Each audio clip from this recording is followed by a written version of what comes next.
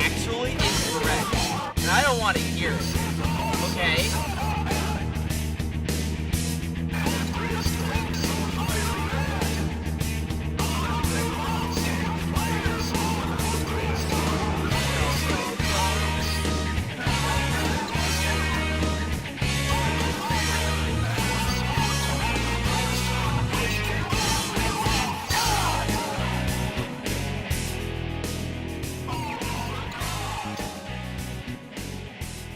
Posted the wrong link. Uh-oh. I was trying to post this in a Discord. I gave them the wrong link. It wasn't the stream key. Thank God it wasn't the stream key. That would be horrendous.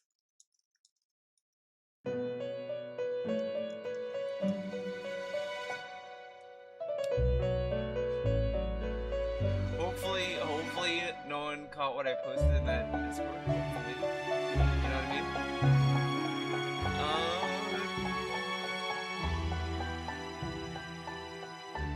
You know, we'll just do Endure the King and we'll go from there. We will go from there. Alright, get this out of here. Bye-bye, music.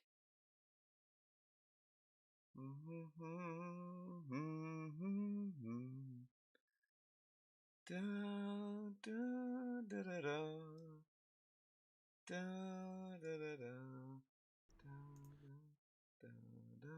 Da, da, da, da, da, da. Da, da, da, da, da, da, da, da, da. Do, do, do, do. Do, do, do, do, do, do, do, do, do. Oh, I unplugged my camera. I was wondering why the camera isn't on. I was like, wait a second. I unplugged it. That's why. I thought I plugged it. Oh god.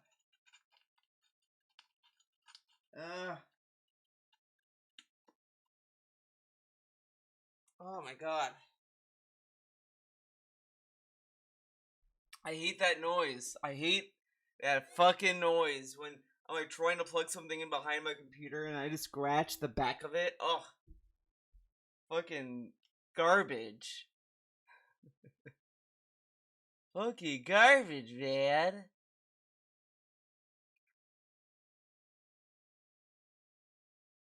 Alright. I don't know who's here.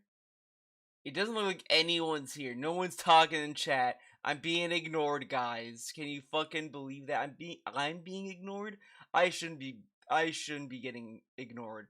I'm like a big baller and people are ignoring me? No.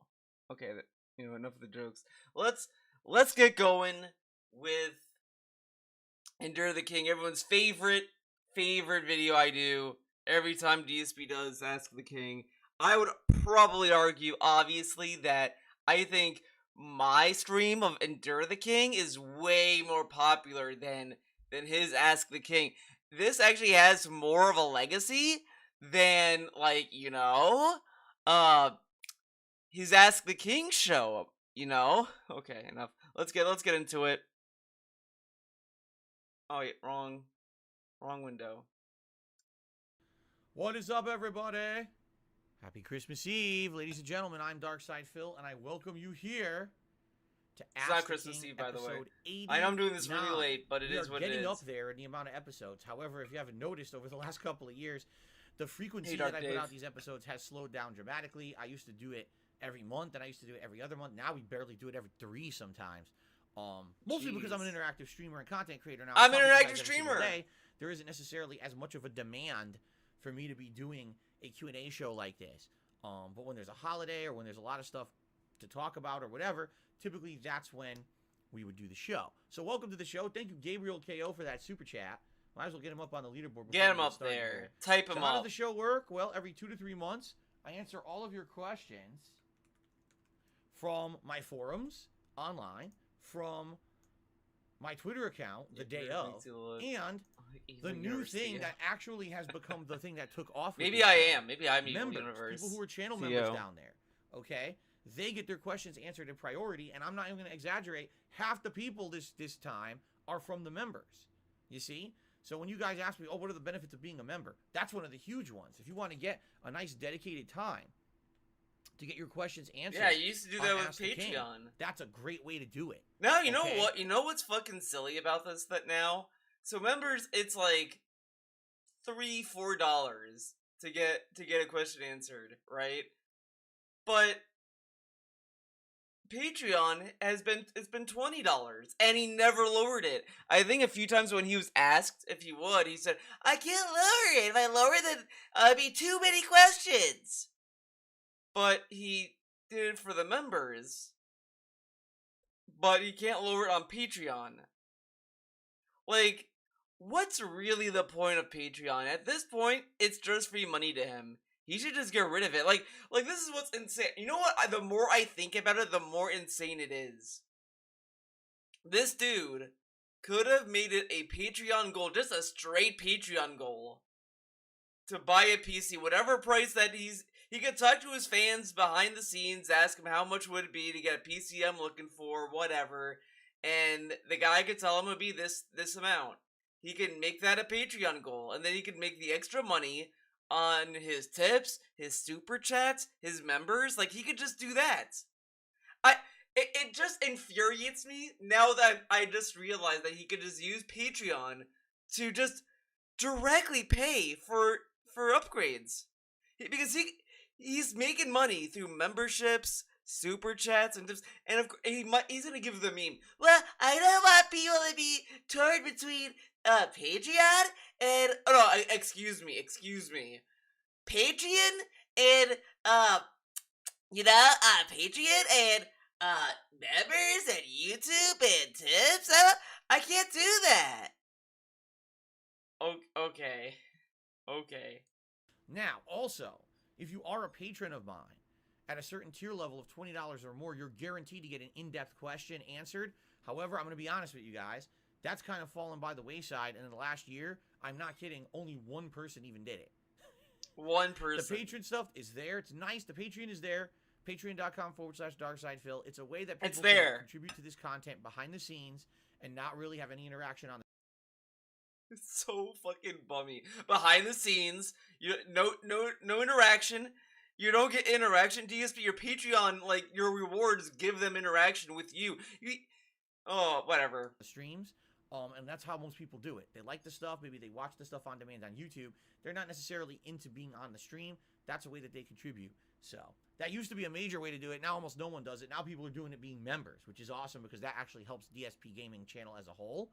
Now here's the thing. But Patreon doesn't help him at a whole. The money goes to him. How does the Patreon not help him? Like, I have people who sub to my Twitch, who pledge to my Patreon, whatever, and it's like, that still everything helps me, because guess what, the money comes to me in a way. But DSP, it's like, no, this money doesn't come to me, man. I currently upload Whatever. Ask the King to my vlogging channel, The King of Hate Vlogs. Alright? Why do I do that? Because I used to upload so many videos at such a high frequency, so many, the high volume, right? So many videos, that if I were to put my vlogging and my gameplay on the same channel, likely it would have flooded the channel and people would have complained. But now things are a lot different. Over the past few years, I've changed my content creation style to the point where now, every day, what do I put out? 3, 4, 5 gameplay videos? Look at this dude. Secretly scheming already. Like, it's, as I said before, I don't think it had to do with the name of the channel. I think it was a happy coincidence for him, because he could flex being a victim again. He could be like, oh, the trolls, they made me change my name. Blah, blah, blah. But the real reason I think he wanted to move the vlogs, because I said this before, when something in DSP land becomes fan service, that's when he kills it off, because it makes no money for him. If it makes no money, it's fan service, and that always dies. That's the first to go. That's what he called the weekend preview. That was fan service. Killed. Gone. Streaming used to be fan service because you couldn't make money by streaming. So he was willing to kill that off too back in the day, and then he had to make money by streaming, so that stopped being fan service and became his job or whatever. There was something else that was fan service too, and I can't think of it, but he killed it off recently too. Regardless, that it was fan service, killed it off. So he kept describing Ask the King as fan service for the longest time, and he kept saying that there's no place for it and he's gonna kill it off and all this stuff. DSP tries it, that's what it was. DSP tries it was fan service as well, and he killed it off because he does eat junk food anymore. So then that gets killed off. That's gone. So he was finding ways to never upload videos to the vlogging channel at all anymore. He just didn't want to do it at all. And then that fucking Feasting with the King, probably kind of like deep on a subconscious level, deep down inside his little brain, he was probably a little pissed that that was a hit because now he has to do it all the time. So that's really when he started to really push the idea in his little brain. I need to move the vlogging vids to my gaming channel because I said this in the last video I uploaded. He has a better monetization on the gaming channel than he does on the vlogging channel. So naturally, he wants everything on that channel. That's why. Because it's a partner channel. And that's also why KO Gaming, I don't think KO Gaming has a check mark either. But whatever. Videos tops, a pre-stream podcast, a daily wrap. And that's it. There's nothing else. So we're doing 5-6 videos a day. It's not a big deal. What I'm noticing is that now that I'm still uploading videos to the vlogging channel, The King of Hate Vlogs. In fact, you may be watching this there right now. Basically, views are way down over there. Like yesterday, I had a Christmas marathon, okay? We did Feasting with the King, DSP Tries It, 3 games, and a pre-stream podcast. Everything that I uploaded to DSP Gaming has decent views. The vlog stuff I uploaded to the King Hay. Wait, the channel that's active and streaming and still uploads videos gets more views than the channel that uploads every 3 months, if that?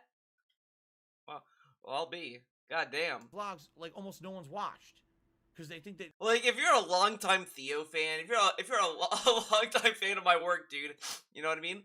You probably realize I have another channel called Theo Does Videos. Great channel. It's an old channel. It's very very old. That was my first channel. That's like you know I have a lot of cringe videos on that channel. I hate a lot of the videos that are there.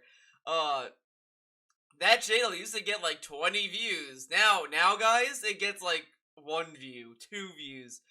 Well, on this channel, the channel you're watching this stream on, Aka Video as well, because this will be public too, gets more views. You could probably venture why.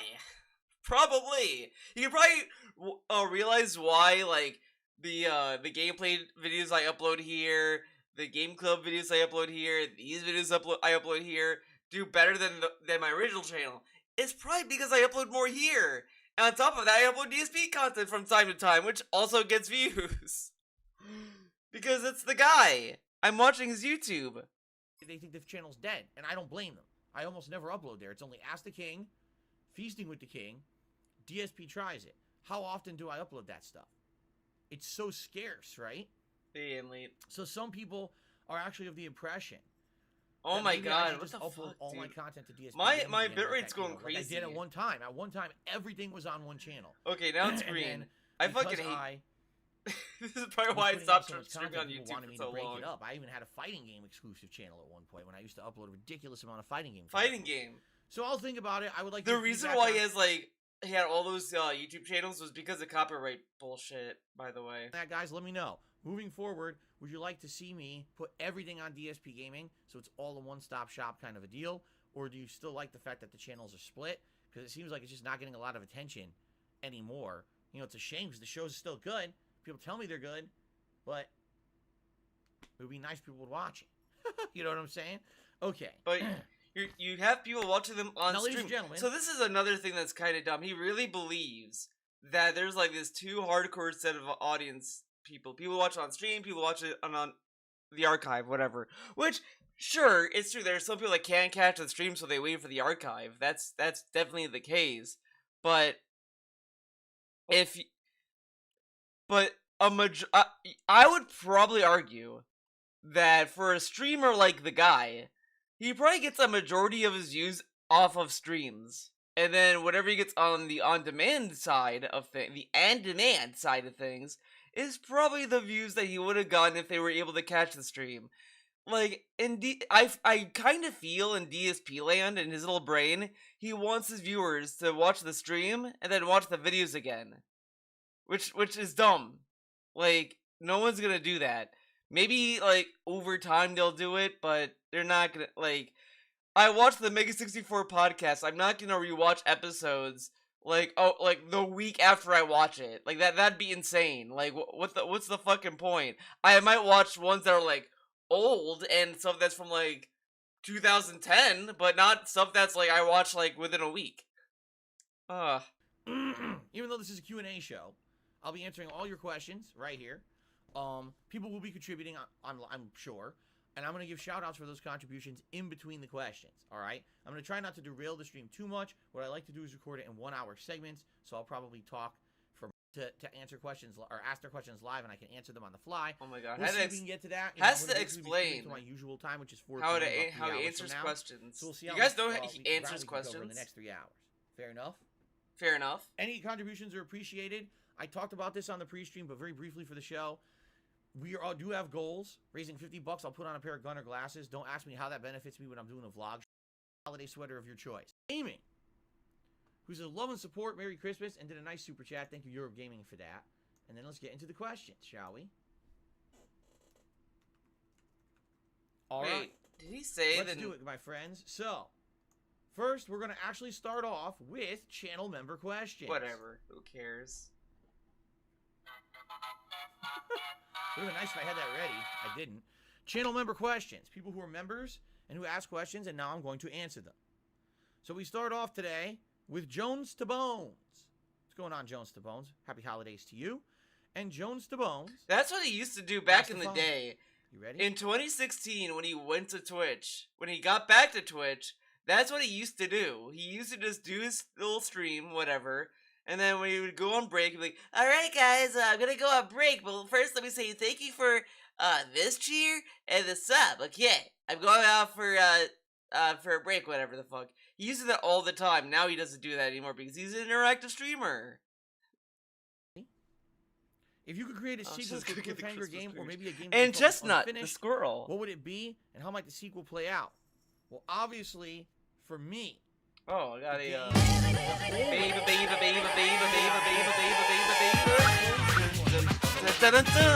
Hey Turban, long time no see.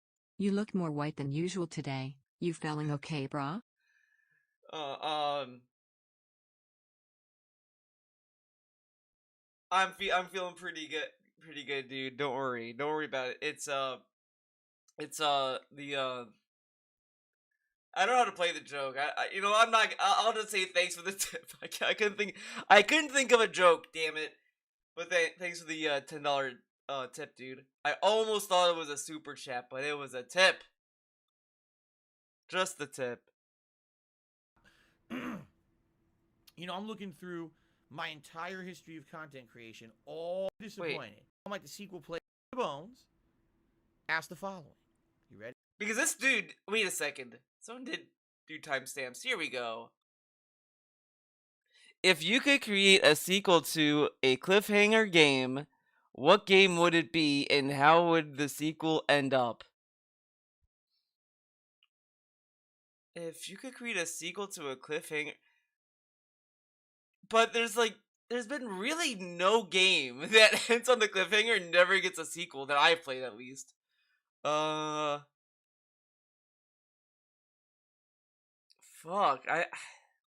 it's good.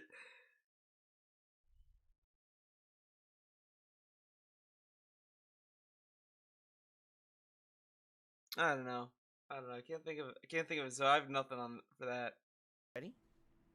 If you could create a sequel to a cliffhanger game, or maybe a game that you felt was unfinished. Oh, or a game that felt unfinished. Okay, that's a better fucking. Well, actually, you know what?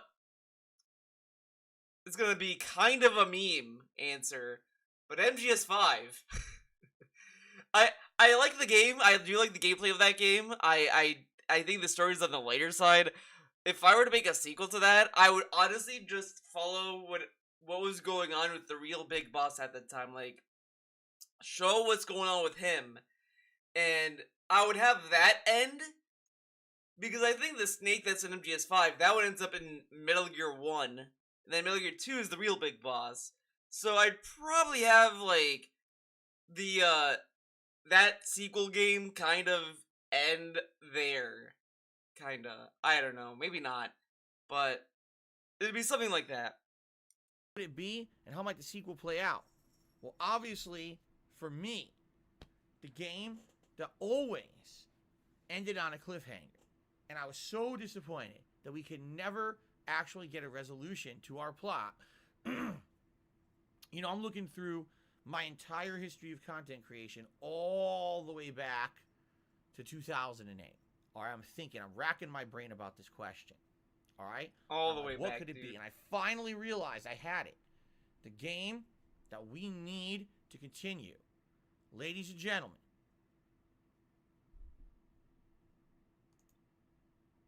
Conduit 2. Really? Conduit 2. That's his answer? How could you not continue that plot? At the He end hated of the game. Conduit 2. And now A he picks the wormhole meme opens. answer.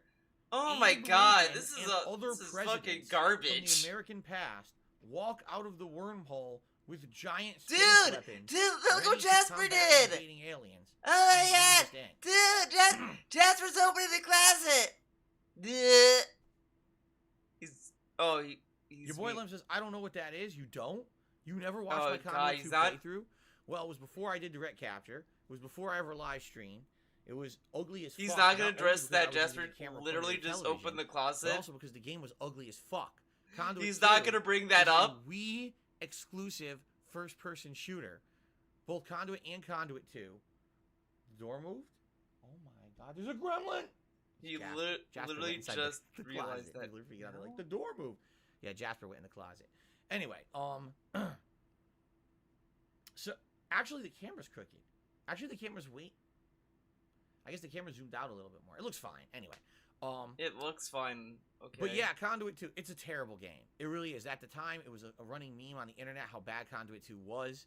I was one of the people who did a full playthrough, and people were laughing hysterically. It was one of my most disappointing and funniest moments as well. It's like such a bad game. Such a bad game, man. So obviously, I'm being silly here. I'm joking. I mean, honestly, like what other franchises had a story that was unfinished and just ended and never continued?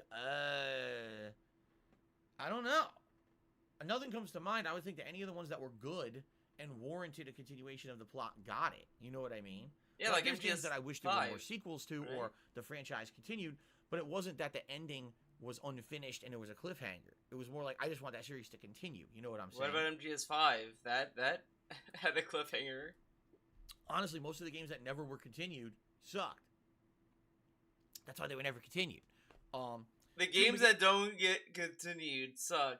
There's so many games that are good that don't continue, but I guess they suck. Guys, you like Drakengard? Well, that game fucking sucks. That's why it didn't continue, even though... Well, do people really consider Nier a Drakengard game? Because technically, sure, maybe it could be, but at the same time, the Nier games are like based on a alternate ending of Drakengard. Thanks for the YouTube sub, Marvin. Thank you. Welcome to the Big Bun gang. That's how all these YouTubers have like sayings like, "Oh, welcome to this, welcome to that." I'm gonna say, "Welcome to the Big Bun gang." Yes, it's Half-Life 2 Episode 2. Well, you see, I would agree with you there, except, I mean, at this point, even if they made it, if they continued it, it probably would suck. Valve has not made games in so long. Wait, what? June Begins is Half-Life 2 Episode 2. Well, you see, I would agree with you there, except... Didn't Half-Life episode... Didn't episode 2 exist? Half-Life Yoko confirmed, so it is a sequel. Oh, okay. Canes, I read that, and for some reason my fucking mind went straight to Gurren Lagann, and I was like, Yoko? What? But I was like, no. That doesn't make any sense. But I was like, oh no, Yoko Taro. Well, I guess that's the... Yeah, that makes sense. I could see that. I mean, at this point, even if they made it, if they continued it, it probably would suck. Valve has not made How would it suck? How does he know Valve can't make games anymore? games in so long. Okay. I doubt they can. That's kind of the problem with something like that is, oh, we're a top game company. Oops, we can make money just publishing games and putting it on our distribution platform. Well, after 15 years, I don't want to fucking even see Half-Life 2 Episode 3. I really don't. I don't think it would be any good. I mean, but want to talk about why not give them a chance? This dude, I always bring this up, but this dude demands everyone to give him infinite chances. Give him infinite chances. But hey, why did you give Valve a chance? No, I can't. They took so long, man. Didn't they make Helix? I don't know. I don't follow Valve that far because I don't really play a lot of their games. They made the VR game. They did. And DZ probably doesn't count that because he probably sees it as a tech demo for the VR thing that they have. Your customer base. Oh, we're gonna make a semi-sequel to Half-Life 2, Half-Life Alyx. Oh, it's a VR game. Oh, VR, because you know that's just such a mainstream. Because apparently VR isn't a game. Apparently, if you make a game that's VR, disqualified, bitch. I've seen Frank play Half-Life Alyx, and it looked a lot of fun. I would have liked to play that game, but you know, the Mac life, man. Did right now everyone plays VR, right? Genius. All right. Anyway, let's continue. And then if they didn't make it. And then the other thing I love about DSP is that, let's say that they didn't make that a VR game. They hyped up VR, but what's there to play? There's not one game. There's not one game that makes you want to get a VR. And then Valve makes a game that people would buy a VR for. They didn't buy a VR game for Half-Life Alyx? No. Okay. Next question is from Jory Slimefeld, who asks, you mentioned Jasper being a young attention-seeking cat. I know he's still a rascal, but he's... Oh my god, I hate I hate this fucking sentence. He's a little rascal. He's an angel. All right. Anyway, let's continue. Let's hear the it next again. question is from Jory Slimefeld, who asks, you mentioned Jasper being a young attention-seeking cat. I know he's still a rascal, but he's a lot better than he's been. I've been raising a cat with my girlfriend for almost a year now, and he's similarly rambunctious, but he's very sweet. Rambunctious. Oh my god, our grandparents fucking... Dude, this is like a boomer segment. My cat is a rascal, rambunctious kitty cat kitty. And he wants all the attention. Little snowflake wants all the attention. Let's see what the question is, and then, okay, any advice on how to deal with a rowdy cat? Fucking play with the cat. I don't know. My brother's cat, like, it's so funny to me. My brother always tells me about his cat. The cat's name is Tiago. And he's like, oh, this cat is like, you know, always plays games with a rabbit. You know, you can't feed the rabbit with the cat in the room because the cat and the rabbit are gonna, like, fucking play around with each other. They have a really unique relationship. My brother's cat and the rabbit. The rabbit's name is Lola and Tiago, and you'd think naturally, you'd think Tiago would be the one that'd be like the dominant predator threatening Lola, but instead it's the other way around. Lola literally like dominates over fucking Tiago. It's such a weird friendship that they have. So, like, I've seen my brother, like, try to feed Lola while the cat's in the room, and they just go around in circles. The cat's trying to get attention, the cat's trying to get the food, all this stuff. It's fucking goofy. And all this stuff, and my brother keeps telling me how this cat is, like, always wants to help out, always shows up. They're trying to pack their bags. Tiago tries to come in and help them pack their bag. All this stuff. I come in, I take care, I babysit the cat, and the cat does nothing. The cat's chill. It just sits around. It's like, okay, what up? Sometimes he gets in trouble, but like all he does is sleep and relax. I kind of feel like what it probably is. I think Tiago misses my brother when he leaves, and he's just like, I don't want to say he's necessarily depressed, but I just think that he just kind of he just wants to kind of relax. He sits on my brother's bed a lot when I'm there, but he's a good cat. He's a nice cat. Do you have any advice on dealing with a rowdy cat? Happy holidays to you and yours, Phil. Santa Emo. I think if you play with a cat, it's gonna get tired. And relax. Well, here's what I've learned in the several years now that I've owned a feline. Being a cat alpha rabbit. Parent of one. I can tell you some things that I've learned and some things that I've learned don't work and do work, okay? What? In the several years now that I've owned a feline and owned a feline, been the proud parent of one. A proud parent. Can Jasper go to what's there to be proud about with Jasper? It's a fucking cat. I have not seen Jasper do anything intelligent. Tiago is more intelligent than his fucking cat. My brother has this little toy for Tiago. It's this little like mat that it throws a thing in a circle, and Tiago knows how to cheat the game. Like he just goes right under it and gets it. Which you're not supposed to do. The cat's not supposed to do that. The idea is that the cat would pounce on the toy and chase it. But Tiago just opens lifts the thing and catches it that way. He cheats, dude. And some things that I've learned don't work and do work, okay? First of all,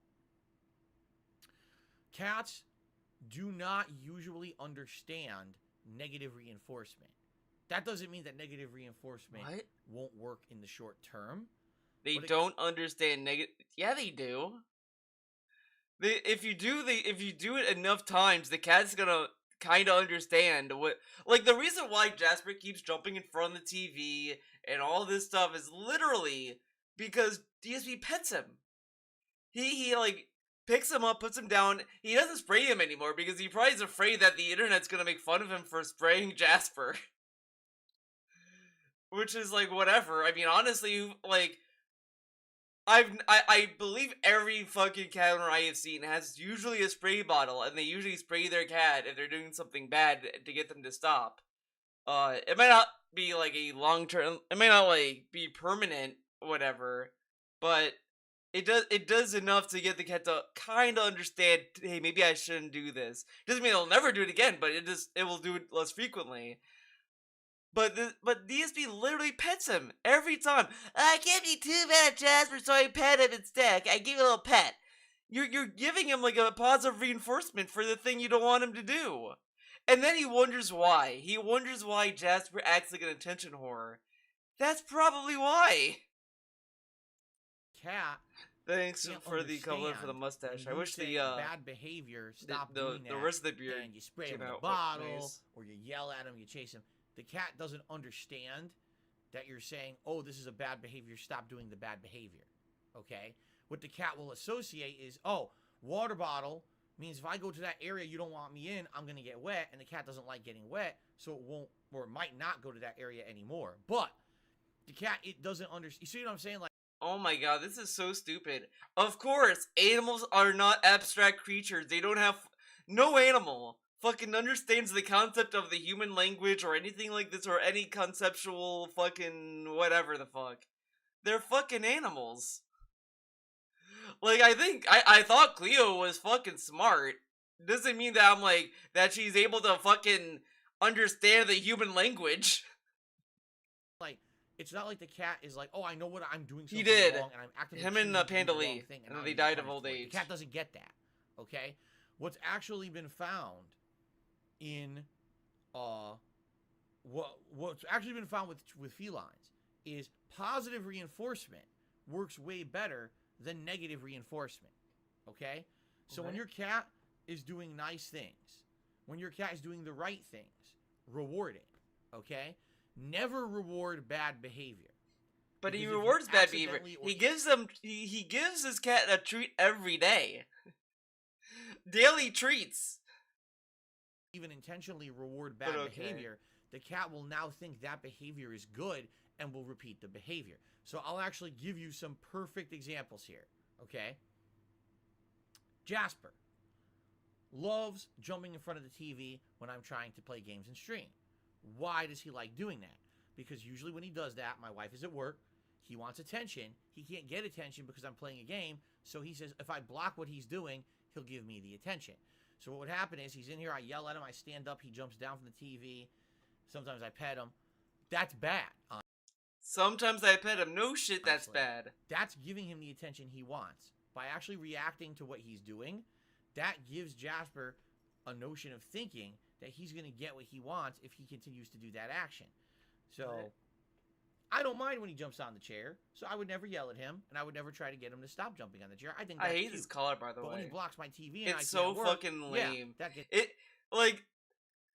It's kind of petty, but DSP fucking sits there and yells about hipsters every day. Hates hipsters. Hipsters suck. They're the fucking worst thing on the planet, right? Hipsters suck, dude. With their macchiatos and their glasses and, well, fake glasses. Gotta make sure we specify that. And all of this bullshit. But he gets Jasper a collar, a bow tie collar, which is a thing hipsters do. That's what a hipster would do for their fucking cat. And he's like, fuck hipsters. Okay, they're fucking stupid. But he gives Jasper the fucking hipster collar, pretty much. Oh my god. It's upsetting, especially it's the middle of my work day. I need to be able to work, right? So if you haven't noticed, recently when Mr. Jasper Kitty, right here, starts to jump in front of the television, he's so smart. He's here for the segment about him. Isn't that cute? He was so smart, he knew to jump up here. Anyway, when he Isn't jumps that in front of the cute, television, dude? now I ignore him. And sometimes it takes a little bit longer to get him to get down from in front of the television. But what happens is after about maybe 10, 15 minutes, he realizes, oh, I'm not going to get the attention that I want. I'll move on and I'll go do something else. But what if the cat decides to push harder on the TV, though? Okay. Okay? Good if idea. I stand up and yell at him, I gave him the attention, you see? Here's another perfect example, and this goes for Closet cats, dogs, hipster any like kind of Trevor animal. from GTA 5. Do not give them human food. If you give them human food, they will now think this is a regular occurrence and they just deserve human food all the time. If you're not aware, human food is not meant for cats, for dogs. It's unhealthy for them. They could end up getting disease. They could end up getting too much cholesterol. Yeah, too much fat. well, no, I'm not saying he's gonna scratch it.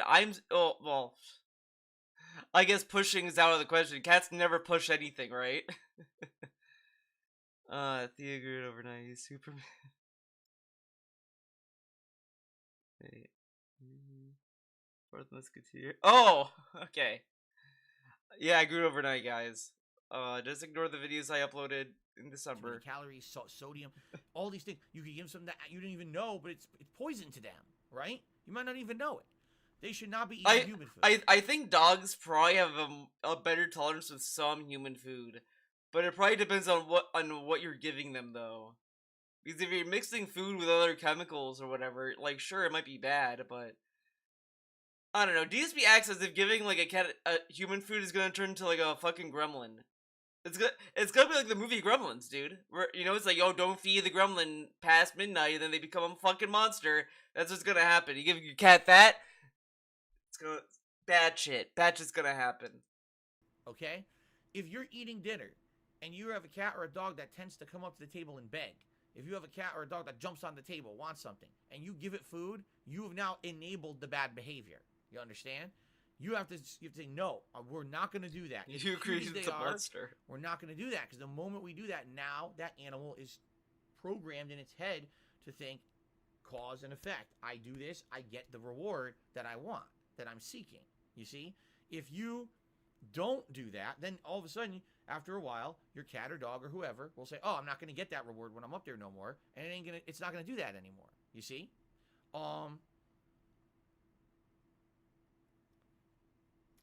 So what I found is that negative reinforcement doesn't really work. Wow, that was a long pause. However, there are times when you need to use negative reinforcement, and the only time that this I dude use needs it now... Okay, this dude needs to get longer shirts. I have seen him do this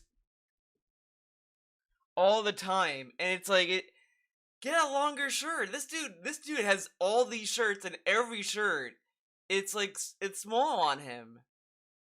Like this one has good sleeve length. I will say that the sleeves actually are a decent length for him, but but there are shirts where his shirt goes up to here, and it looks like one of those like girl shirts that you'd see. It's like insane. When Jasper's in danger for something. So, for example, all of a sudden I turn and Jasper is chewing one of my powered wires in the office. Well, guess what? If I don't directly react, he might hurt himself. He could bite through that wire and electrocute himself. I got to stop that. So whether it means I got to spray him, I got to yell at him, I got to toss him out of the room, which has happened. You guys have seen last couple of months. There's been a couple times when he will not stop acting up, and I'm nervous because he might hurt himself, and I got to get him out of here. And there's nothing you can do. You got to. You got to be responsible. You can't ignore the behavior because then the animal might keep doing it and hurt itself. Okay? So that's my advice. No negative reinforcement unless you absolutely need to protect the animal. Then it's Protect warranted. the animal. Otherwise, positive reinforcement of the good behaviors, but never give positive reinforcement to the bad behavior because the animal thinks that's a good behavior then. Sound good? I hope that answered your question, Jory. All right. Thank you, Jory. Jeff, who has tipped me a whopping $30. Whoa! Thank you, Jeff. He says, Merry Christmas to you in the chat. I work in law enforcement. I'll be working the next 2 days. Stay safe. Well, Jeff, I want to say something. Thank you for that. Because there are some jobs out there that you need to work through the holidays because it's very essential that you're out there to help people. And I appreciate the fact that you are sacrificing your own personal time and enjoyment of the holiday to help out others. Being in He says this, but he fucking cried about the fucking garbage people not coming to his, like, this fucking dude is it's such a corporate man. He's such a fucking PR man. You know, why did I get blurry? I got blurry for like a second. What the fuck? Now I'm good. Now I look good. that was fucking horrifying. He all he does is sit there and be like, guys, I worship you guys are essential workers. I value the essential workers. And then when it doesn't like fucking pan out his way, it's like, these fucking guys, they don't know what they're doing. They need to drive. They can't drive in the snow. You should react to it. Oh fuck no. I watched it. I was like, oh man, it's something. He said it was like he would have to wait two weeks, then change that to a month. And I was like, what? Law enforcement. So thank you for that. Understand that there are people who do appreciate what people in law enforcement do, despite the fact that there may be a lot of people out there who are very negative about it in the last year and a half. I don't think that everyone's a bad apple, but there are people who do appreciate Hold up. Sacrificing your own personal time and enjoyment. Oh, he's talking about law enforcement. Okay. Of the holiday to help out others, being in law enforcement. So thank you for that. Understand that there are people who do appreciate what people in law enforcement do, despite the fact that there may be a lot of people out there who are very negative about it in the last year and a half. Man, why would they be negative? Why would they be negative about law enforcement? I can't imagine why. Impossible. There's no reason. The cops are great. I don't think that everyone's a bad apple, man. I don't. I think that there's a lot of bad people doing messed up things and abusing. But how? Okay, this conundrum. I mean, someone might be mad at me for saying this, but if there's no bad apples, like not every cop's a bad apple, then how come no other cops report the bad apples? Then how come that never happens? How come we?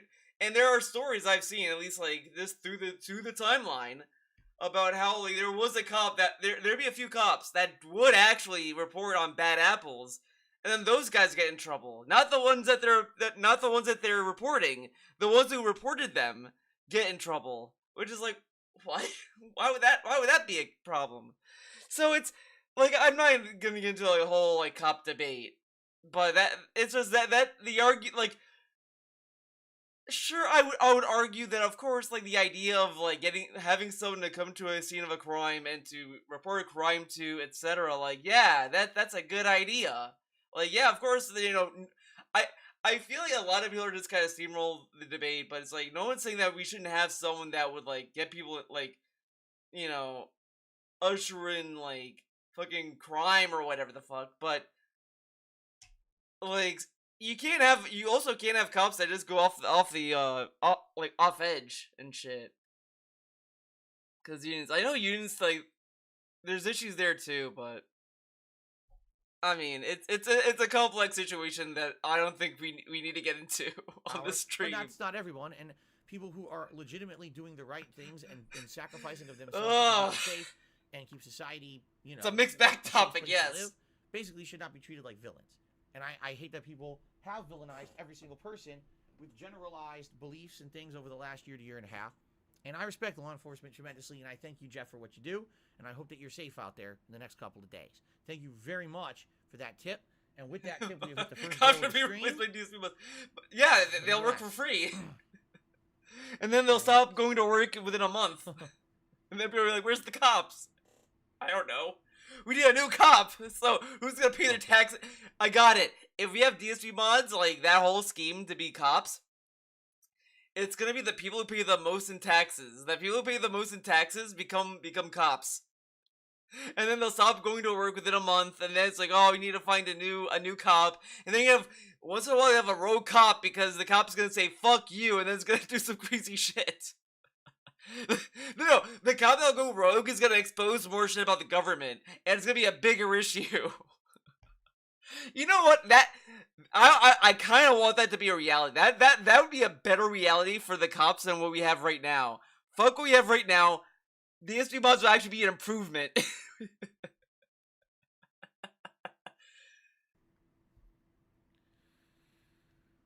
All right, on to the next question. Cop The next Discord question here link. is from Savage Today. And then the sheriff is gonna come out on TV. Guys, there was this cop that posted a Discord link. It is bullshit. Nothing of value was exposed. Don't worry, guys. Everyone is safe. And then you go through the cop Discord link and it's like, holy shit, this guy said all of this fucked up shit. He knows where this guy lives and he knows his time schedule. Oh my god. Following. Hey, Phil, with the release of Spartacus, which is going to be PlayStation's version of Game Pass, that will include PlayStation 1 games, is there an old PS1 game you'd like to see returned that never got a remaster? First of all... Okay, so this is Spartacus. The thing that totally gonna be great, right? The release of Spartacus, what are some PS1 games you would... Oh, man. Rival Schools. Just... I want to play that game. I love the characters from it, like Akira, Sakura, Batsu. I just want to play that game. Let me fucking play Rival Schools on modern hardware, damn it. Literally everything you just said is speculation. Nothing that you just said is 100% confirmed. There's a rumor that Sony's working on a Game Pass-like subscription service to compete with Game Pass. There's a rumor that PlayStation 1 games will be available on that service. None of this is 100%. Isn't PS1 games already available on PS Now? I mean, PS Now has PS1 through 3 and 4. Like that, whatever. Okay? I mean, PS Now is pretty much Game Pass. They just need to change the service to be better.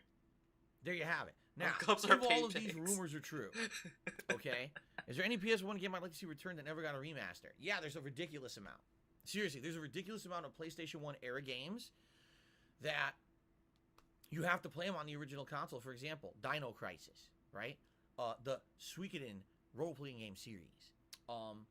Dude, there's so many games from that era, PS1 era, because most people don't realize PS1 era was a very long time frame and encompassed quite a lot of different games. And actually, the beginning of PS1 era compared to the end of the PS1 era, the games had advanced dramatically, and you had a wide kind of a number of genres and everything that was encompassed in that era. And a lot of those games were never remade. Okay. You have to play the originals, whether it's you have to go buy the disc and play it on a physical So what PS1, games do you want to play? Like this dude is literally just explaining the fucking question. He's explaining he's pretty much explaining what the guy meant by saying the PS1 games that didn't get a remaster. That's what he's explaining to us. We get it, Phil. You need the original hardware. That's okay. That has the online enabled, unlike mine, because mine's bricked. What? Whether it's you have to go buy the disc and play it on a physical PS1, or if you happen to have a PlayStation 3 that has the online enabled, unlike mine, because mine's bricked. He said his could be fixed though, and he's saying that he can't. That it's bricked. He could turn it on. He has to do some bullshit. Like I'll level and say that it sounds like a lot of fucking bullshit for it for it to do what it should be able to do anyway. But at the same time, like you can fucking do it in a day. How? He said like he updated the console and then it just wouldn't connect to the PlayStation Store, and then he would have to like I think it said you would have to restore the system to factory settings or something. If old games are X, new system is Y. Was God Hand on his PlayStation? There's why it's unfixable. I think he downloaded it, but he probably deleted it since then. You can just it's not bricked by the true definition of what bricked means. It's bricked in the sense that he can't connect to online anymore, which isn't true because he could fix that. But whatever. You can go to the PlayStation Store and download those PS1 games for a fee and play them emulated on there, although that's certainly not the ideal situation because there's input delay and all kinds of issues.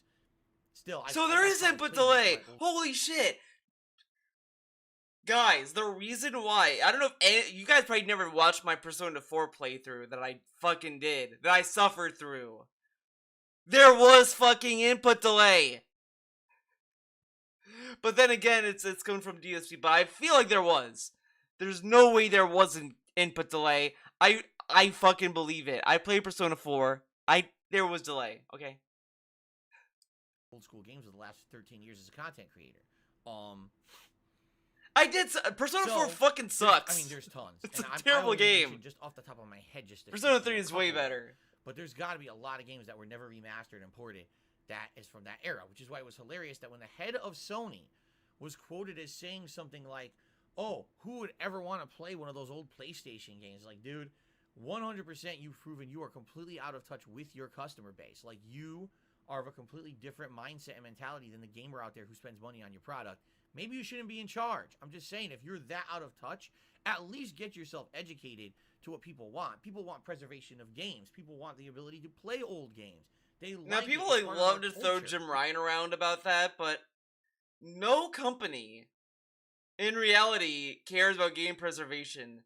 Gamers are the only people that care, to be honest, because like if Alice cared about game preservation, they probably would be re-releasing their games more frequently, but they don't. We grew up playing these games. We want to be able to play them later. Nostalgia factor and everything. Not just, oh, I played it once and it's done forever and I just forget it ever existed. Can't wait to play Devil Summoner Saga on my PS4, dude. Ghostbusters? Who cares? I never need to watch that ever again. I saw it once. What are you talking about? It's the same thing.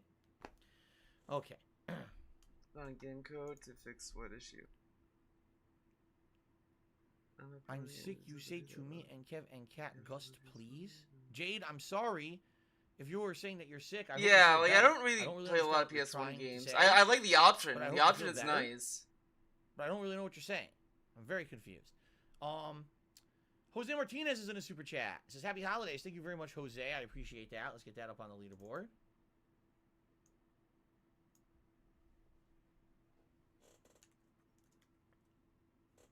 Awesome. I didn't answer the question. Well, Phil didn't answer the question. Did I not say games like Dino Crisis and the Suikoden role-playing game series would be the two that come to mind? Someone mentioned in my chat that Suikoden did get a PS4 remaster, so there's that. Dino Crisis, like, okay, but the thing is that the way he answers the questions, it sounds like the reason why Bill said that he didn't answer the question was because he said those as examples. He didn't say those were his picks. He said for example, Dino Crisis. But he didn't say that that's what his answer was. Maybe if you spend less time fucking explaining what the question is, you probably would give better answers. For me. You didn't answer the question. No, you weren't listening. Okay. And mock the chat. Mock the chat. Yeah, so positive. Ask the following. Alright, another question. Alright. What are the most important lessons you learned as you were getting older? Oh my god, these questions suck. Well, the important lesson I learned, guys, that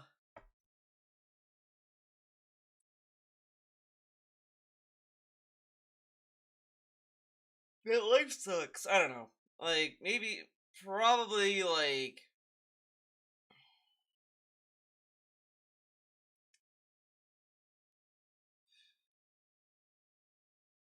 I don't know. Because everything I've learned, it's like, it's kind of typical. Like, typical stuff you learn. Like, I guess it would be to, I guess what it would be is when I learned, like, well, I guess two things. One, my dad telling me that I should be careful on who I talk to on the internet. Like like, it sounds like a meme. It kind of does. But the way he taught that lesson was just telling me, Theo, you don't know who's on the other end. They could find where you live and they could tie you up and shoot us all with double barrel shotguns. He was like that specific. I was like, oh shit. And then like after that, I was like, yeah, okay. And then after the stories I was hearing about online, it's like, yeah, like gotta be careful, dude. You never know. You don't know what's going on with the internets. You don't know what's on the other end of the computer. So I was like, okay, that's like that's a good lesson that I learned at a young age. I also learned that that not like everyone suffers through life their own way. Like so like that's kind of why is like I don't really feel like, oh, woe is me, or like, oh man, my life fucking sucks, because there's people always struggle. Like life isn't easy. Like have to like fight to survive, pretty much. It's rough out there for everyone in their own way. What are the most important lessons you learned as you were getting older and you never realized when you were young? All right. Um. Well, truthfully, I can tell you. I mean, I'm sure I could tell you a million things I learned. Seriously, when you're young. Wow, he's going crazy. Jasper Kid, he's running through the house screaming. When you're young, no one teaches you half the shit you need to know about being an adult. Seriously, you get just thrown into that world. No one teaches you how a credit card works. No one teaches you how a fucking mortgage works. But wait, I went to school. I paid to go to school. In my case, Credit cards are pretty like straightforward. I feel like I mean, there's some things that like yeah, okay, it's a little bullshit. I think the one thing that school should be teaching people, and people might say this is a meme too, but I mean, fucking paying taxes, like it's that shit is like this should be way more simple. Like the fact that you have to like the fact that there's a business to be an accountant to tell people how much they owe in taxes. Like that to me, like more people should be more like upset that you can get paid by just doing that in order to pay your taxes. You can't just fucking get a fee like, hey, you owe this much, pay this. All right. Why can't it just be a fucking simple ass bill? Why does it have to be such a complicated process to do something that should be simple? It's fucking bullshit. So I do think that should be taught in schools is taxes, because like it's a fucking headache, dude. Come on. I went to private school, so I had 4 years. Excuse me, 8 years of elementary school. Budgets. 4 years of high school. Yeah, like college. I don't know. I feel like they teach more about like those applications, like bills and bank accounts. I think my elementary school did something about banks, because I remember there was a time I went to school, and then a bank came. It was like, all right, we're gonna teach you about banks, and it's like, okay, but yeah, they never really taught about taxes though, which is like, like it's not home ec, but it's something really general you can take. 12th grade in MD as mandatory economics class.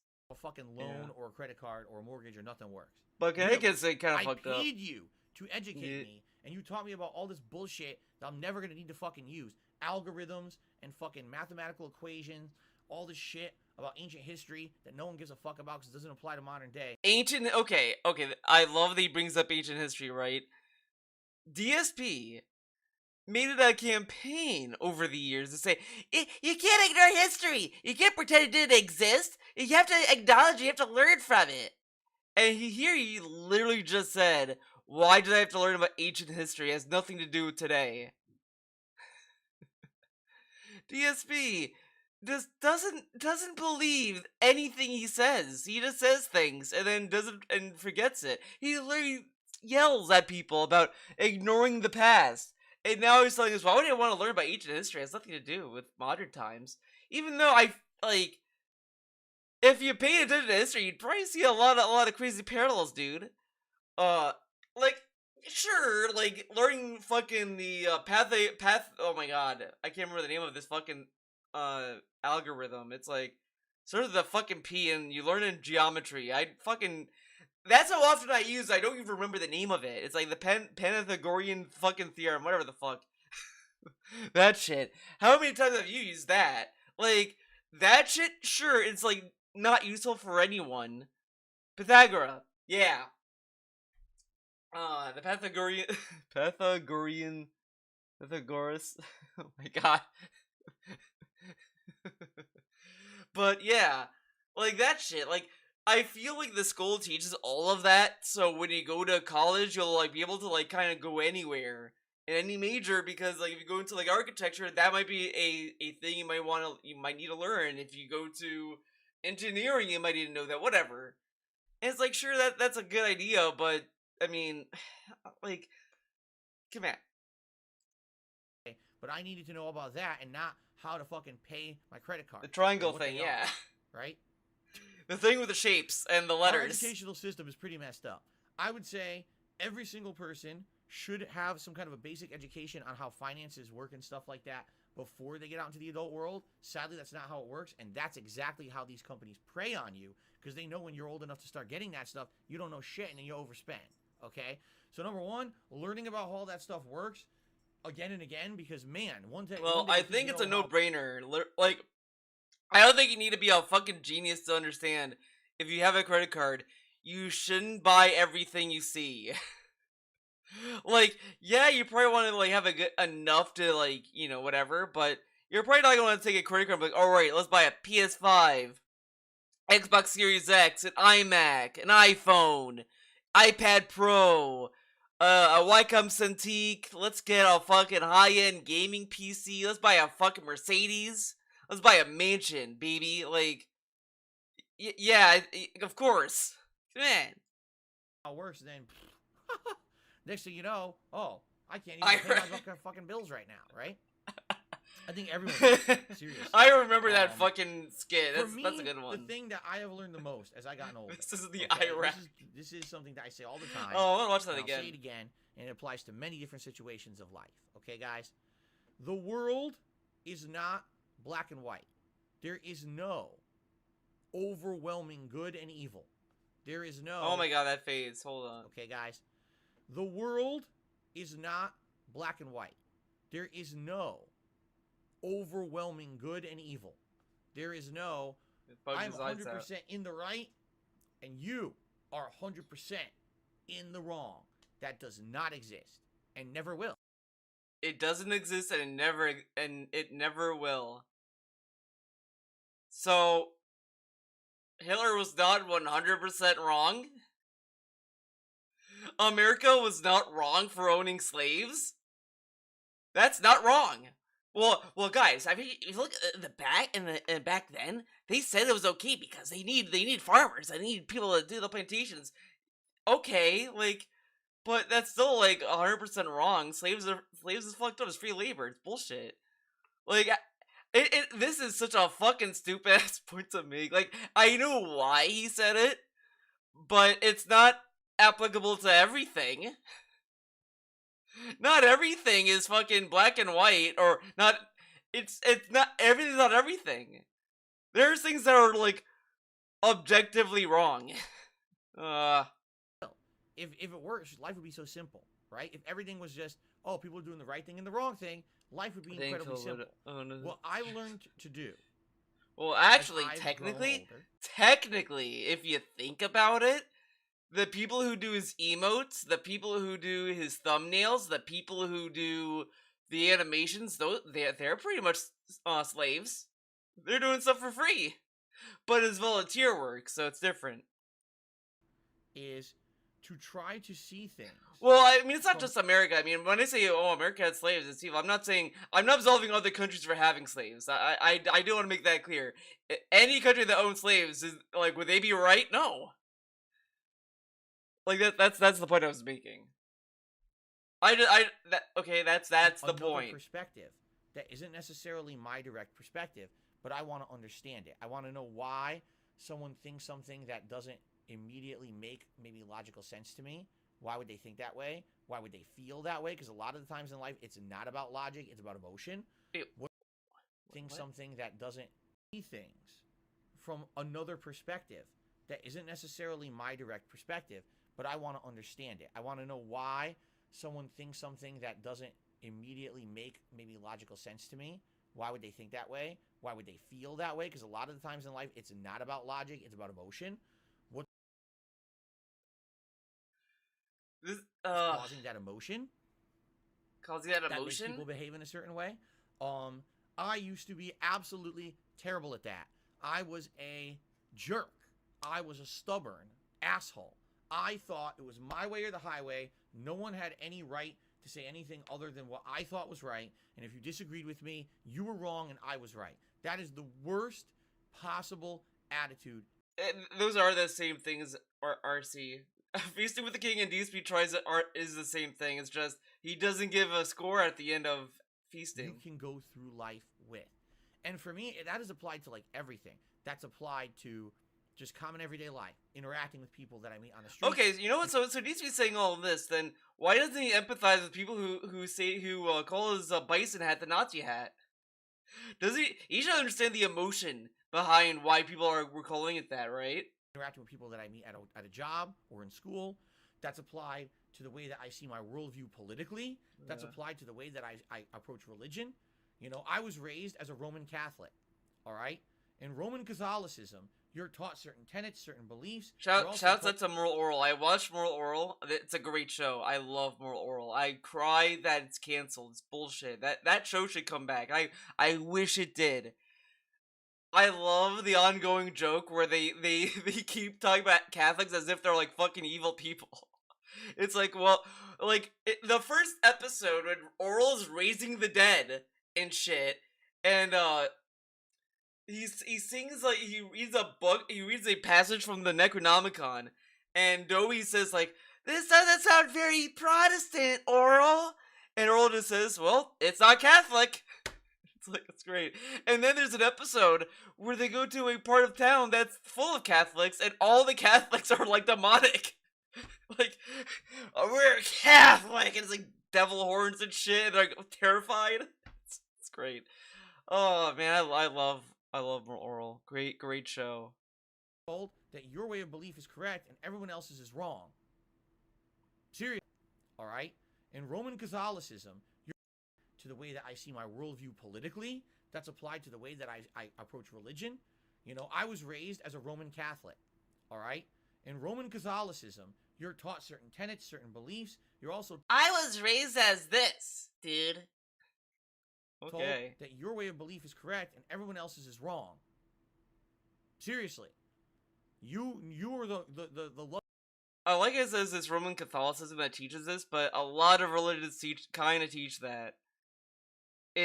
But it's lucky guy and lucky people who are taught the correct stuff. Everyone else has it wrong. Okay?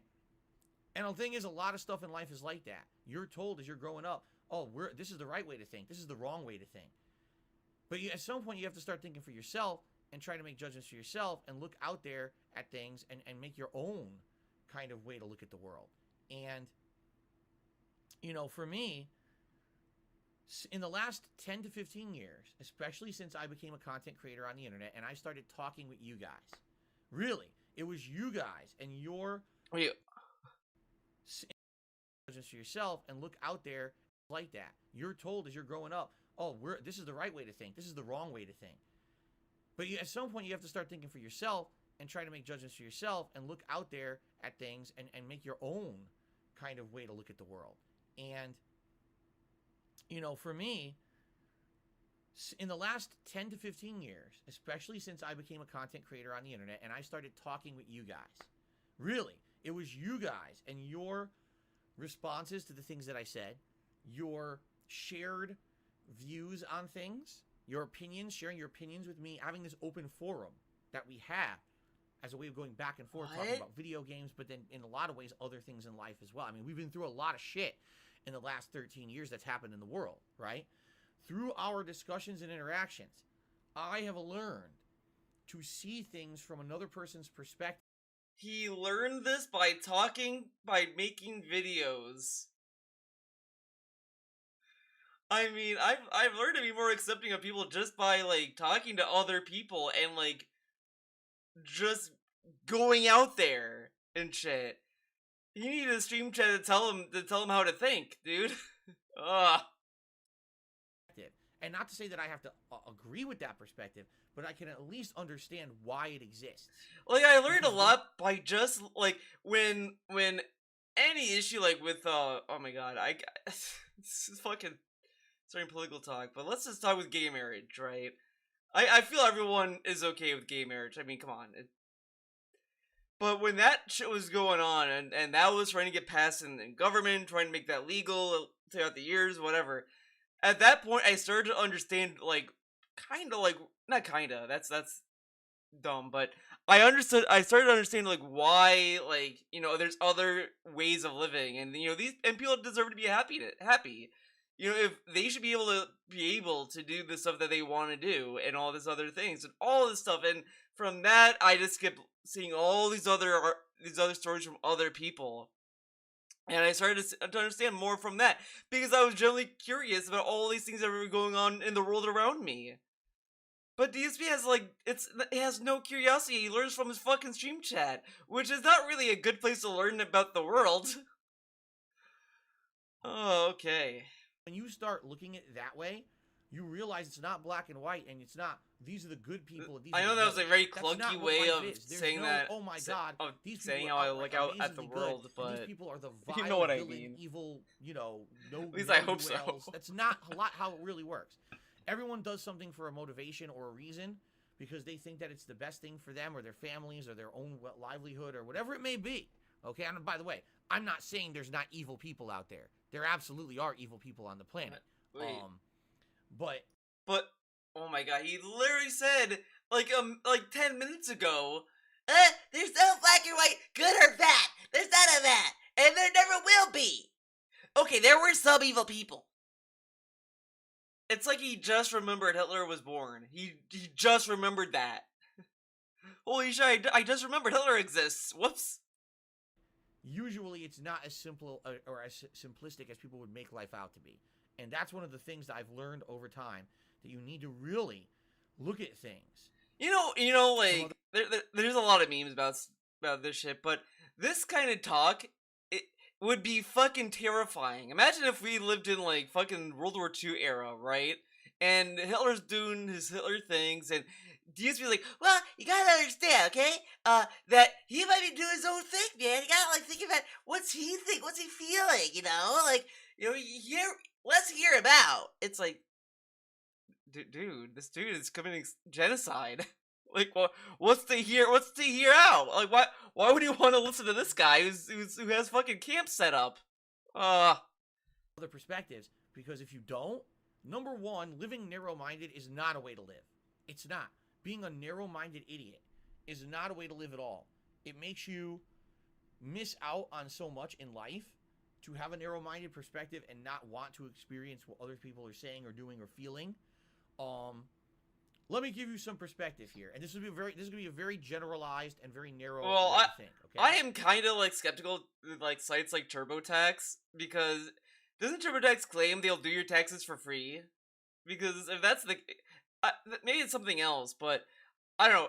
Websites that do taxes, I always feel kind of like skeptical with. I would much rather at least like talk to people who are doing taxes. The thing is with Phil's tax guy is that if the tax guy is in Connecticut, like that I just don't understand why he thought a guy in Connecticut would understand tax laws in Washington. Like, Washington's a completely different state. Like, what? And also, wouldn't it be more convenient to do taxes with a guy within your own state, so you don't have to fucking call long distance and and the time difference too. Like everything about it is fucking insane. Imagine it this way, okay? Thanks for the 99-cent super chat, Jay Kramer. You are someone who grew up in the United States, right? I keep And forgetting to change the maybe super you didn't get chats. exposed to a lot of different kinds of food, cuisine. So, growing up, you basically ate cheeseburgers, pizza, French fries, and Not much, man. spaghetti. Those are your four. Wait, did you say spaghetti? So, growing up, you basically ate cheeseburgers, pizza, French fries, and spaghetti. Oh, Those are your okay. 4 staple foods that you ate your whole life. Now, every once in a while, you have something different. You have some chicken, or, you know, I don't know, a beef roast, What are we? some pork chops. What But are we talking you've about? only eaten those 4 things. Okay? That's all you know. That's your rule. Oh my god, we're still on this fucking question. Spaghetti, pizza, Oh, French fries. That's it. That's Oh my mostly what God. you eat. If you're gonna eat or go out, he this is made what you his make point, and he's like fucking beating us in the head with it. This is my point, guys. You fucking get it. Here's another example. Here's another example. Here's another example. Oh my god, I thought I was bad. Despite the fact that that's incredibly unhealthy. Holy shit. And you probably have high cholesterol, high fat, and be, heart disease. Oh. It's also such a limited way to look at cuisine as a whole. There are so many different kinds of cuisine out there. And if you don't try them, you'll never know what's good or that there's anything better than the 4 things that you eat all the time. You see? And there's people like that. People who are like, I grew up with these 4 things. It's the only 4 things I like or care about. That's all I'm ever going to like or do. I don't want to expose myself to anything outside of those 4 things. So those 4 things are enough for me. I've gotten this far. That's fine. You see? Terrible way to go through life. And then, by the way, this is very generalized. But as I've gotten older, I started trying out different cuisines. I started trying out. He only tried them out when he was getting paid to do it. What a great life! What a adventurous guy. He didn't do it before when he wasn't getting paid, but when he was getting paid to do it, oh, now I gotta try other food. From all around the world. Okay. I swear to you, 9 times out of 10 when I try something new, I'm blown away by how good it is and how I never knew it existed or thought that it was bad, and it wasn't. You know, so many things over the years. And it's just a different way to look at life, to say, you know what, rather than be someone who only does the same thing, only thinks the same way, I'm going to open my horizons, open my mind to other ways of thought, other things that people do, why they could be popular, why people think that that's better than something else or whatever. You know what I'm saying? And again, you don't have to completely change your train of thought. If you like cheeseburgers, French fries, pizza, and spaghetti, that's perfectly fine. You could still have those as your favorites. But if you try something else, you might find that something else is pretty good too. But this is also a pretty bad metaphor as well, because what if you grew up thinking like, oh, trans people aren't real, or all these like fucking hateful things to think, right? Let's assume that like, your parents are, let's just be toxic. This might sound really toxic, but let's say that your parents are racist and they teach you racism. Like they teach you that, well, the people who are this color, they're not equal to you, Billy. And then Billy's like, oh, okay, Dad, you're right. And then but then DSP tells him, well, if that's how you've been raised, that's okay, man. Just experiment with other things. But that's okay that you think that. It's not okay. What if the thing that he was taught was not good? Okay. What if the food he likes is fucking shit? Should he keep eating shit then? And it's worth it to at least try it so you have that frame of reference or perspective. Okay, so it's like, what if little Billy ate a bowl of shit, right? So he eats a bowl of shit. Would you tell little Billy that, hey, try a hamburger, but it's okay for you to eat the bowl of shit whenever you want? Would that be okay? You know what I mean? How many times I knew nothing about a certain game franchise at all? 0. And then when you guys get off you this play it. fucking Play segment. Like, wow, now this isn't my cup of tea, but now that I've played it, now I have that frame of reference to understand when you guys are making reference to this later on. I know what you're talking about, the kind of game or what happens in the game, etc. Right? It's all about exposure and getting experience under your belt. And the thing is, the older you get and the more exposure you get to more things, the wiser you get. instead of having that very narrow worldview of things. So that's my best advice that I can give you. Is as I'm getting older, I realize don't have a narrow worldview. You have to try to look from other people's perspectives, understand why they think the way they do, put yourself in someone else's shoes, and try to see what's going on in their life that they would think differently from you. And you could have your horizons broadened, your mind blown, and you could really understand things from a bigger, higher understanding. I still to this day I don't know what he did to make that noise. I'm just tonal vision. I don't know what he did. Terrible way to go through life, let me tell you. Oh no, not him! Ah! I don't know what he did. All right. It's quite the sound clip. We've got Kevin Bernstein did a super chat and said, "What's your favorite thing about your fans?" Man. What's your favorite thing about your fans? We've got Kevin Bernstein did a super chat and said, "What's your favorite thing about your fans?" Man. The favorite thing about my fans is probably how willing they are to not only how willing they are interact but share and help me to become better. You know what I'm saying? Like, it's not just about sitting here and being a jerk and crapping on me, but actually saying, Phil, you can be better this way or that way, or this is something you should do because we feel this way. Oh my god, that's his favorite thing. His chat sucking his dick. That's his favorite thing. Oh man. Like, it's genuinely a weird fucking question to ask someone. What's your favorite thing about your fans? It's like, what do you say to that?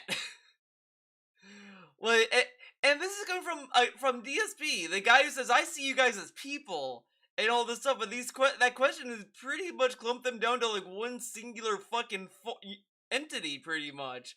What's your favorite thing of all of them? Like, I can't tell you what my favorite thing of all that people watch my videos are because everyone's different. I guess it's their individuality. I love you guys for being individuals.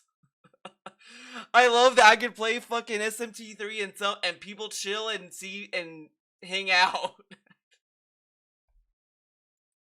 Open your horizons for gaming or this or that. You know what I mean? Like, it's not just about people who are here just to laugh, but people are actually here to contribute and help. Contribute and help. Chum Baguette did a super chat. This dude really sounds like he's a fucking homeless guy. You might as well go to a homeless guy, give him money, and say, "What's your favorite thing about me?" That's pretty much what Kevin Bernstein just did.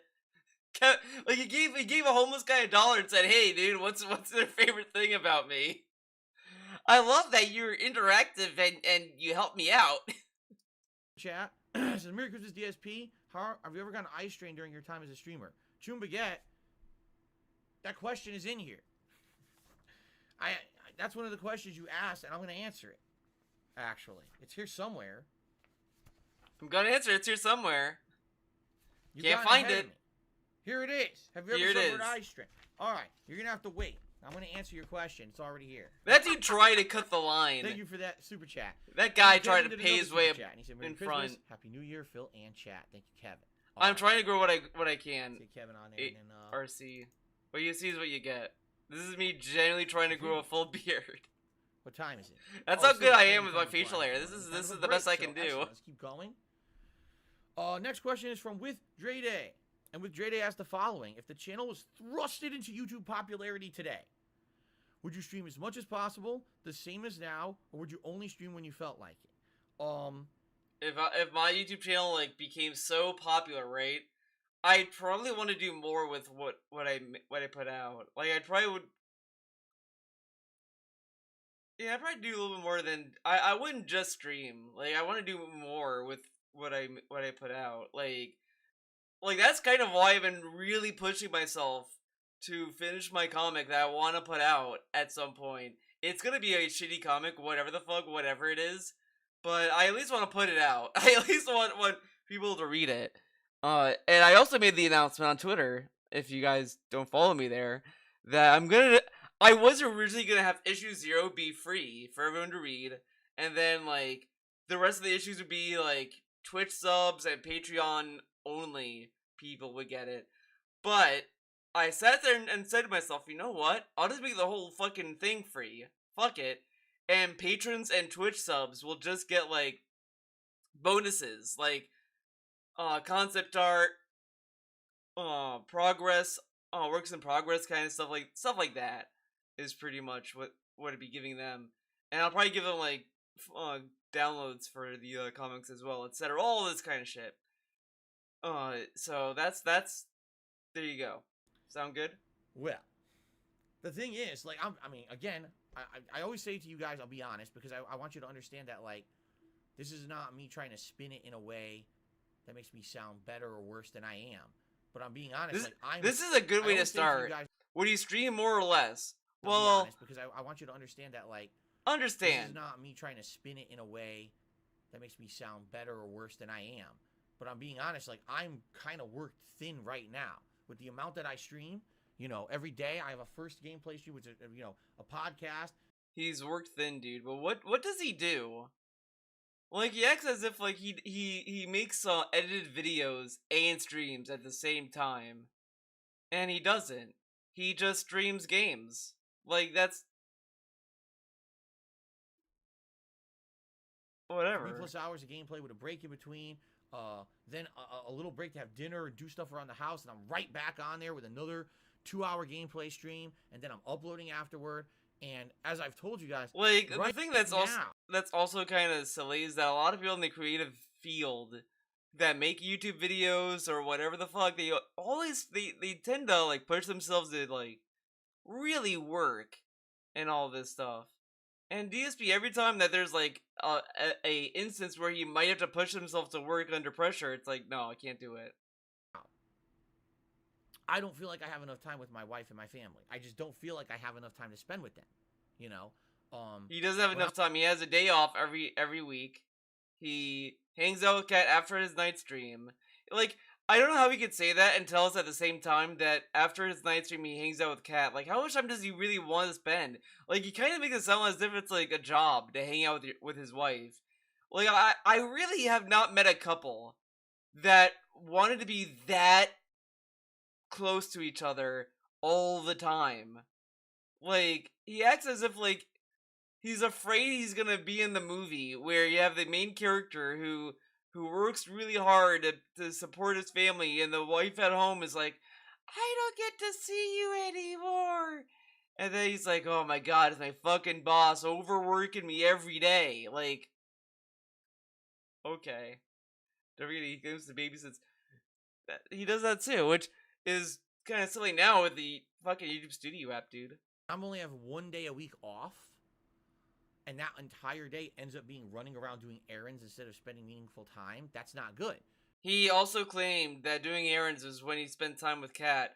Now what's funny about this, and it only got increasingly funny, when Kat first moved in, 2018 through 2019, and maybe even sometime in 2020, DSP would say, well, I say that we run around on our day off, but in reality, it's actually like meaningful time together. We hang out and we get to go out together and like go grocery shopping.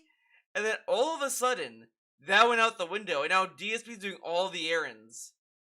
You know what this kind of reminds me of? If you go back to watch the streams where Leanna busts in the fucking Nier Automata stream, you can really tell why Leanna probably left the pig pen. Because, DSP, there's a line where DSP blamed her for distracting him, and Leanna said, oh, so it's my fault that I do the laundry. It's my fault I make delicious meals for you. And it kind of sounds like at some point between 2018 and 2020, 2021, whatever the fuck, Kat probably was like, hey, I'm cooking and doing the laundry, doing all this shit for you. I don't want to go grocery shopping. You fucking go. I don't want to do it. If I'm doing all this work, you gotta do something, bitch. And he's like, okay, yeah, I'll do it for sure. And he did it because he doesn't want to lose the cook, dude. If he loses that, how's he gonna eat? Come on. And that's what it comes off as. And I'm sorry, Phil, if that sounds a little negative, but maybe don't tell us that, oh, man, I don't have time to spend with my wife. And then also tell us that the days off is meaningful time. Then say that, oh, well, no, I'm doing all the errands by ourselves. Like, Big Holy ups shit. Theo, shoutouts all the hoodlums in chat, and DoorDash gotcha booster for a new year full of gout.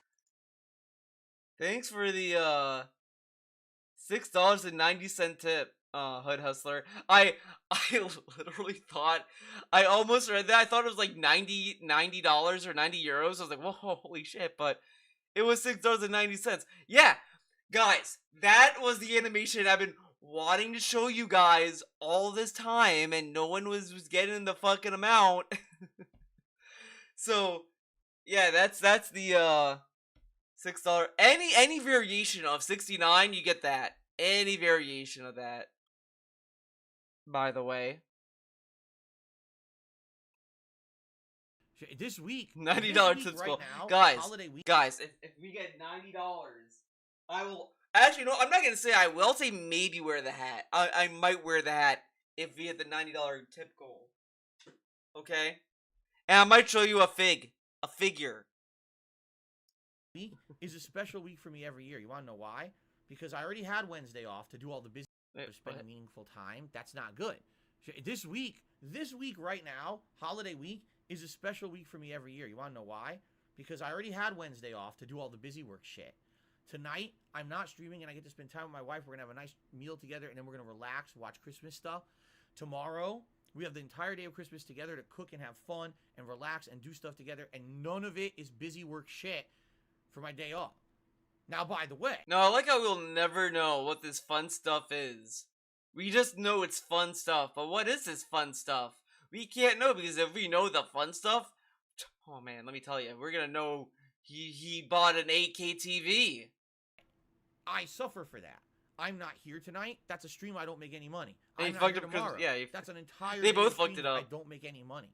You see? So, even though I'm taking the time off for the holiday, which I think I deserve, I end up shooting myself in the foot over it. That I'm pressing next to doubt on they didn't do gifts. I think they did. It's because DSP has a meme when he gets pajamas, calendars, all the stuff that he pretty much wants for Christmas. He doesn't even consider that a fucking gift, because DSP is forever stuck as a child where he sees like those kind of gifts as not real gifts. Like, I get clothes every Christmas and I love it. I love getting the clothes. I love getting clothes for Christmas. It's pretty cool. And I get nice clothes too. Pretty nice. Of being a streamer and a content creator. The moment you don't work is the moment you don't make money, and now you're behind. You know? Just being honest. That's how it is. So as much as I would like to take more time off, I just can't. Maybe one day I will. If I can build this channel up to a certain level, like I was on Twitch, maybe I could take some more time off. But anyway, getting back to the question. If this channel blew up in popularity out of nowhere and all of a sudden You'd stream less. on YouTube. It's the same kind of, it's funny, right? How this work ethic works, right? He did KO Gaming, he got a 1 million viewed video, and immediately goes on vacation. Like right after it. Doesn't follow it up. That momentum fucking died immediately. Like, it's stuff that, like, usually people would feel kind of guilty about. Like, I would have a video that does pretty well views-wise and feel pretty bad. I have nothing to follow it up with sometimes. But it's like, it is what it is. But he goes on fucking vacation immediately after. And it's like, dude, you got 1 million views on the fucking Homefront video, and then you just went on vacation, no follow-up? Oh my god. Baby. Imagine being 40 and bragging about not getting a gift. I guess my mother isn't an adult because I bought her a new sewing machine for Christmas. Holy shit, guys. You know what? It's hat time. We hit the hat goal, guys. Congratulations, we did it. Finally, I can wear the hat. Pretty cool. Thanks for the $10 tip, Lime. Would I stream more or less? What would I do? I would definitely stream as much as I'm doing now. Up in popularity out of nowhere, and all of a sudden I was super popular on YouTube. Would I stream more or less? What would I do? I would definitely stream as much as I'm doing now, but I can't stream anymore. There's just no way. What I would probably do is try to maintain what I'm doing. Oh my god. I would definitely, getting back to the question, if this channel blew up in popularity out of nowhere and all of a sudden I was super popular on YouTube, would I stream more or less? What would I do? I would definitely stream as much as I'm doing now, but I can't stream anymore. There's just no way. He could technically stream more. He could do 3 streams in a day. Who's to say the length of the stream has to be the same, right? He could do like a first stream in like early morning. He could do an early morning stream, early morning with Phil, then a midday stream, midday with Phil, then a late night stream, late night with Phil. Like, he could just do that. But he can't do any more, dude. What I would probably do is try to maintain what I'm doing. Stay the course. Long term, maybe what I could do and do less is, instead of doing what I do now, which is literally 6 days a week full-time streaming, I could take time to do other things that are still productive for the channel. If you remember back in the day, I used to go to conventions, right? I used to do all kinds of different things back in the day that I could vlog now, and stuff. And by the now, I like how he's saying he could do conventions or possibly do conventions. But the fucking 10-year plan, right? Hey, Phil, dude, in 10 years, by 2029, you get a job, right? That was his mom's plan. He then says within a year, well, that plan wouldn't work because of COVID, dude, which COVID's going on in 2020, 2021, and probably 2022 at this rate. But COVID, that killed the 10-year plan. Can't happen. Which, I don't know how that changes 2029. By 2029, people are probably not going to give a shit about fucking COVID. I mean, you think we're going to go back to lockdown? Come on. Like, I don't think we're doing that. I think the days of like, everyone staying home and no one going to work, that's never happening again. Unless it's, like, a mega virus. Like, a virus is, like, actively killing people in, like, a second. Like, you get sick and you just die then and there, then we'd probably get a lockdown, but now, no, we're not doing that shit. Fuck that. You get COVID, you fucking go to the hospital and you have fun there. I don't know, whatever the fuck. There's no way we're doing another lockdown. I don't fucking believe that. But he's willing to do conventions. So how come he could do conventions when COVID pretty much, like, fucking made conventions far more fucking uncertain than a fucking job? Like, a job is not necessarily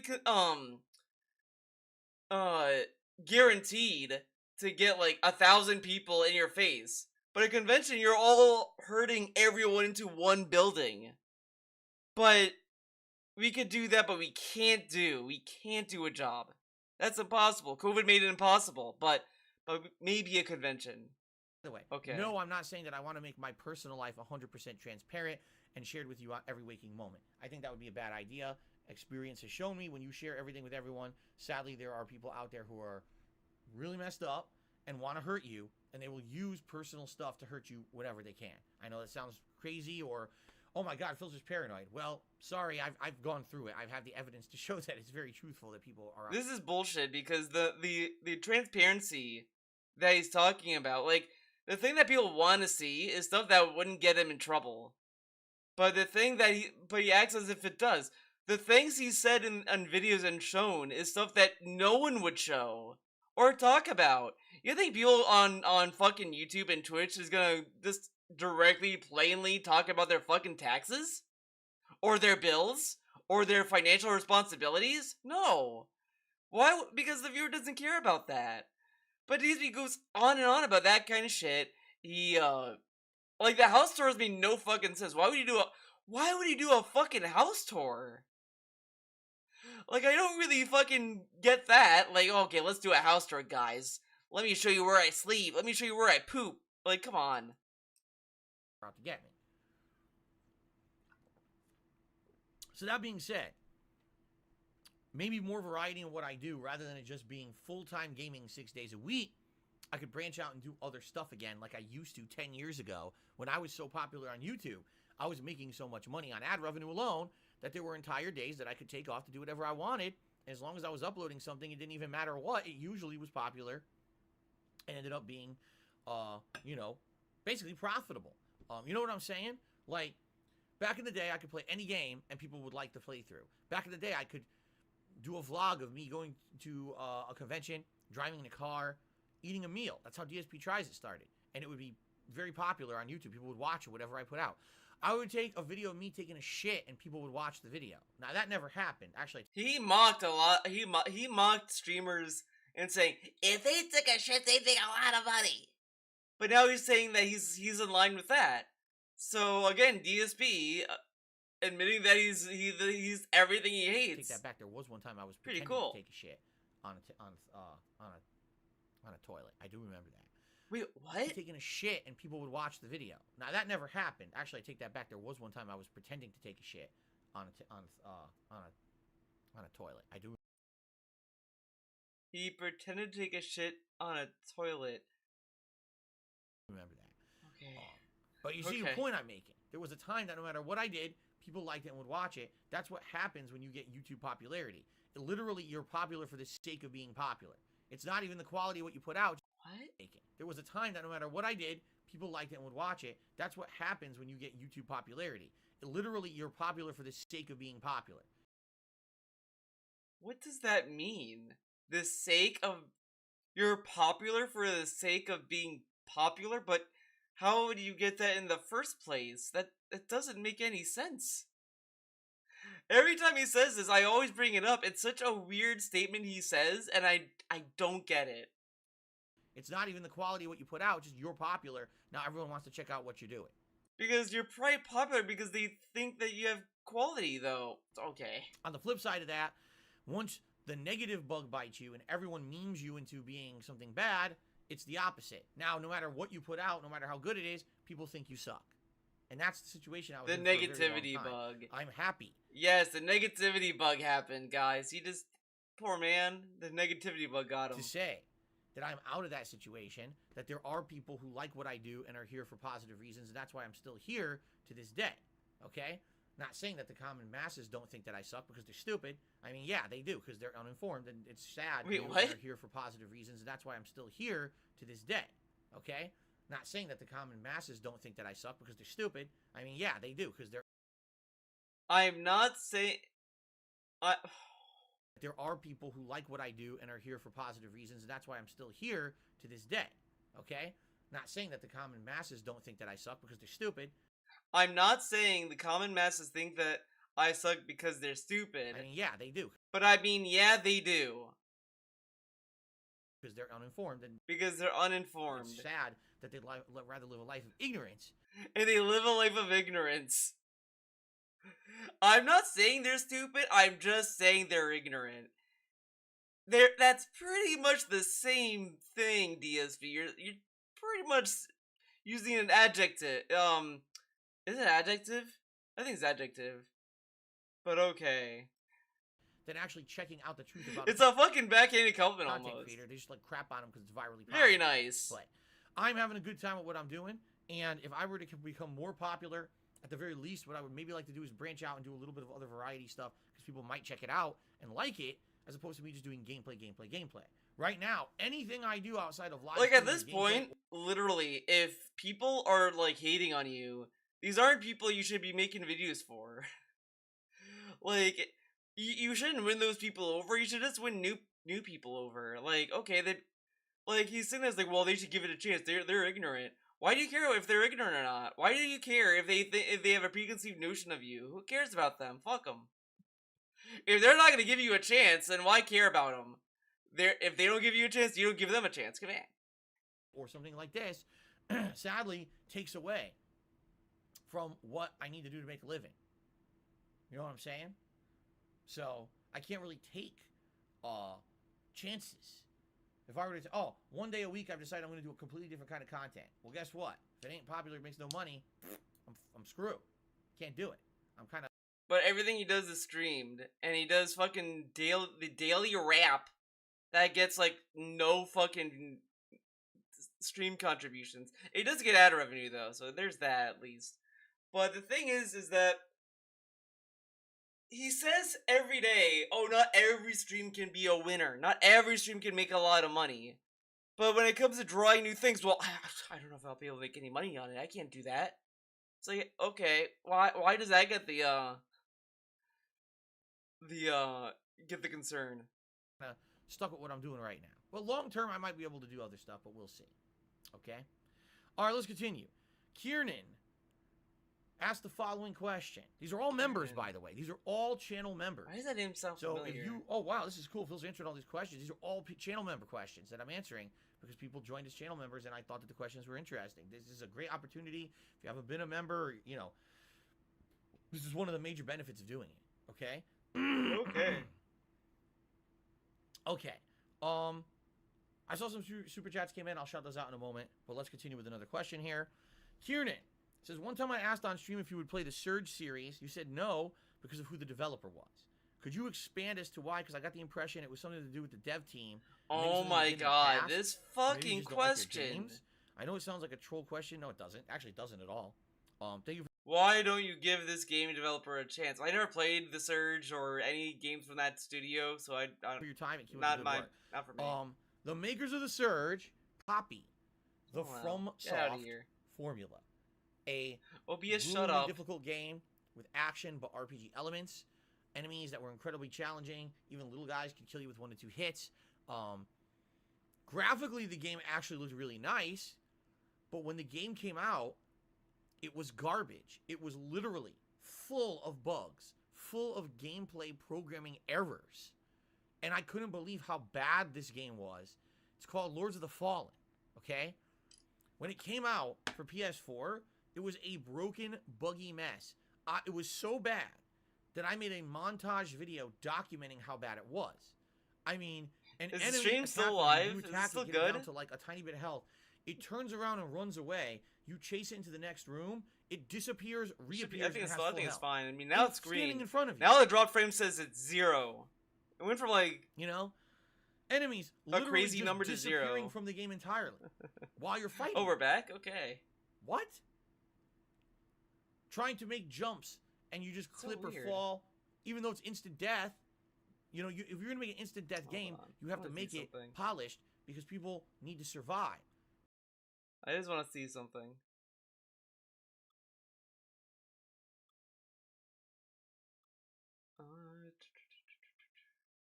I just want to see the stream health. That's so weird. This says the stream health is healthy. It says it's excellent. I have no like warnings on YouTube's end about it. So it's probably just that my fucking internet. My internet's probably crapping out.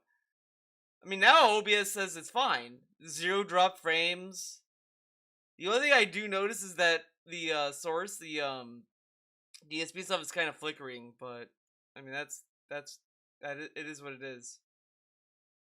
The game's not. It was terrible. It was one of the worst games I played at launch. I couldn't believe they were selling this thing for as a full price game when it came out. I bought it and was so disappointed. I ripped it a new asshole, and after about 2 sessions, I stopped playing it entirely. I just couldn't play it anymore. Now, for what I'm to understand, okay, over time, over time, those developers kept fixing and patching the game, and it took a long time. But eventually, they made it playable. They fixed most of the issues and made it a playable game. So you're talking like, 6 to 8 months, a year after it's out. Now it's a good game, right? Well, I don't care. I bought it at launch, and it was shit. You know what I'm saying? So I think what happened is over time, people bought the game and liked it because it worked later on, and then actually it sold a bit. So those developers went on to make other games like The Surge and other stuff. But for me, it's like, dude, I played your game and you ripped me off. I don't want to come back to it a year later when you finally fixed it. It should have been fixed. It should have been working on release. It shouldn't have been this ridiculously laughable, buggy mess as exposed by my montage video that I made about it. So I like how he doesn't give this developer a second chance or any other chances. I said this earlier in the video too, where he demands multiple chances. Give him a second chance, Twitch, or whatever, or whoever. But this game developer, fuck it, they need one bad game, fuck them. Not gonna try the others. Not even if it's on Game Pass. after that, I just didn't care about any games that company ever put out anymore. Really, like, once you get screwed over once, why would you keep going back to get screwed over? It's not like there's a shortage of games that you can play that are like FromSoft games. You know what I'm saying? Like, there's quite a lot of games that are out there that you The could flickering experience I'm and seeing enjoy is not that aren't like that. from DSP. It's just So from why would OBS, you like suffer? the Why would you source put yourself thing itself through the is suffering flickery, but of that? It doesn't it's not make any that sense bad. why you would It's not do as that. bad as it was when I had You know what I'm window saying? Like, capture. why? Window capture was awful. So that's why I don't That bother one was with rough. any games that they put out. Because like it would And be it's like funny because black there's so squares many showing different up. FromSoft clone games now that I don't even care about them anyway, regardless. Like when every game is trying to copy a From Software game, I tend to not care about them anymore. I'll just wait for the From Software game. Like, I guarantee you, Elden Ring in February will be 3 times as good as any FromSoft knockoff that we've had since the release of Sekiro. And there's been quite a lot, right? All these games people tell me to play. Why didn't you play this one? Why didn't you play that one? Well, I'll just wait for the good one. He says this, but he's played so many other knockoffs. He played knockoff games before, but oh, he can't do with these other like From Software knockoffs. No. Okay. You know? We're gonna get to the meme pretty soon Okay. too. Some So shout get ready. I guess not. We got Make Mario Bros mod. No. Kevin Bernstein did another super chat. Says, would you please consider reality streaming? No. And Justin R did a super chat. He says, honestly, I heard about you from a meme video a few months ago. I actually enjoy your content, and the stolen bread I picked up was great. Oh, you did get it? He said, I remember yesterday. No. And Justin R did a super chat. He says, honestly, I heard about you from a meme video a few months ago. Okay, I actually Justin enjoy R, your you're content. so and the cool. stolen bread I picked up was great. Oh, you did get it? Wow. He said, I remember yesterday, Justin, you said you were Let me guess, Justin. You saw DSP streams and he wasn't a piece of shit every second of the stream. The greatest meme. Phil, I saw you from a detractor video, and they were wrong about you. You're not toxic every day. Yeah, man. So weird. DSP's not toxic every second of every day. I know. It's so weird. to get it for store pickup from World Market, and you got it is good, huh? Dude, I told you, it was fucking so good. It blew me away how good it was on DSP Tries It yesterday. I'm very happy to hear that you watch me try it, and now yourself you're enjoying it. That's cool, man. Awesome. All right. Thank you very much. For Every time I heard about nice stolen, I didn't know it was food. So it was Okay. really weird hearing in the Continuing on. background. It's like stolen. What Low was stolen? Carb Madman asks the following: do you think that GTA overall as a franchise has taken a turn for the worse, being mostly online as opposed to the traditional story-based and single-player formula that the series is known for? All right, this is actually an interesting question. This is a bullshit question because it's just an online mode that Rockstar's has been putting out. We don't really know if GTA 6 is never happening. For all we know, they've been working on GTA 6. Like, the thing is that the length between the how much time passed since GTA 4? Between 4 and 5 was like, what, 5 years? I mean, sure, between GTA 5 and 6 is like insanely long. But Rockstar always also worked on Red Dead Redemption 2 as well. I mean, I don't know. Like, maybe they knew there was a next gen of consoles coming and they probably wanted to wait until the next gen to come out for them to make GTA 6. It's hard to know because, like, I don't know what's going on in that company. And I don't really think that GTA Online is taking them that much of their resources. And I don't think they're focusing on it that much. Question. I want to give you a good answer. I don't think I actually have to take too long to answer it, though, because I think it's pretty straightforward, okay? 2008, Grand Theft Auto, 2013, up until okay. the release of GTA 5, was a single-player franchise. Was there online capabilities for GTA 4 and the like? Yes.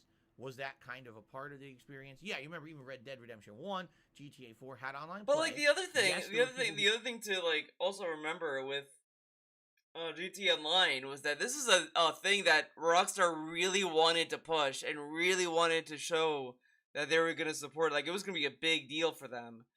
So I guarantee you, if Rockstar were just to drop it within a year of it being released, DSP would say, "Wow, guys, Rockstar gave up on GTA Online, man. They stopped supporting it."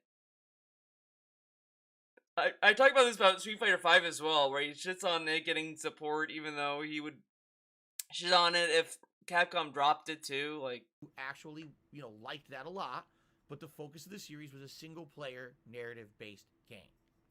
When GTA Online released, it was a buggy, broken mess that didn't work for like 2 months. even trying it at launch, when it finally worked, it was terrible. It was bare bones. It was garbage. But there are people who stuck with it. And after a course of around 6 months, apparently it became this really cool interactive social experience. People got hooked on it. But GTA Online is not GTA when it comes to the mainstream series at all. GTA Online is its own entity over here, and the narrative-based single-player GTA games are over here. They are not the same. Do they use the same assets? Yes. Do they use some of the same ideas? Yes. They're definitely not the same game.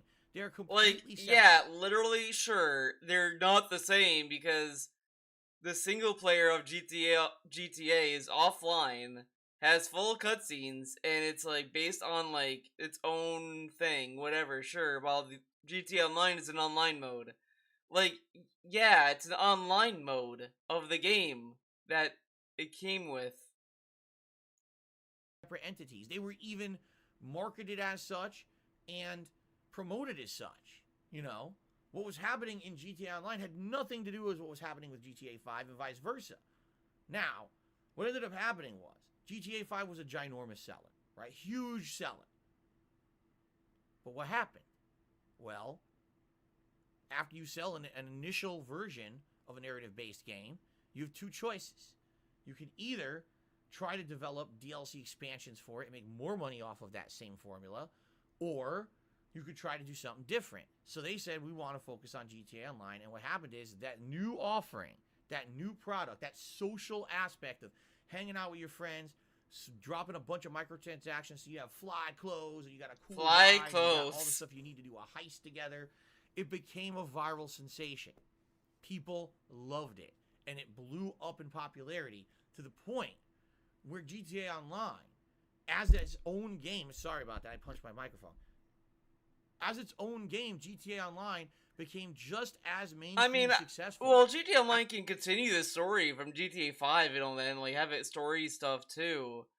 But it's just an online mode, and I guarantee the story that they add, like the Franklin story, for example. I don't think it's gonna be that interesting of a story. It's probably just gonna be like its own story. I don't think it's gonna like continue where Franklin's story left off. I might add to it, but it's not gonna be anything like substantial.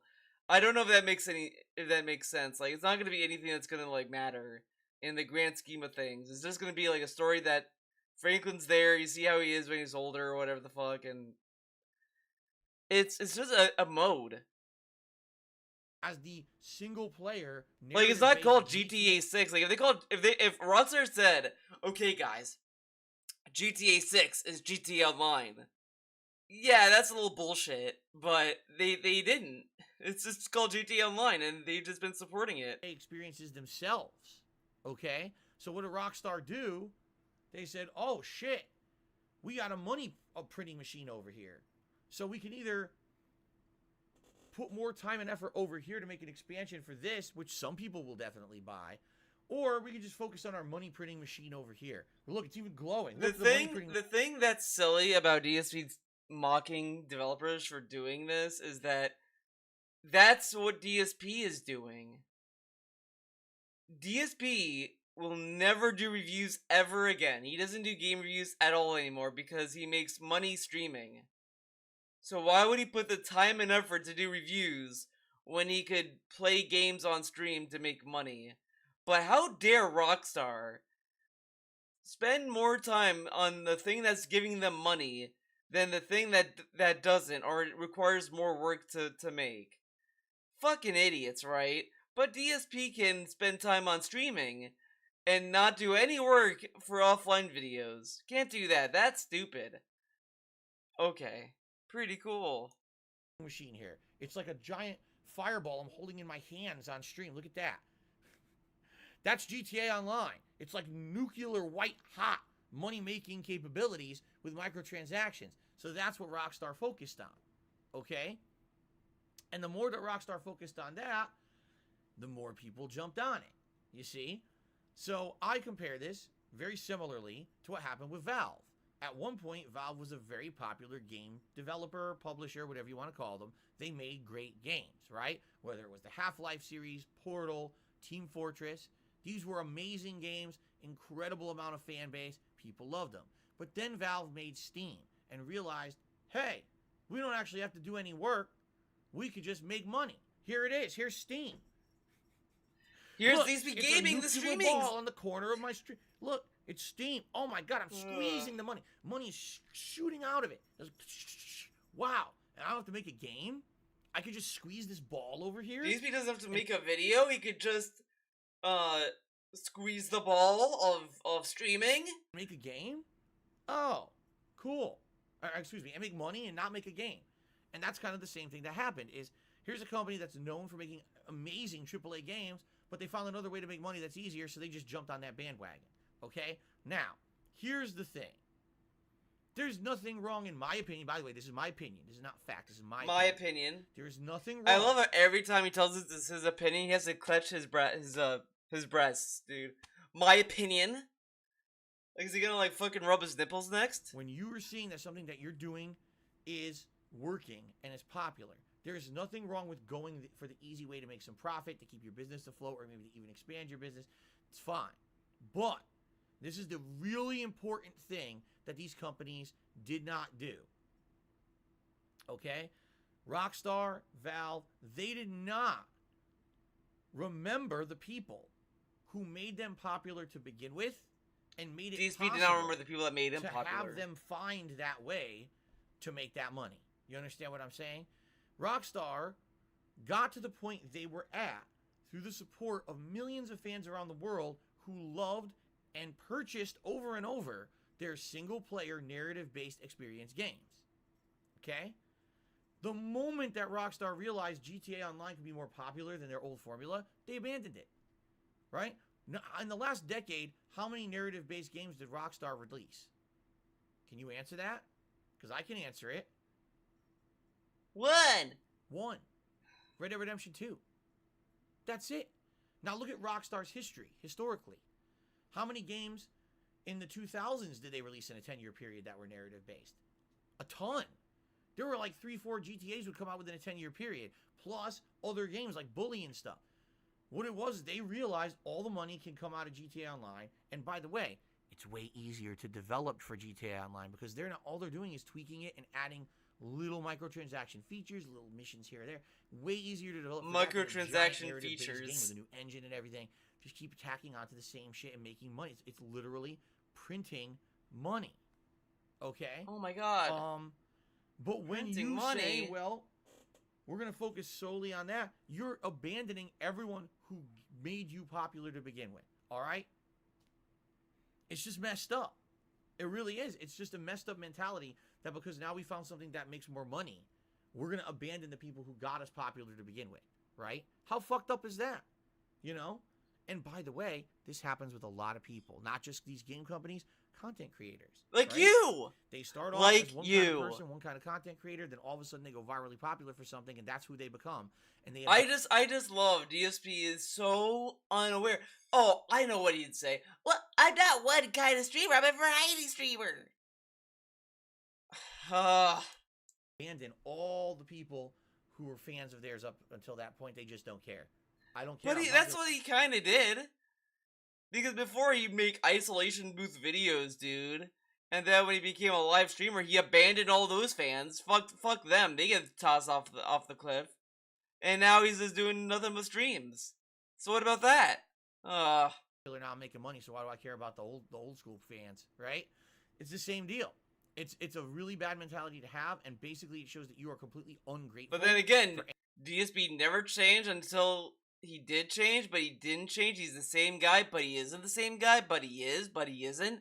But sometimes he is. He is when the moon is just right. He is when the Kakatsui's just right.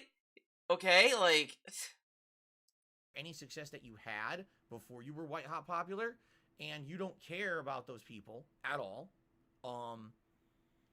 You know, it's a pretty messed up mentality to have. The best way that they could have done this is saying, okay, we're going to focus on GTA Online, but by the way, we respect the fans who made us popular. Oh my god, why do game devs have to suck gamers' dicks so hard? He wants all these game developers to be like, we respect the gamer. we respect their time and their money. Like, they're just putting out a fucking game, man. They make games and all this shit, and they need to respect us, those fuckers. Oh my god. He makes game developing sound like a fucking chore. Got us to this point where we could do this. So we are going to split our efforts. We are going to continue to develop offline single player content, new games, DLCs, and we're going to do GTA Online as well. We can have two completely separate businesses that are different because they're not the same kind of game. They're just not. The ultimate slap in the face from Rockstar literally just happened a week ago. Are you guys aware of what happened with Rockstar? What happened? They released an expansion for GTA Online, not for GTA 5, for GTA Online. This expansion is actually a direct story expansion to the plot line of GTA 5, the offline narrative-based story game. Okay? It features Franklin, one of the main three characters of the game, and it shows what happened to him as he got older, what he got involved in, his business ventures, and all that stuff. It involves Dr. Dre, a huge celebrity, a music maker. They actually got him to be part of the game, right? Pretty damn good. Sounds great. The only problem is, if all you did was play GTA 5 and you didn't play GTA Online, you can't even play it. You need to have GTA Online and an established account. You need to have $2 million in-game dollars to even start the DLC. Didn't they? But isn't it because didn't Rockstar announce they were gonna give everyone in GTA Online $2 million? What the fuck? All right. So let I me. mean, I think to a degree, if it's like that, you need to have like a crazy level requirement to even play it. Then yeah, I guess that's kind of shitty because if you just want to play that mission, you can't get into it. But yeah, I don't remember how easy it is to get $1 million. I haven't played GTA Online in years, so I don't know how much. Rockstar gave $1 million a month for the last year. 2 million is nothing. It's like two heists. Oh well, I wouldn't do it. I tried the heists. I hated them. They fucking suck. I hate the heists. Yeah, I'm never doing that. They fucking suck. The thing I hate about the heist is that if one player gets caught, you all lose, and it's like that's fucking stupid. Like it should just be if you get caught, you lose, and you get kicked from the match or whatever, and the other players get to continue because it's so dumb. Because let's say I even learn how to play the heist and I get good. If I get stuck with one dude that sucks, my whole party gets fucked over because of it. The only thing I could think of is that maybe they changed it, but I just played it the one time and that was like, yeah, I'm not doing this. This sucks. Everything about it I just did not like. Okay, so let me see. I liked some of the missions. I'm trying to find the best way that I can equate this. All right. I don't even think there's a good comparison. For like 2 days. It would just be like being known for one genre. Like at the end of the day, though, if you like the game, getting 2 million is whatever. If you hate the game, then yeah, it's gonna be an issue. But if you like the game, you'll keep playing it. Company to be popular in a different genre, and then I'm going to continue the story of the stuff from the other genre in this new genre, and screw everyone else who wants to experience the content. You know, like I'll be honest with you, I would love to play a GTA 5 expansion that tells me what happened to Franklin. I can't. I would have to get a GTA Online account. I would have to build it up to have 2 million in-game bucks to even get the expansion and try to play it. And by the way, again, if you're not an active player of GTA Online, apparently it's a waste of time. This is something that's content for GTA Online. Okay? So how is this making any sense? Right? There you go. Dark Maggot says, you also have to think about who owns Rockstar, Take-Two. They're the money people. Look at how it Takes-Two lawsuit. Just bad people at the top of most of the game industry now. Yeah, and the sad part is now finally it's getting exposed. That the people who are in charge of the games industry basically are kind of scumbaggish, and they didn't really care about nothing. They all they wanted to do was make money. Wait, you're telling me game publishers want to make money? Wow. Guys, did you know that film studios want to make their money back in their investment? Did you know that Psycho, the movie Psycho that everyone loves and it's a fucking cult classic and referenced in everything, like was not backed by studios? Like Alfred Hitchcock had to actually put his had to put his house through another mortgage because the studios did not want to fucking finance that movie. So yeah, he did that for that movie. I know, shocker. Whether it meant abusing their employees with crunch, whether it meant abusing their employees with low pay, or actually abusing their employees physically and sexually and all this stuff. It's all being exposed now that the games industry is not some nice place to work. It's actually no place is nice to work. horrible. And the people who are in charge of these He companies, says this like as if it's some grave thing that only the video game industry is victim to. Crunch and sexual misconduct and all that shit has been in other companies, in other fields of the fucking industry. It's not just the game companies that have been doing this. But okay. are scumbags. But the point I'm making here is the right thing to do for Rockstar or Valve or any of these companies, if you're finding a new way to be popular and make money, great. But don't abandon the people who got you there along the way. How fucked up is that, right? Oh, I don't care about you. I will never do anything for you guys ever again. I don't even care if you're the ones who put money in my pocket and allowed me to make GTA Online to begin with. All I care about is GTA Online because it prints money for me. It just shows that they just don't care. They don't care about their customer base. All they care about is the money. If they otherwise, they would have acted differently, and that's how they're acting. So It's so ironic. You know, this is coming from DSP. Your decision if you want the to dude who dropped everything right? for money. Well, DC has an Ask the King haiku. Here we go. He says, "Ask the King is great. This is my first time doing DCW needs to go the fuck away. Festive. I hate these forced ass fucking haikus, man. Okay, I've been talking for an hour. I think what we should do is take a break and another video. Shortly with more guys. Thank you. All right. Let's go to part 2.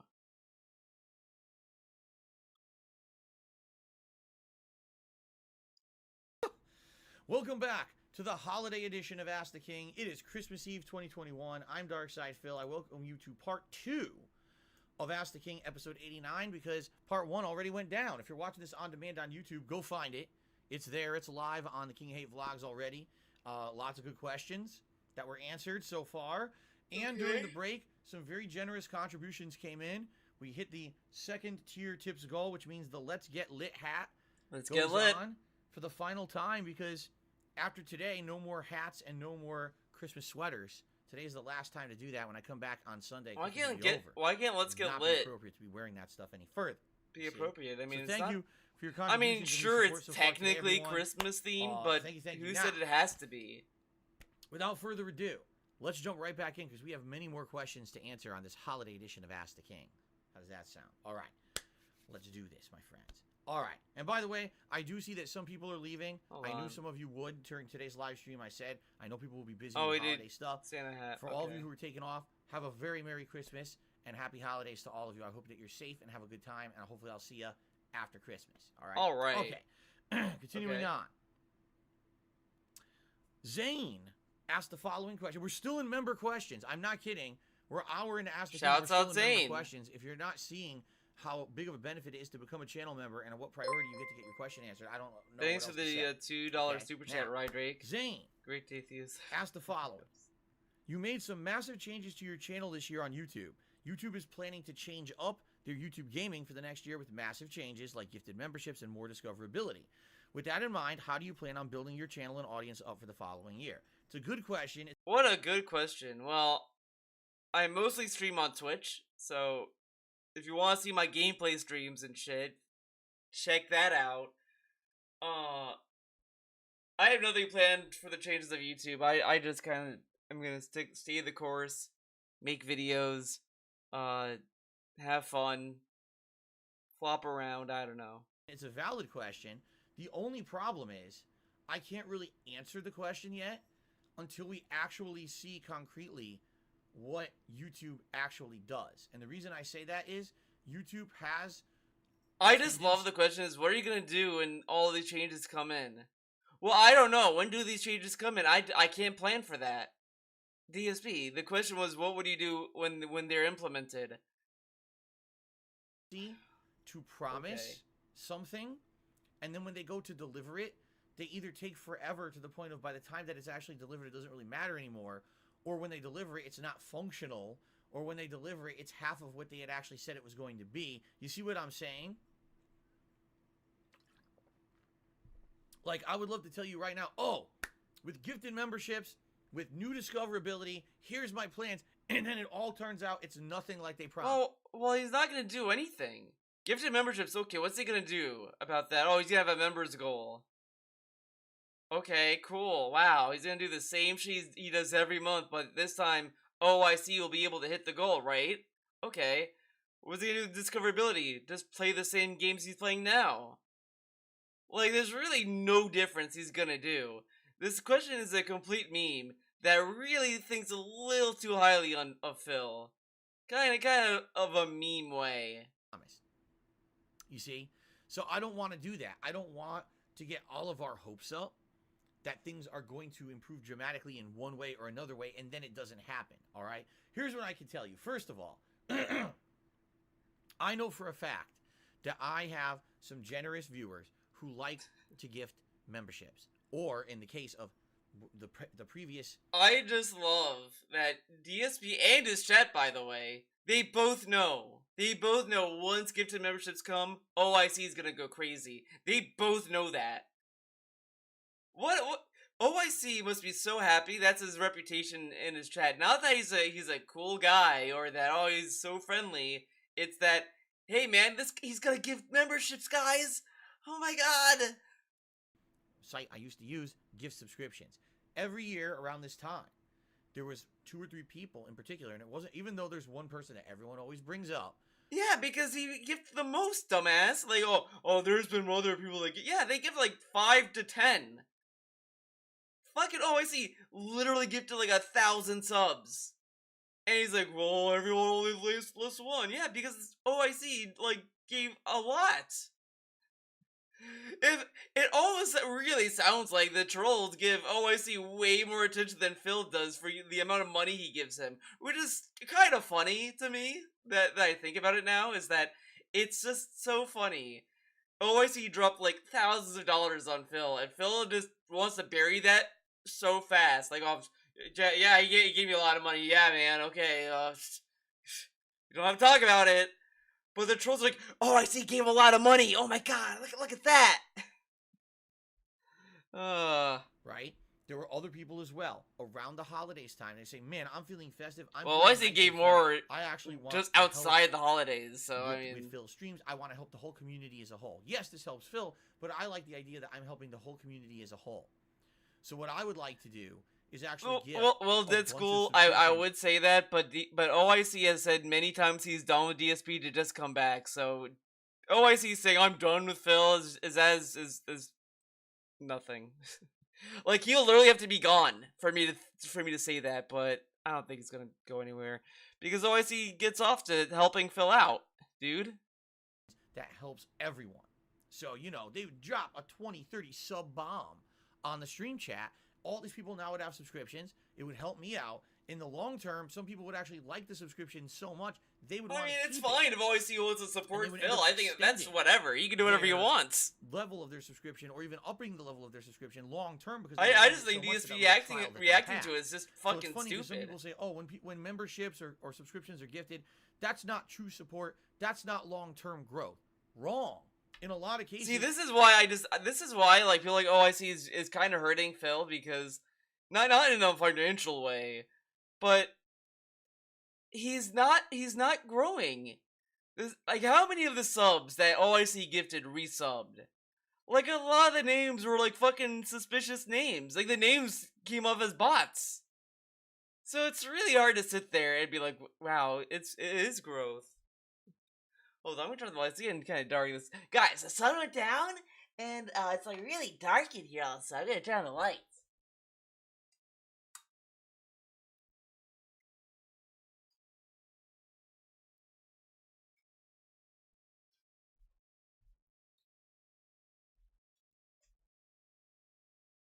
Oh, look at this shit.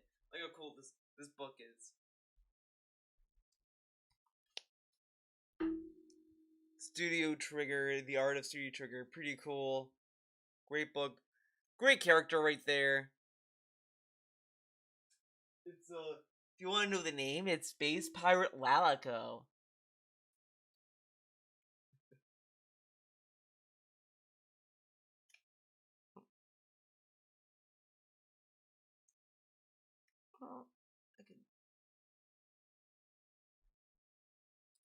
It does actually translate into long-term growth and support. If people end up liking it during that trial, then they keep getting it themselves. You see, it does end up actually benefiting in the long term.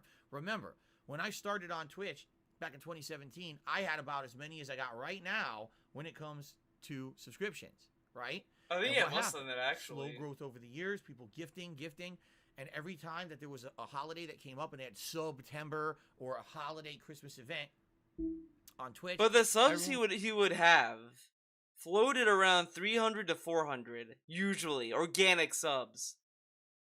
They barely made it to 500, barely. And he thinks that, oh, well, I got all these subs, man. Because there are videos. I've said this in the past, long ago, when his sub goal was not hit. Like, if he was below 400 subs, he would be pissy at his fucking chat. He'd be passive aggressive as fuck. It's like what he does when tips are low now. So that attitude he used to have about subs transferred to tips, which is pretty fun. Would get gifted subs and some people would keep them, and it almost, now I got 400, 500 consistent. Wow, now I have 600 consistent, now I have 700 consistent, and it just kept going like that. After 500 it was all gifted, sub and resub, and then on top of that, more gifted stuff, you see. So what I feel will happen is, and by the way, Justin, thank you. I know, Justin, you just did another tip. I saw it. I will shout it out when I finish answering this question, and we'll get to the next tier of reward here. This is ridiculous. Now the sun's coming out again outside. Hold on a second. This is preposterous. I see the camera. My camera doesn't know what to do with the exposure because outside it's raining, then it's sunny, then it's raining, then it's sunny again. So the camera can't adjust the color properly. You saw my hair was pink, then pinkish, and then white again and pink. So I closed the blinds. Now we won't have that anymore. Jeez. Okay. Subliminal flash. Now, the point I'm getting to is that sounds like a Dragon Ball move. Does what they Subliminal flash. 2022, and let's say within the first 2 months of the year, there's now gifted memberships. I guarantee you that in February, when there is a huge amount of new releases coming out in a short period of time, there will be people who will come and gift memberships to the channel because they're like, wow, I love this place. I love hanging out with Phil and the community. Again, the question was, what is his plans for when these things are hit? Well, if they give me that in the first 2 months in February, you're gonna give me a lot of money. Okay. I want to help out. Let's do this, and they'll drop those membership bombs, and people will appreciate it and love it. And there may be some people who long-term like that and will now extend their memberships, and it will help the channel with growth. It absolutely will. But will it actually work the same way it worked over on Twitch? Are there going to be different criteria? Is it, you know what I'm saying? We don't know. Will a gifted membership be the same cost as a regular membership? Will a gifted membership work differently? We don't know. Until we have the date it's happening, the details of what's happening, it's impossible to try to plan around stuff like that. It really is. Like, how can you plan around it when you don't know how it's going to be implemented properly? They also said, oh, there's going to be new discoverability on YouTube for streamers. That's great. You said that also years ago. You launched YouTube Gaming. It was a complete separate site from YouTube itself, and you claimed it was going to be the go-to destination for gaming on the internet, right? They did. They said, oh, you're going to be able to go there to see gaming videos, gaming streams. Forget Twitch. Go to YouTube Gaming. That's the place. And then what happened? Within a few months, they stopped mentioning it. They stopped promoting it. They didn't constantly update it ever. It just kind of was, and it fizzled out. You know, remember, I tried doing streaming on YouTube for a while, and people were like, oh, you're going to benefit from YouTube Gaming. No, it didn't help at all because it never had the discoverability or the features that Twitch had, so it failed. And YouTube gave up. Instead of YouTube saying, okay, we announced something, now we support it, they have a tendency to announce something, support it for 2 months, and then drop it all together and move on to something else, right? Right now, YouTube's focus is these YouTube shorts. They're trying to be like TikTok. These fucking Maybe shorts, next year, man. for 2-3 months, they'll actually care about streaming. But then when are they going to drop that and go on to the next thing? This is the problem. They don't focus enough on something for it to finally have an But end YouTube Shorts has been a thing on YouTube for months now. Like, I don't think they're trying to implement it. I think it's already there. game improvement. You know what I'm saying? Like, it's nice to have a tweak here and a tweak there, but unless you actually full-time focus on something to try to make it better, it's never going to succeed. YouTube absolutely, positively, 100% this year could have overtaken Twitch as the main streaming site on the internet. They have the capacity, They have the tools, they have the bandwidth, they have the exposure. They could have taken advantage of all the things that was happening negative over on Twitch. And they could have become He acts as if like there's no negative shit on YouTube though. Like, and I've said this in the last video, but do we really care that much about girls liking to microphones? Like, okay, like sure that you could dislike the content, I think that's dumb, but it's just fucking content for certain people. But he acts as if like that. Oh, that is terrible content. Oh my god, awful. Oh my god, I can't believe a site allows that. Oh. Site. They were recruiting top Twitch streamers. They were basically trying to get people to understand that here it's not like Twitch. But what did they do then? They dropped the ball. We got all these streamers to come over and did no improvements to the streaming. Great. So what was the How point? fast does he think these improvements are gonna take? Like how fast does he think gifted memberships is gonna be? And this is coming from a guy who kept saying that the YouTube chat system is a running comment system. So how can they do that, Phil? Come on. Was none. I don't understand. I just don't understand the business decisions that the management of YouTube make. Why would you pay all this money to pull top Twitch streamers off of Twitch and stream exclusively on YouTube, then add nothing to make YouTube streaming desirable to the masses, right? There's people right now on Twitch that really want to leave. Seriously. How do you know that? They're like, man, on Twitch, there's how does he know that? Toxicity on Twitch. Funny how when he was on Twitch, YouTube had toxicity. YouTube was the toxic toilet place. He was going off on how he sent all these trolls from his chat to the daycare, which was Tevin's restream that was on YouTube.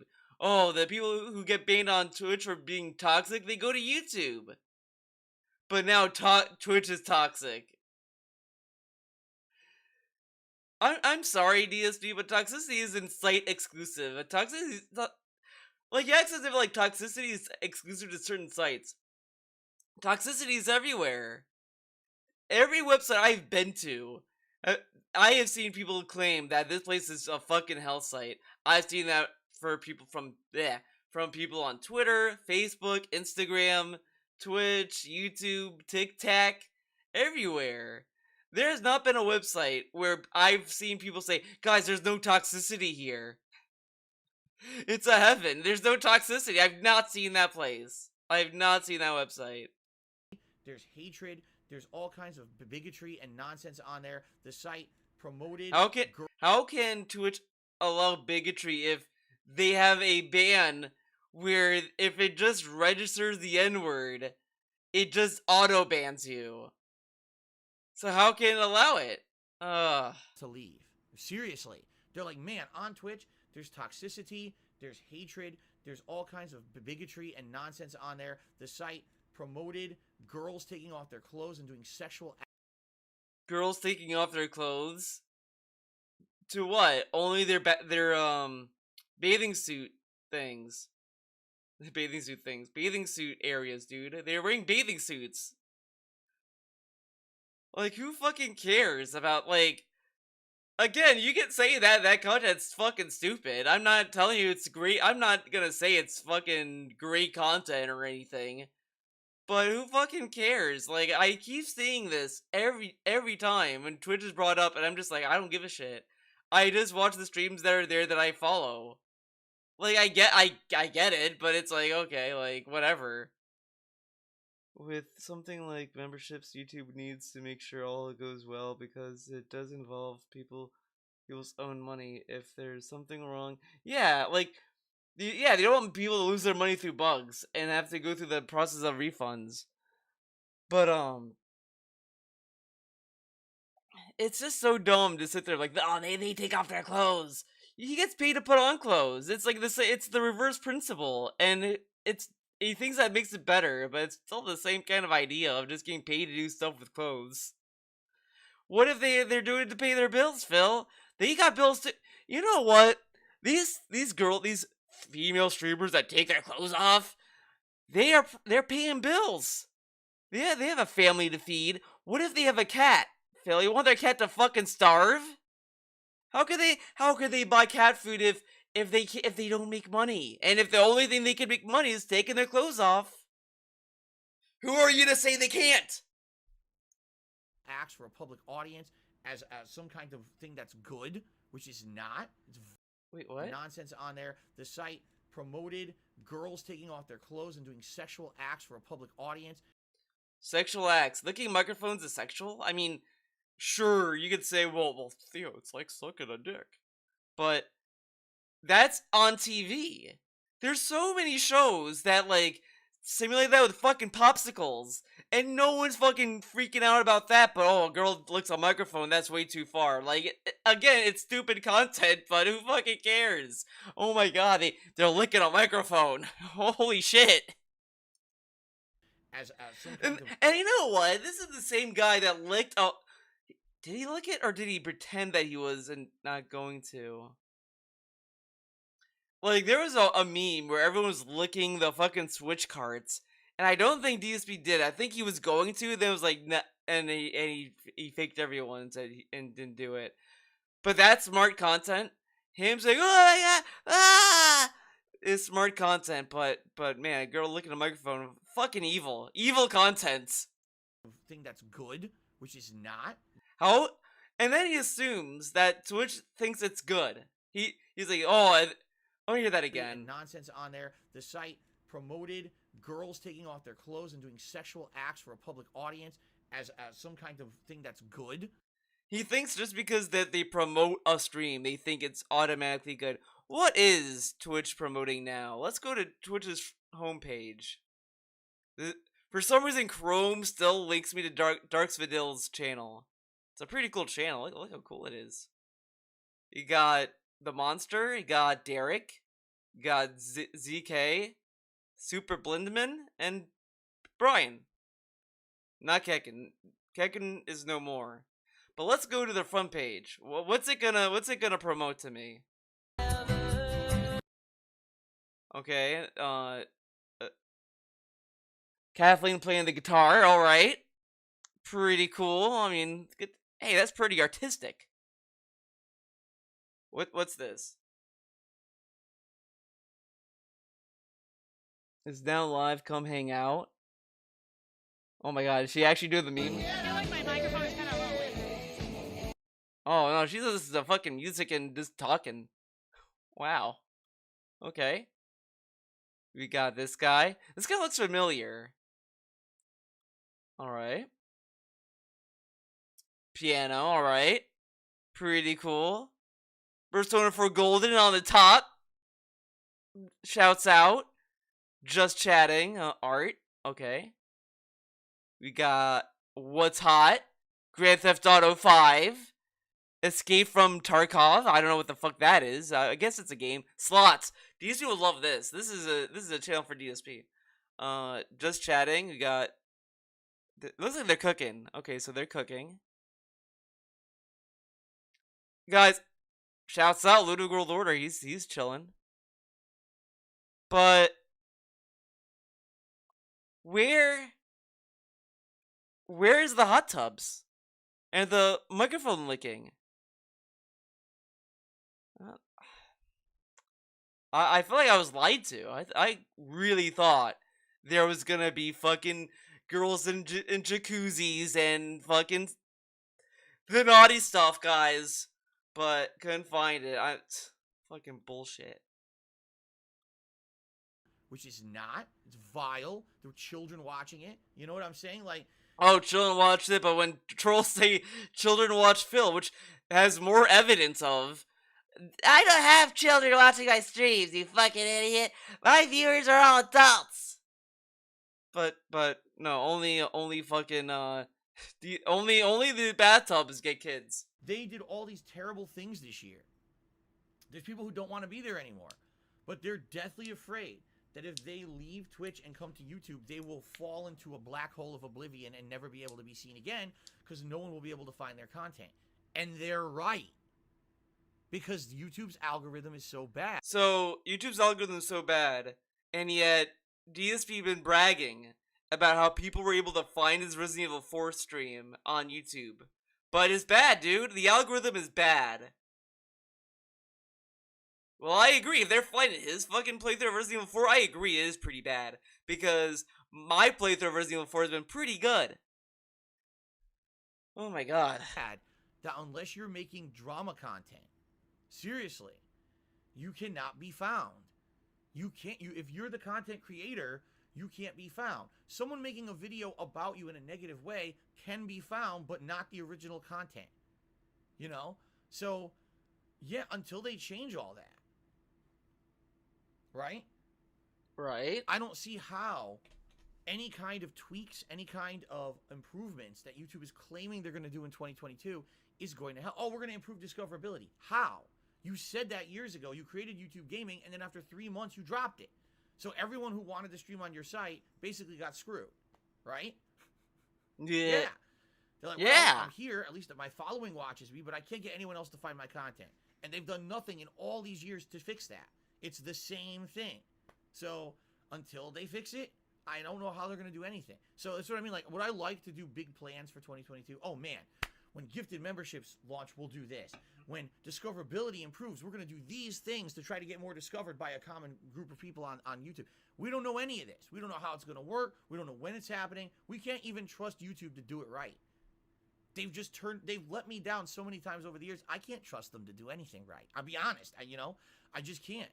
They need to actually start building confidence in creators, that creators would want to come here and have their communities be a part of YouTube. And they just have not instilled that confidence in anyone as of now. Okay? There's potential. There's monstrous potential. And the potential keeps getting wasted and squandered when YouTube doesn't follow through. So let's see let me put it this way. I'm going to approach 2022 with an air of positivity. The only thing he's saying that it really applies to are people who are just starting up.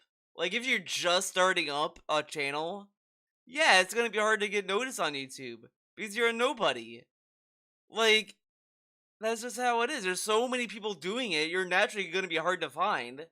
So yeah, to a degree, he's right about that for newcomers. But for people like DSP and like other big streamers, they could probably go to YouTube and be fine. I would love DSP Gaming to explode.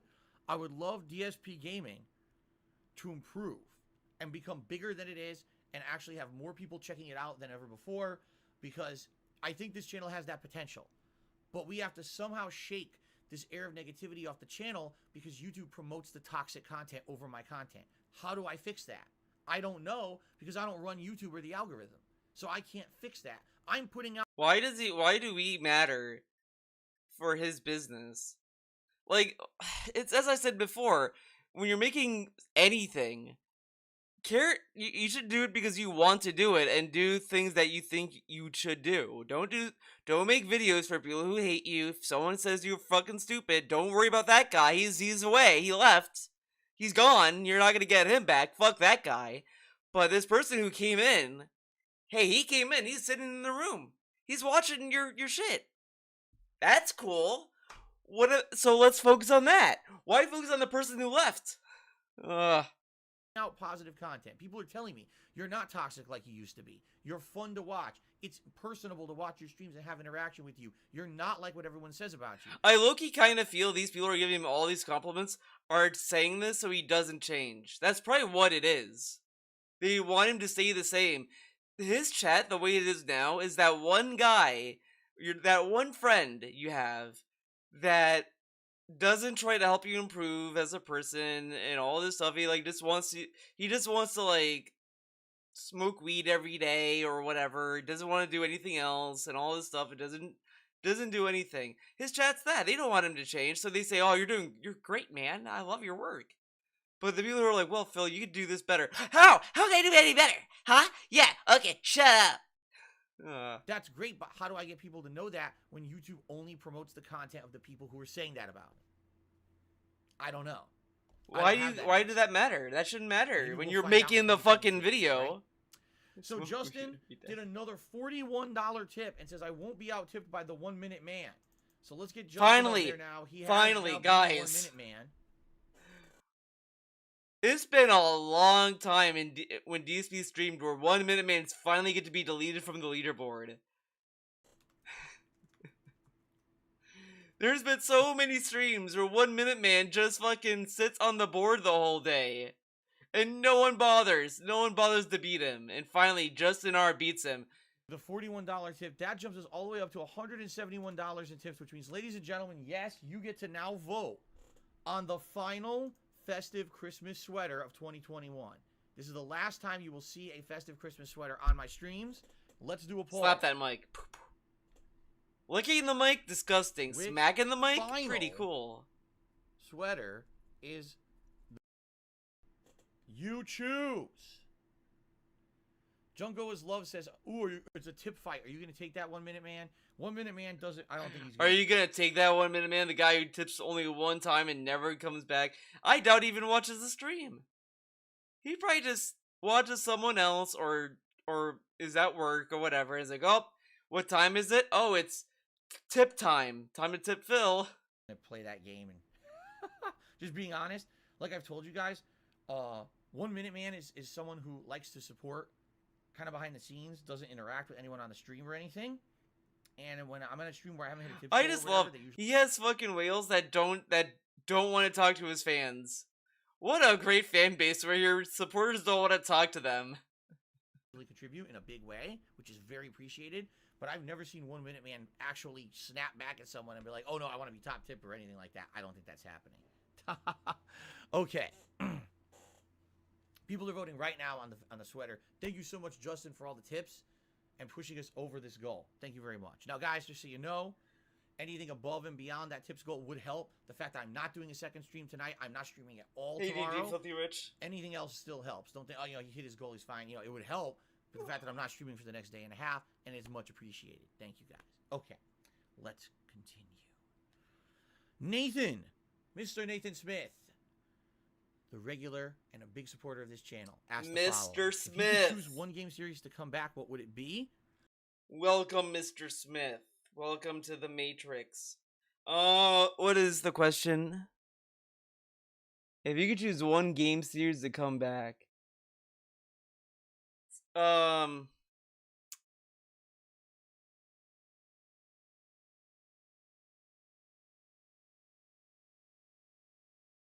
I want to say Skullgirls, but I don't know what's the future for that game at this point. The fact that they got a season one pass kind of gives me some faith that we're gonna get more Skullgirls content. So I mean, but if that doesn't count,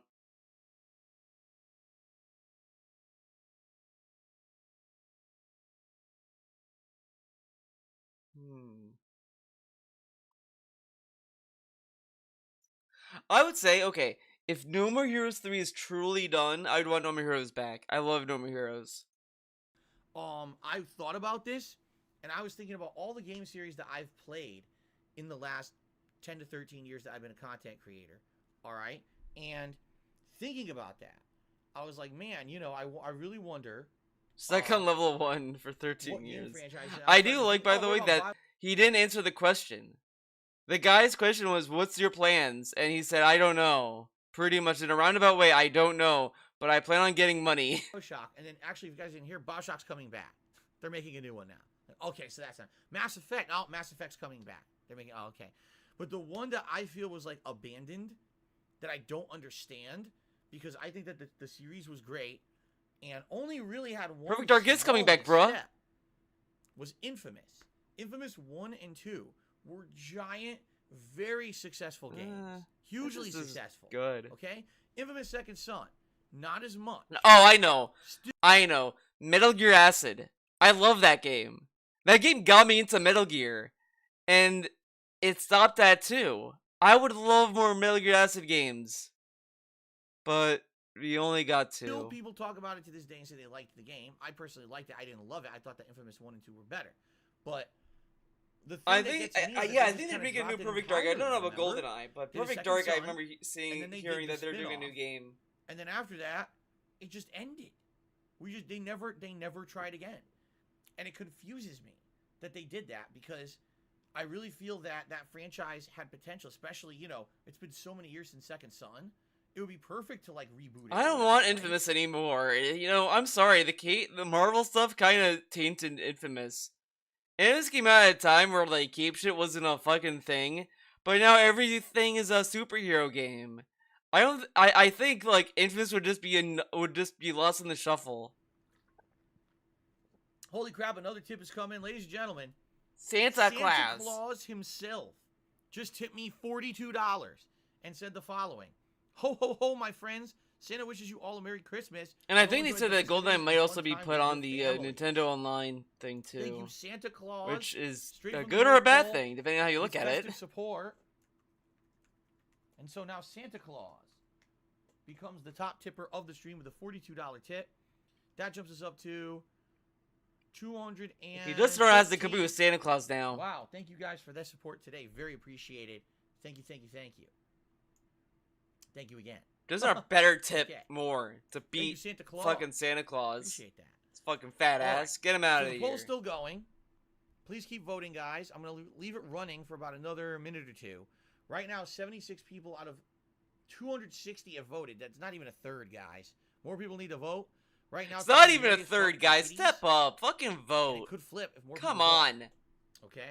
Why haven't So you anyway, voted yet? I say Infamous. Like, I was really hardcore thinking about this. I was like, dude, what games just died out of nowhere, but were actually pretty good franchises that would be good if they came back? And that's the one that stands out in my mind. Because it seems like everything else keeps coming back, but Infamous just kind of got buried, you know? I don't know why. Like I said, I don't think Second Son was a terrible game. I didn't like it as much as 1 and 2, but it was still a pretty decent game. Okay. Huh. Continuing on. Jones to Bones. Yes, that's right. Jones to Bones got 2 questions answered on this Ask the King. He asked the following. Do you and Kat ever game together? Do my wife and I ever game together? I'm a lonely gamer, dude. So I game by myself like a true gamer. Well, I guess it depends on what you mean by that. Do we technically boy. play video games simultaneously? Like, am I player 1 and she's player 2, or she player 1 and I'm player 2? No, we've never done that. Nope. Why not? Once. We haven't done any co-op games or anything like that. Why? What we do is she'll be playing a game. So Why don't they play co-op games together? It's so weird. Like, he doesn't have to fucking play a game every day, but why not play a game with Kat? It kind of comes off as if like when he watched her play, he's like, oh, she sucks at games. Like, okay. For example, a few months ago, she was playing Far Cry 5, and she was enjoying it. And she would get to a point of the game that was incredibly frustrating. Far Cry 5 also has co-op. I think I don't know if it's offline though. Annoying, grindy. Maybe it was late at night and she just wanted to finish a mission. Well, actually, DJ. Actually, I don't remember where I heard this, but I think he said on a pre-stream recently. She now games on a TV that's downstairs, so she games on that TV now. So I don't think she games in her little room anymore where he's behind her. Now she gets the big TV in the living room, and he gets to sit on the couch. I feel, because I think someone asked him like if you watched any shows. They said, well, no. Now when we sit down in the living room, we just have the Kat just plays some Witcher 3 on that TV, and that's pretty much what they're doing. His life is something. He can't watch TV anymore, and you know, Tevin was going through his Instagram on that stream. Everyone loved that stream. You know, no one said anything bad about it. I'm sure it was a very positive, interactive stream. But he was going through it, and there were so many posts on Instagram that was just of the TV. And I'm like, man, he used to always post about that and talk about the shows he watched. Now it's just I watch some things, but now I watch Kat play video games. You can all service other than Disney Plus. Well, he still has Prime. I don't know if he canceled Hulu though. That I don't know. I don't think he did. I think he only canceled Netflix and PlayStation View. We were adjourning for the night, and she's tired. Like, all right, I'll jump in, and she'll give me the controller, and I'll try to do it or whatever, get through it.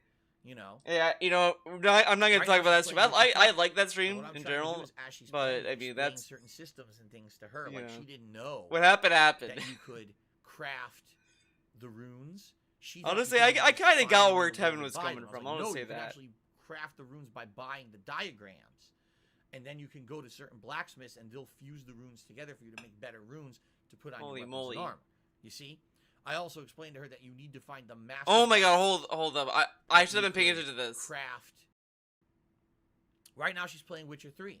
And what I'm trying to do is, as she's playing it, explain certain systems and things to her. Like, she didn't know that you could craft the runes. She thought you could only just find them in the world or buy them. I was like, no, you can actually craft the runes by buying the diagrams. And then you can go to certain blacksmiths and they'll fuse the runes together for you to make better runes to put on your weapons and armor. Oh my god, DSP's one of those people that backseat games.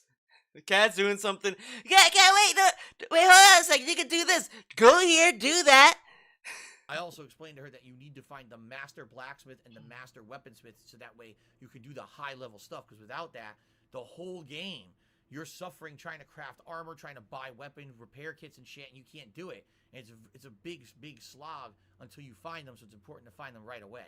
And in fact, it was funny, she did the mission to get the master weapon guy like 10 levels before she was supposed to. She treated it like Dark Souls. She was fighting enemies that like killed her with 2 hits, and she took her long to do it, but she pulled it off, and she unlocked the armor way early, so she was able to buy all the kits and Wait, you're telling me Cat enjoyed the challenge of fighting enemies that were higher levels than her? That is more fun than you could get from a DSP stream. I'm starting to think she's more of a gamer than him, actually. You know, someone I know. Was it bruh? Oh yeah, it was bruh. Shouts out, but you know, you say that Cat you didn't understand the mechanics, but she at least was like, oh, I'm gonna fucking challenge myself and had fun with it. DSP would see that and be like, oh, it's like 10 levels above. I'm not gonna fucking do it. She's rough to watch. Yeah, she's probably one of those people that's fun. That's just, hey, she's a gamer but not a streamer. I've seen some of her streams. I kinda wanna do a video on Cat's Persona 5 stream.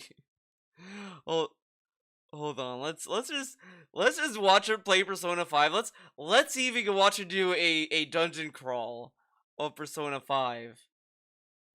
POV. What is this?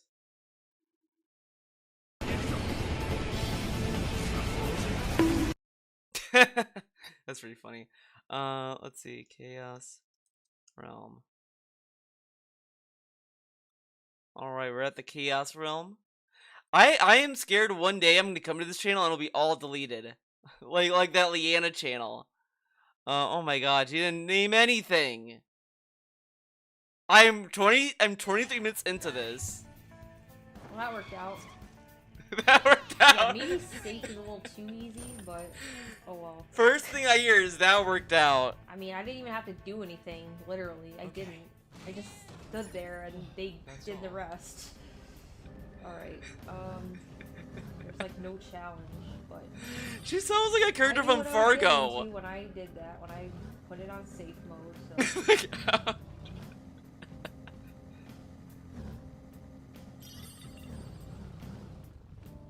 Alright.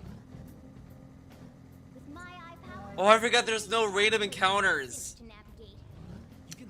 You know, and like I said before, I don't even like playing on easy in games, but with this game in particular, I don't know. I wanted to experience this game because I never played Persona game before, so... And I guess a lot of people say that, like, I guess even Oh my god, the fucking meme! I can't believe. I can't believe. She said the same shit. The same fucking shit DSP said. Hold on. We're gonna go on a fucking field trip. Oh my god, I gotta see DSP's Persona 4 gameplay. The beginning of it. Holy shit, I have to watch it now.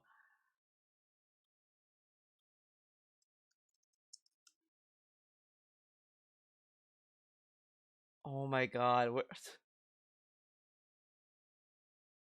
Persona 4 epilogue. Oh, he did an epilogue for Persona 4. Oh my god. Oh, I gotta watch that too. I beat that game. I need to watch it now. Where's part 1? Oh my god. I'll have to type in part 1. I have to hear what he says about the difficulty at the beginning. I've got them fixed. We should fix it. It's coming. It's memory cut.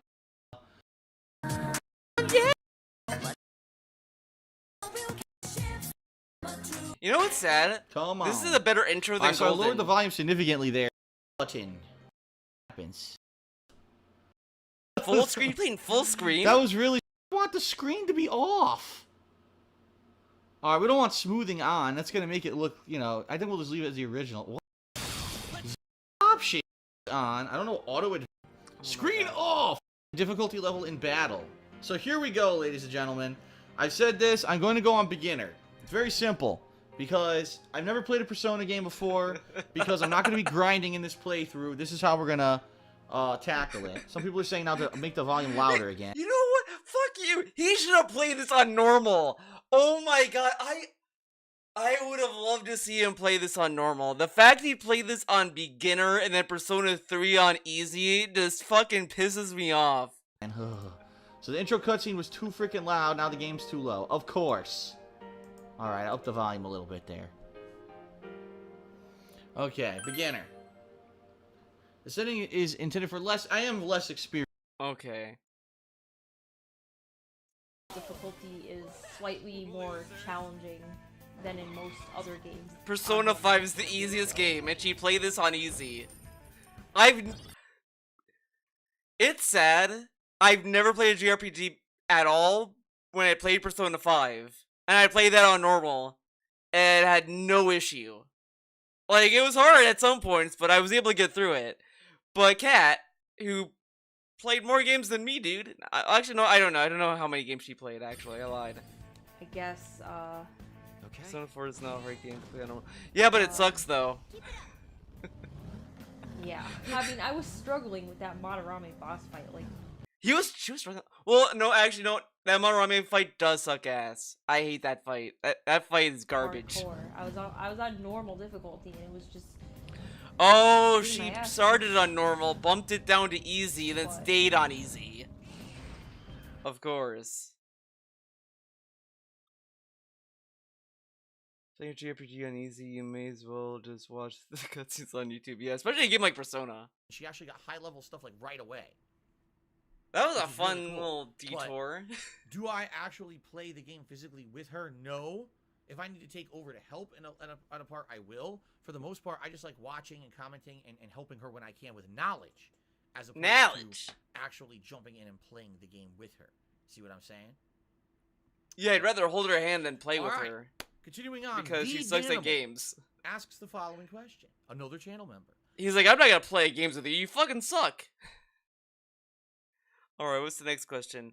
When not streaming, do you ever play games? Of course I do. I'm playing SMT5 off stream.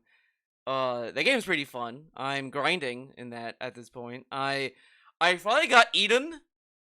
Hey, pro tip to my SMT homies. Get Eden. IDUN or Edom.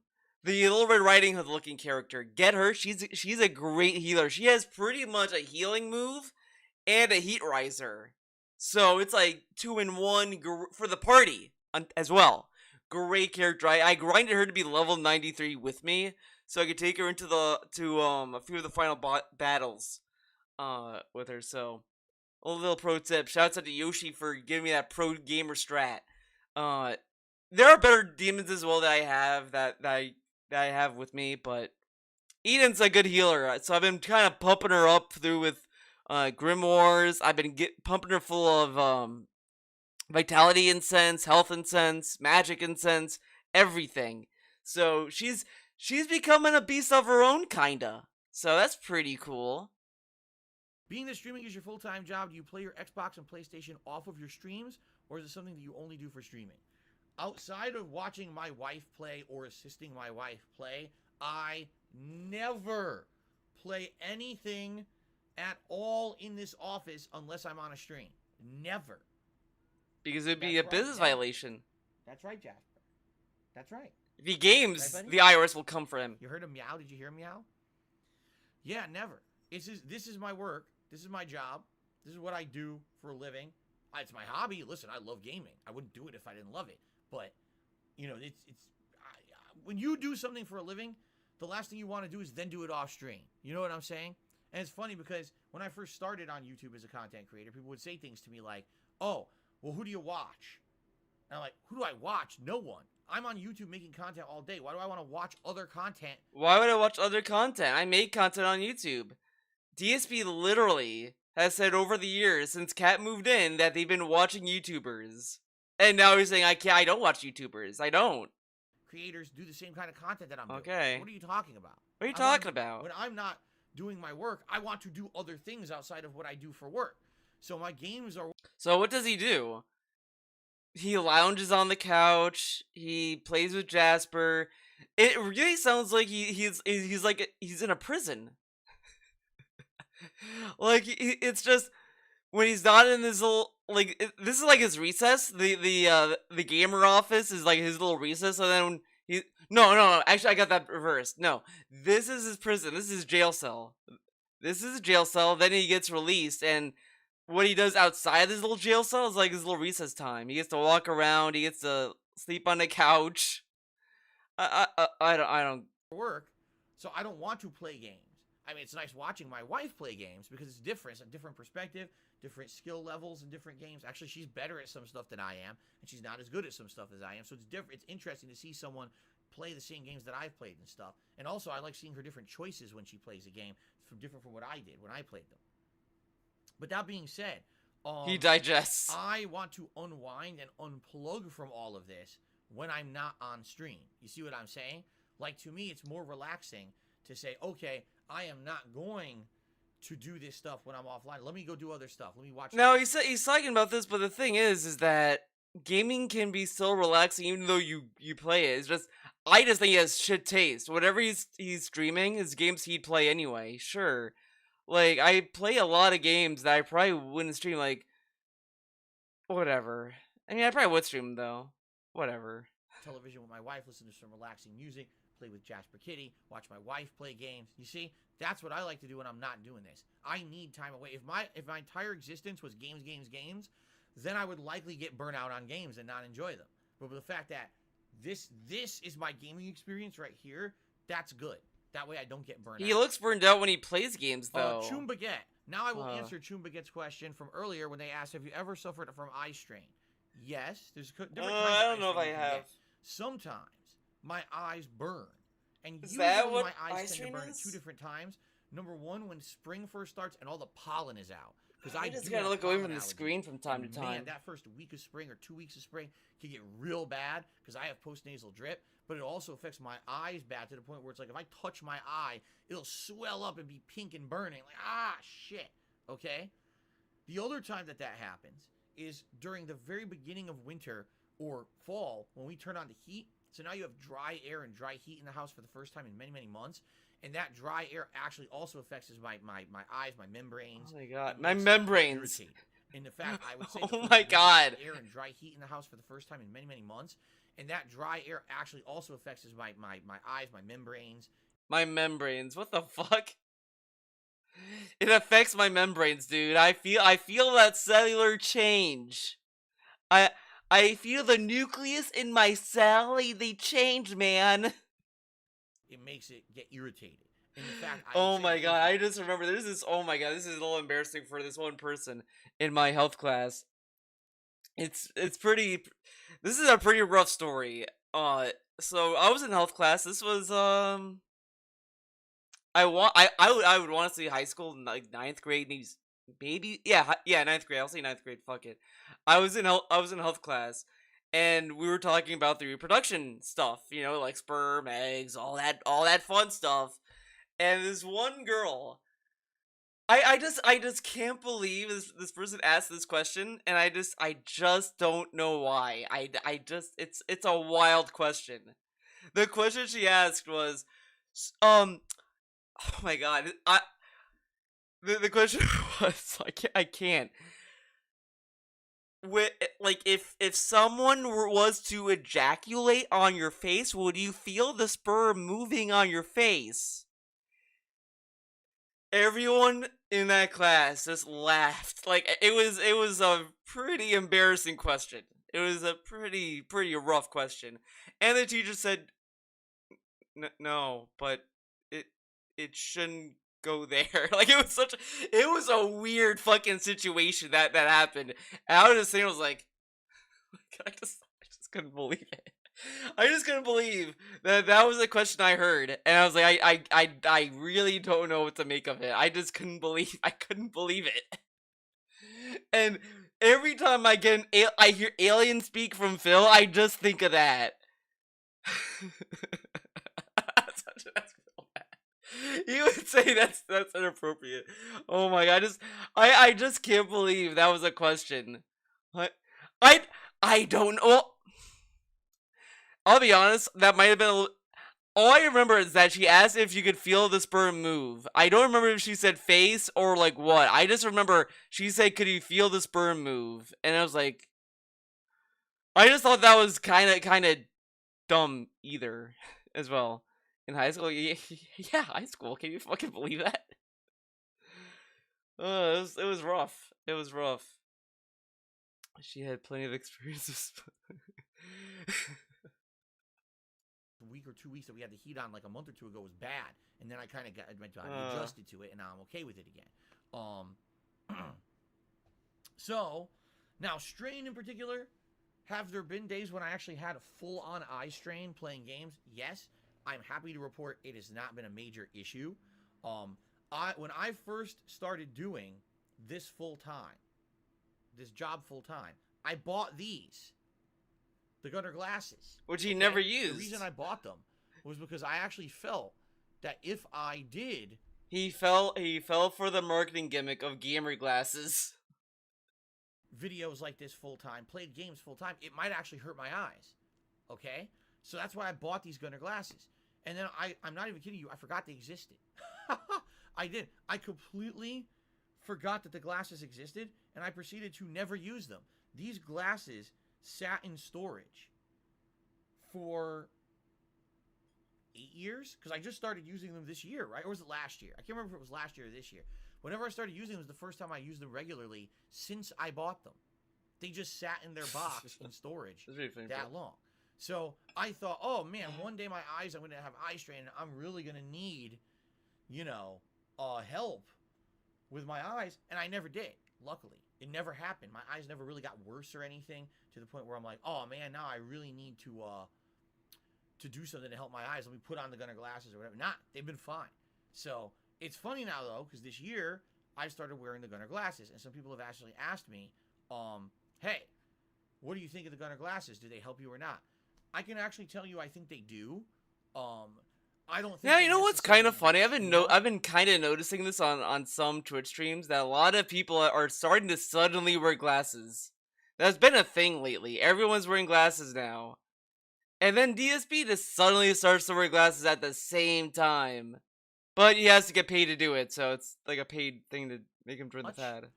But they definitely help a little bit. Like every once in a while, I remember I'd have a day where I'm like, oh, my eyes are burning, or oh, my eyes just feel like, they're bugging out. I don't usually get that feeling that much anymore, and maybe it's because I wear the glasses when we hit the tip skull or not. I don't know. But certainly it feels a little bit better than maybe without them. I mean, I'm just speculating.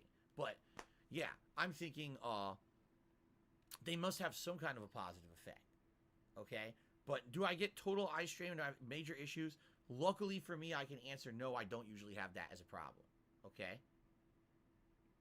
Okay? Okay. All right. All right. Cool. Cool. It's time for a festive holiday sweater, guys. And I take the hat off. By the way, guys, DSP lost a lot of weight. He lost a lot of weight. Look how skinny he was so fat back then. Now he's super skinny. What a great angle to get. What a great angle. Whew. Very nice. Now,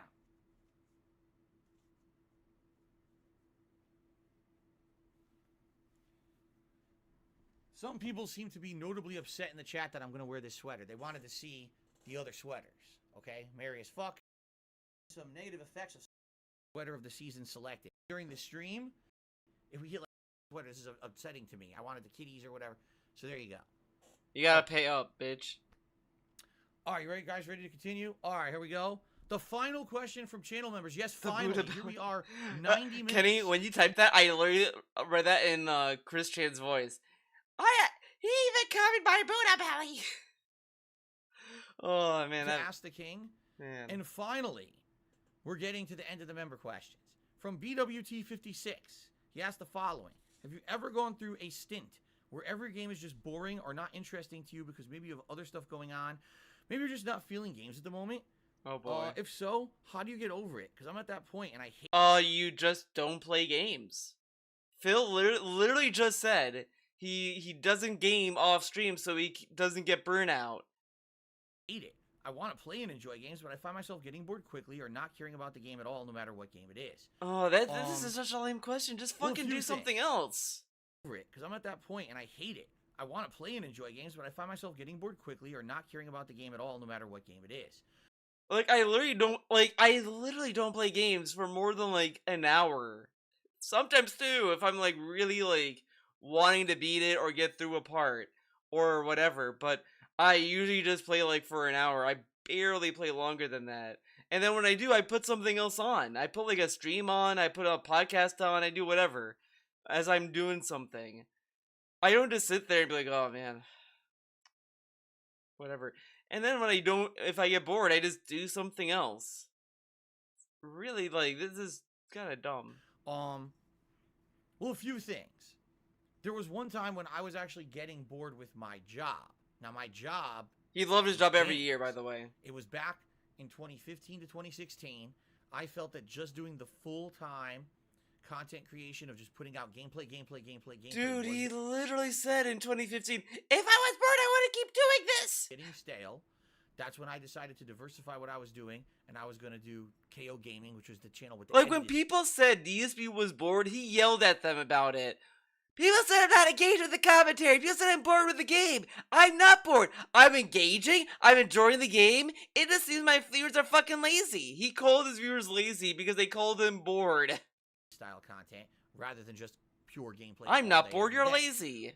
At that point, I was actually losing my passion for what I was doing. I was very bored with it. I felt like it was the same thing every day. I was tired of talking to myself playing games, you know? Now, I foolishly could have just been a full-time streamer and decided to interact with my audience, but I was very stubborn back then, believing that I could make it work as a YouTuber and not a streamer, and that was really stupid. I feel if I had jumped on the streaming bandwagon a little bit earlier, maybe things would have been different in a positive way.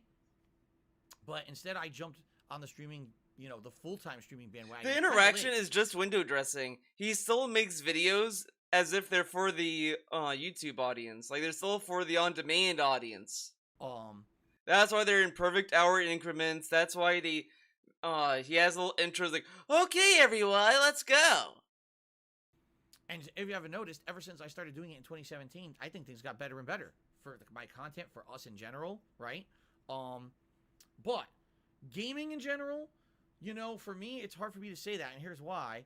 Getting tired of gaming in general, because remember, for the longest time, I wasn't playing video games. I would say in the 90s, I absolutely loved home video games. I thought that they were amazing, SNES in general. Because, remember, for the longest time, I wasn't playing video games. I would say in the 90s, I absolutely loved home video games. I thought that they were amazing. SNES was my favorite console of all time, but then I owned a PS1, I owned a Dreamcast. That whole era was amazing.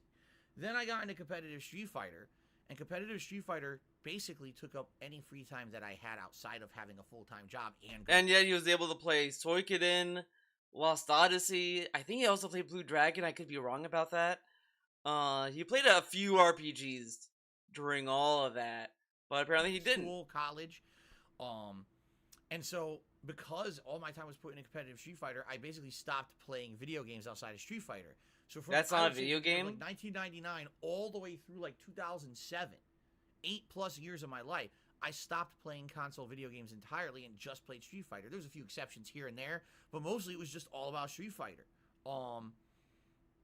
Then when I came back from that and I quit competitive Street Fighter in 2007, I re-immersed myself in gaming, and I was blown away by games like GTA 4 and Mass Effect and Bioshock. I couldn't believe how good games had gotten in the 8+ years that I had kind of skipped out on them. I came back, I was like, what the hell was I missing? Look at all this amazing gameplay and stuff that's out there now. Okay? And then, you know, let's be honest, then in 2008 I became a content creator, right?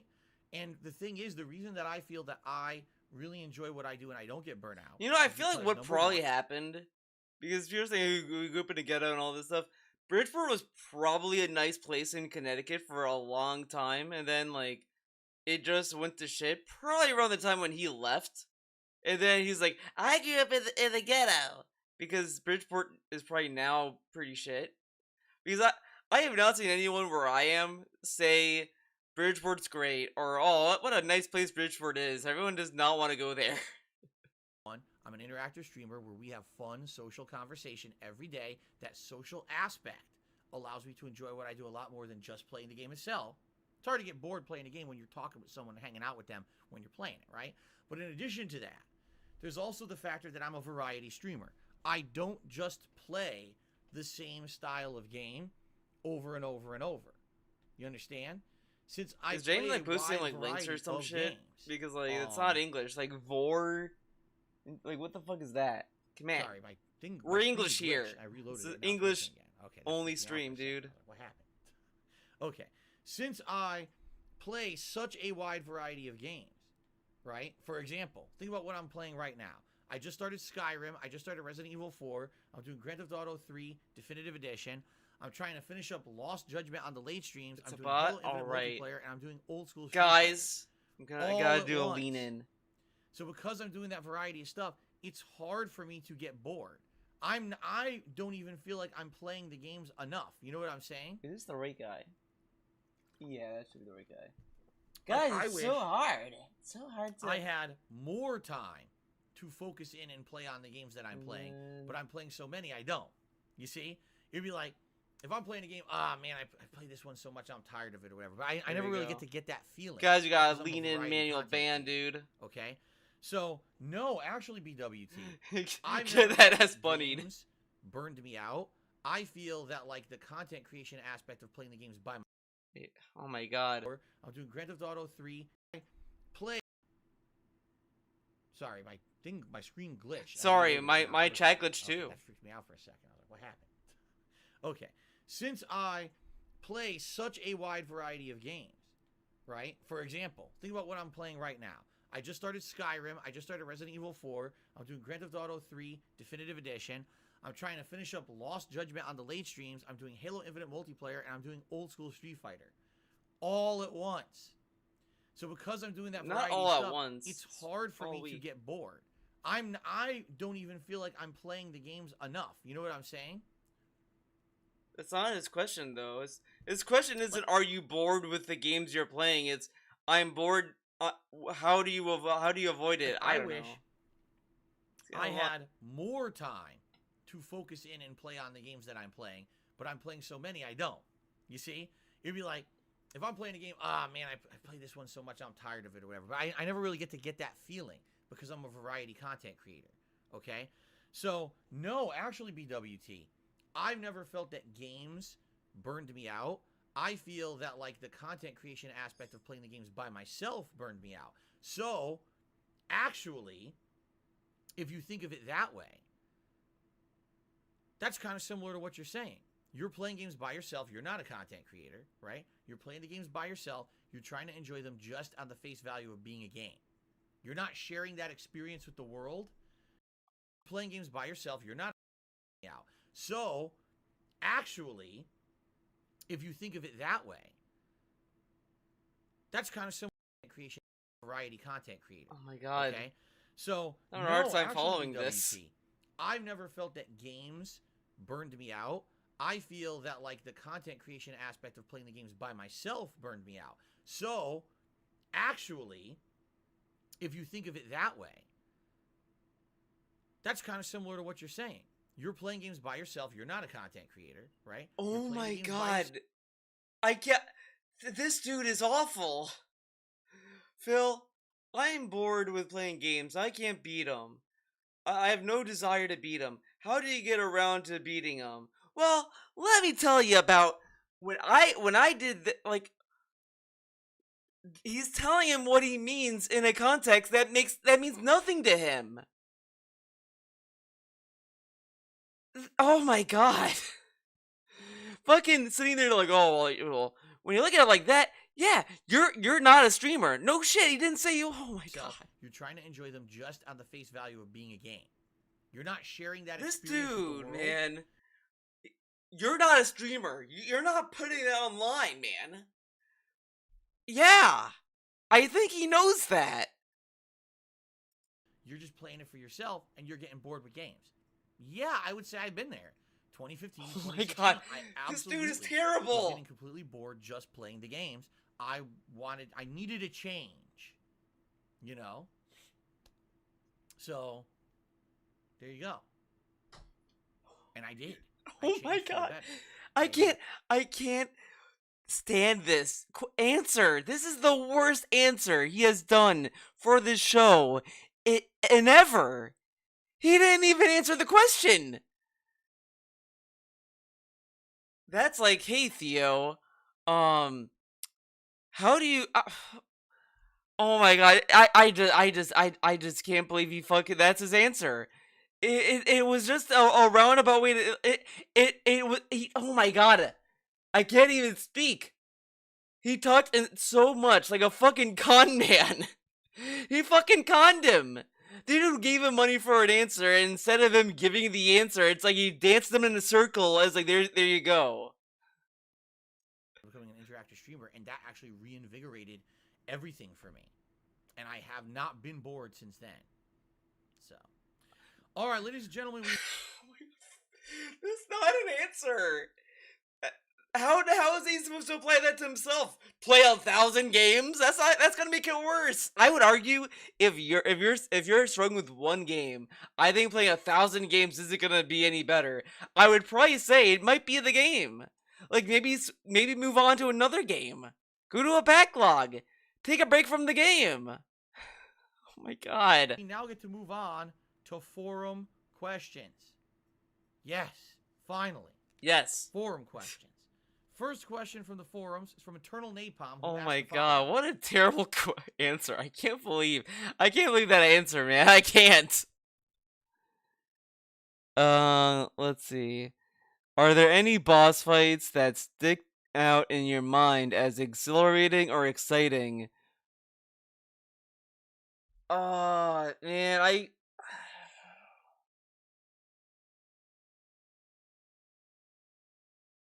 I would say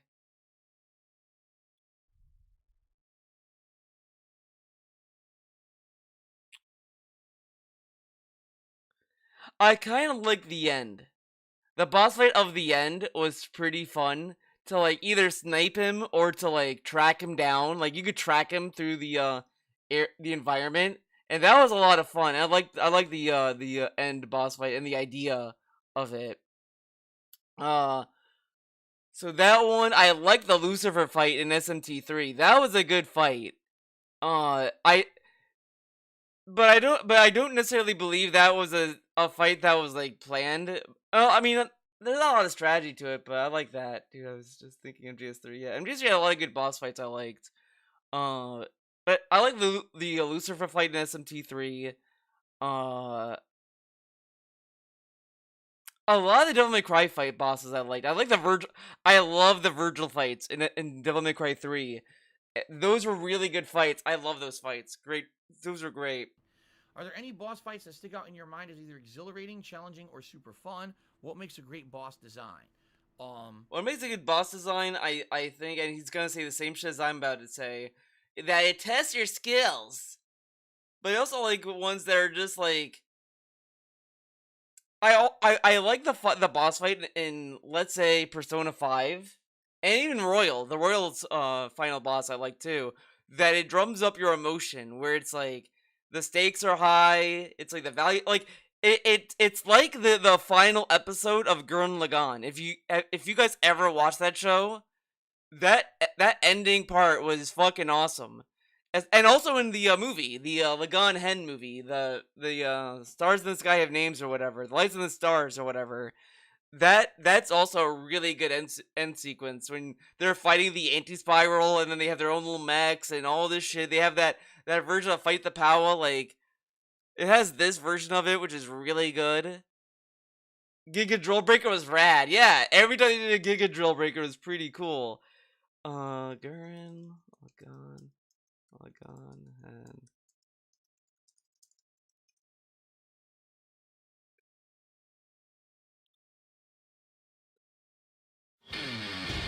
yeah, see, this one's rad.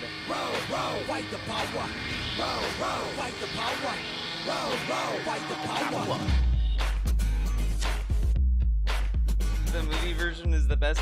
I like the movie.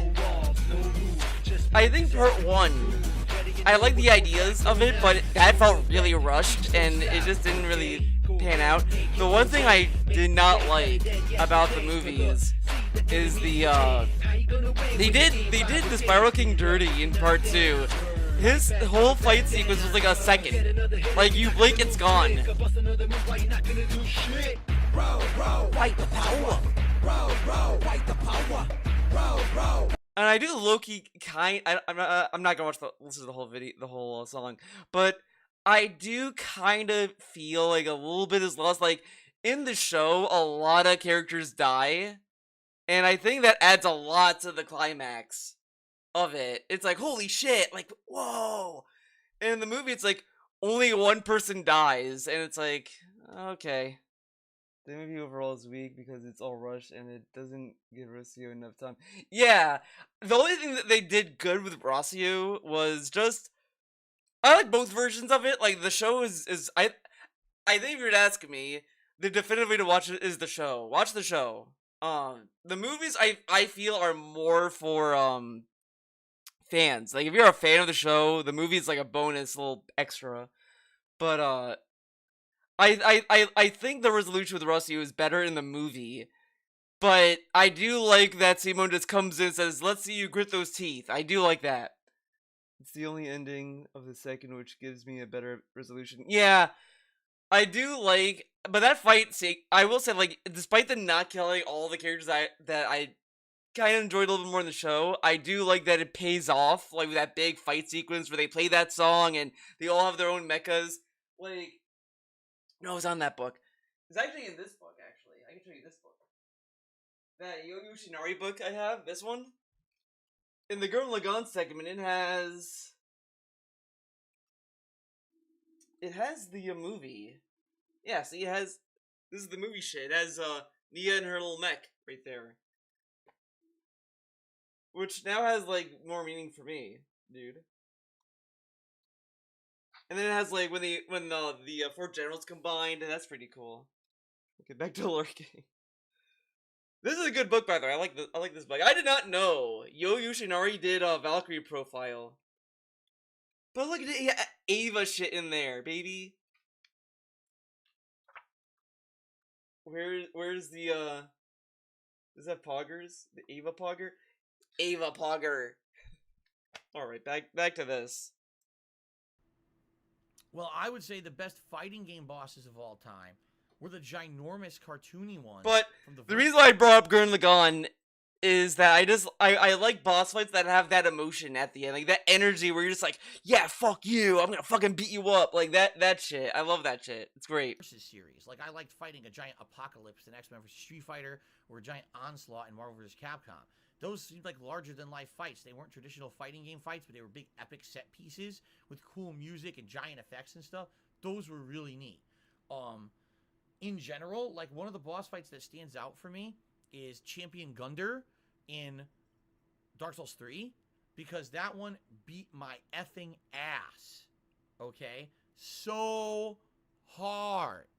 It beat my ass. I died for like 2 hours straight, if I remember correctly, right? Before I finally the whole show is hype. I love Gurren Lagann. Why do I like I'll be honest, I Even just rewatched it and I want to watch it again. 2 hours. I just watched the movies. They believe that boss is completely and I want to fair. watch it again. There is nothing unfair about Champion Gunder. he's just a fucking badass. And you have to learn his patterns. You have to master the systems of the game if you're going to beat it. In fact, the first time around when I played Dark Souls 3, I had a bad build. I didn't really understand the systems of the game. I went and got my ass beat for 2 hours. The second time around I played Dark Souls 3 years later, I had a better build because I understood it. I knew the systems of the game, and I beat him relatively easily. I think it was the second shot. I think he did beat me once, but I think the second try, I killed him. And everyone at that point was built up like, oh, this is going to take 4 hours, and I beat him. You know?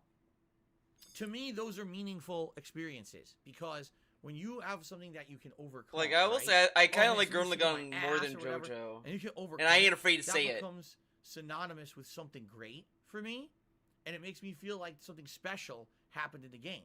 A big overcoming moment, right? When fucking Ludwig beat my ass 100 times, everyone laughed. When I went back to that DLC later in Bloodborne, and I kicked his ass not once but twice, and then I went. By the way, he played Ludwig the first time on New Game Plus, which is harder, and then he played Ludwig again on normal.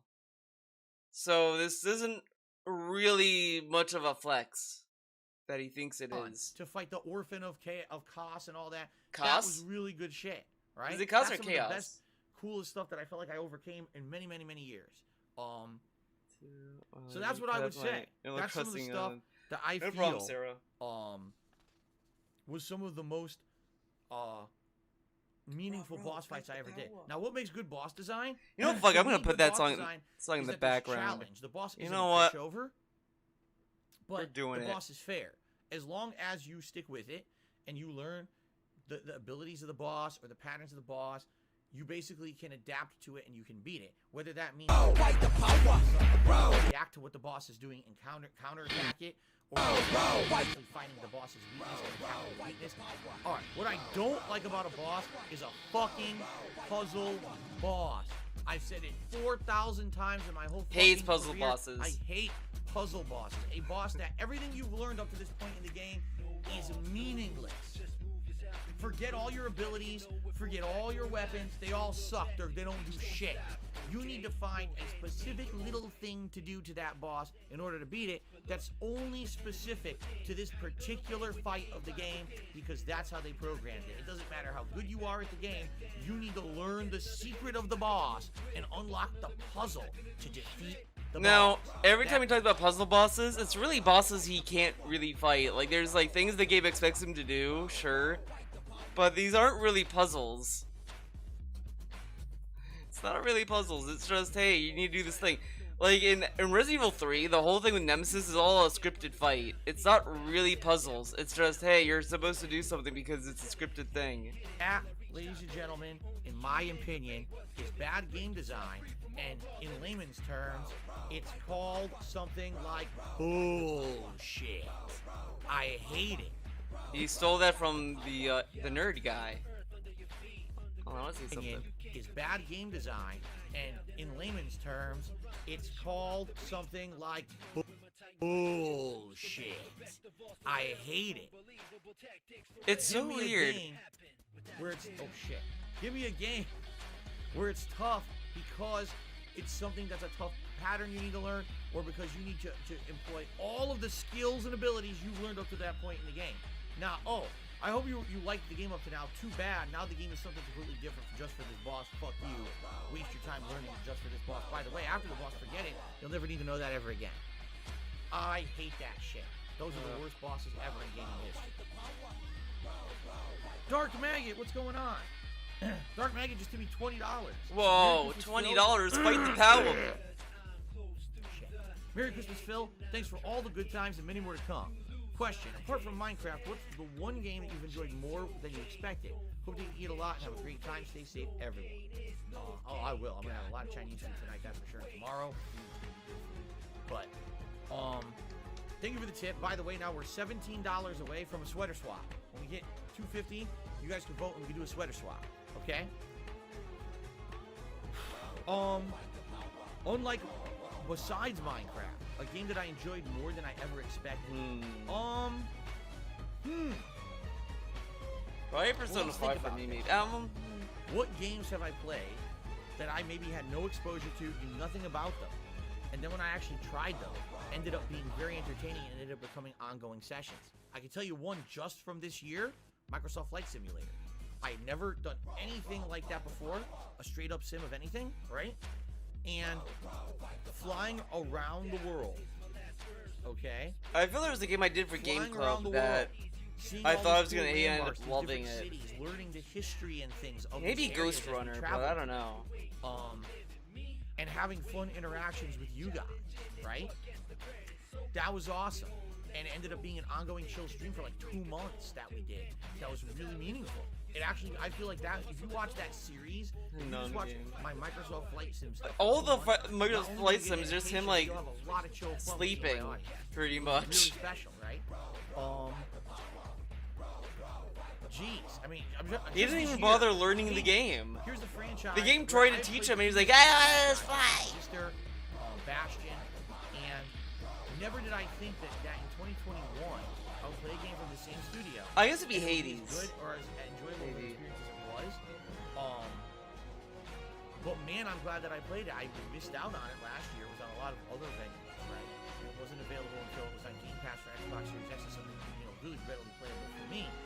Playing out, damn, I missed out. This is an outstanding plot, amazing gameplay, the complexity of the different weapons, upgrades, and all the variables involved in it.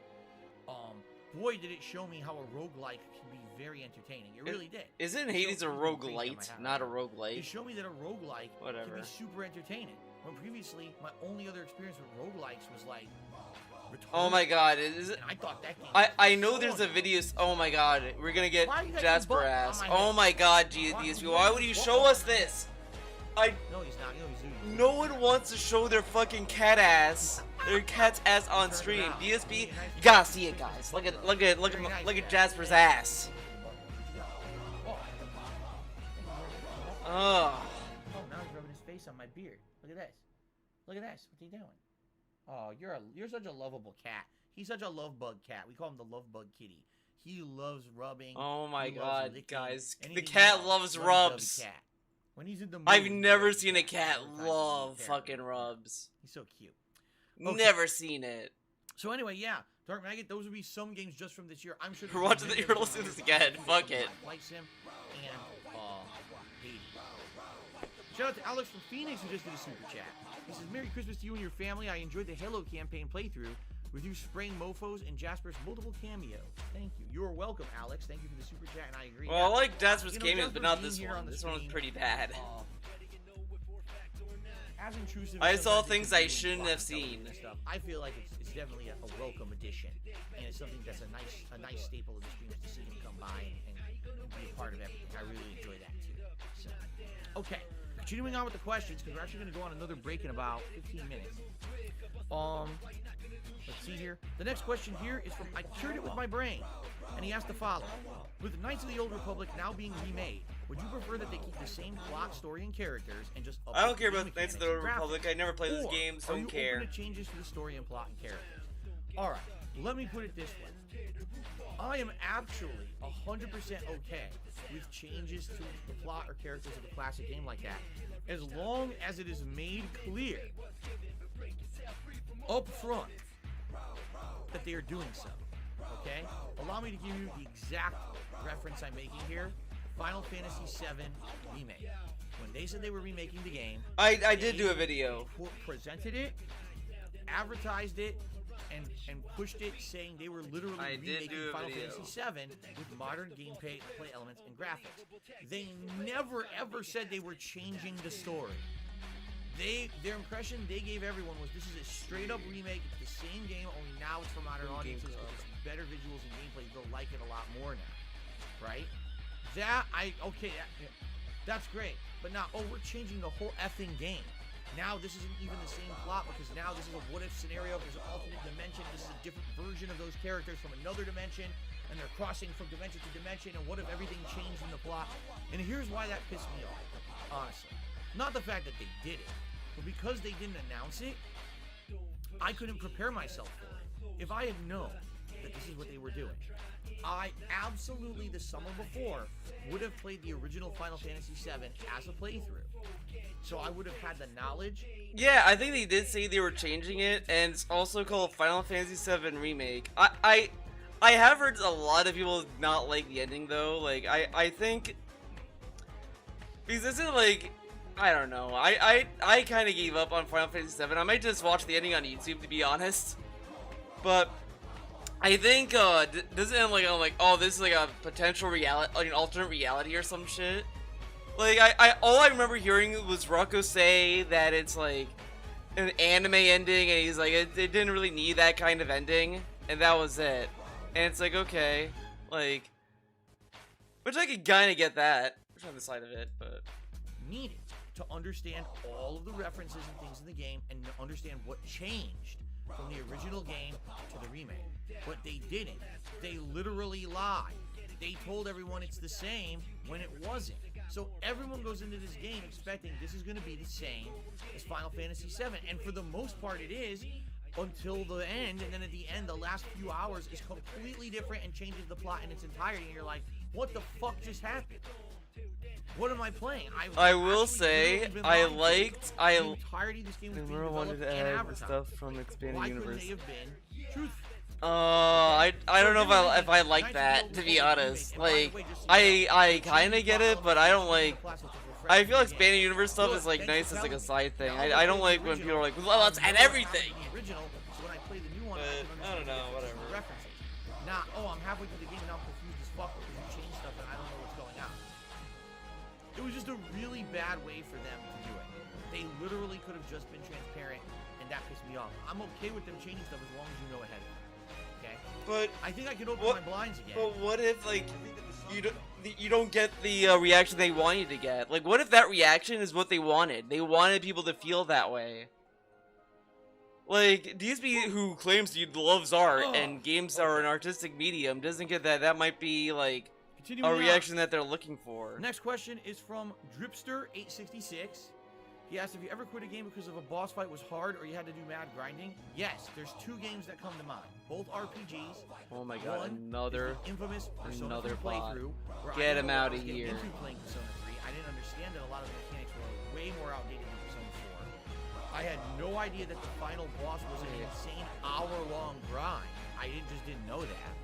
And if you get to the end of this boss, there's an RNG factor where the boss can do random status effects. And because it's RNG, meaning it's randomly generated, it's not, oh, the set pattern creates this effect. It's just, random stuff happens. You can get to a situation where your party cannot recover. Okay? Now, it takes an hour to get to this part of the fight. Wait, what? At the end of this boss, there's an RNG factor. One is the infamous way for them to do it. They literally could have just been transparent, and that pissed me off. I'm okay with them changing stuff as long as you know ahead of time. Okay? I think I can open my blinds again. Whew. Oh, okay. Continuing on. Next question is from Dripster866. He asked, have you ever quit a game it's because fine. the boss fight was hard or you had to do mad grinding? It's fine, Emily. Don't worry. I'm just going to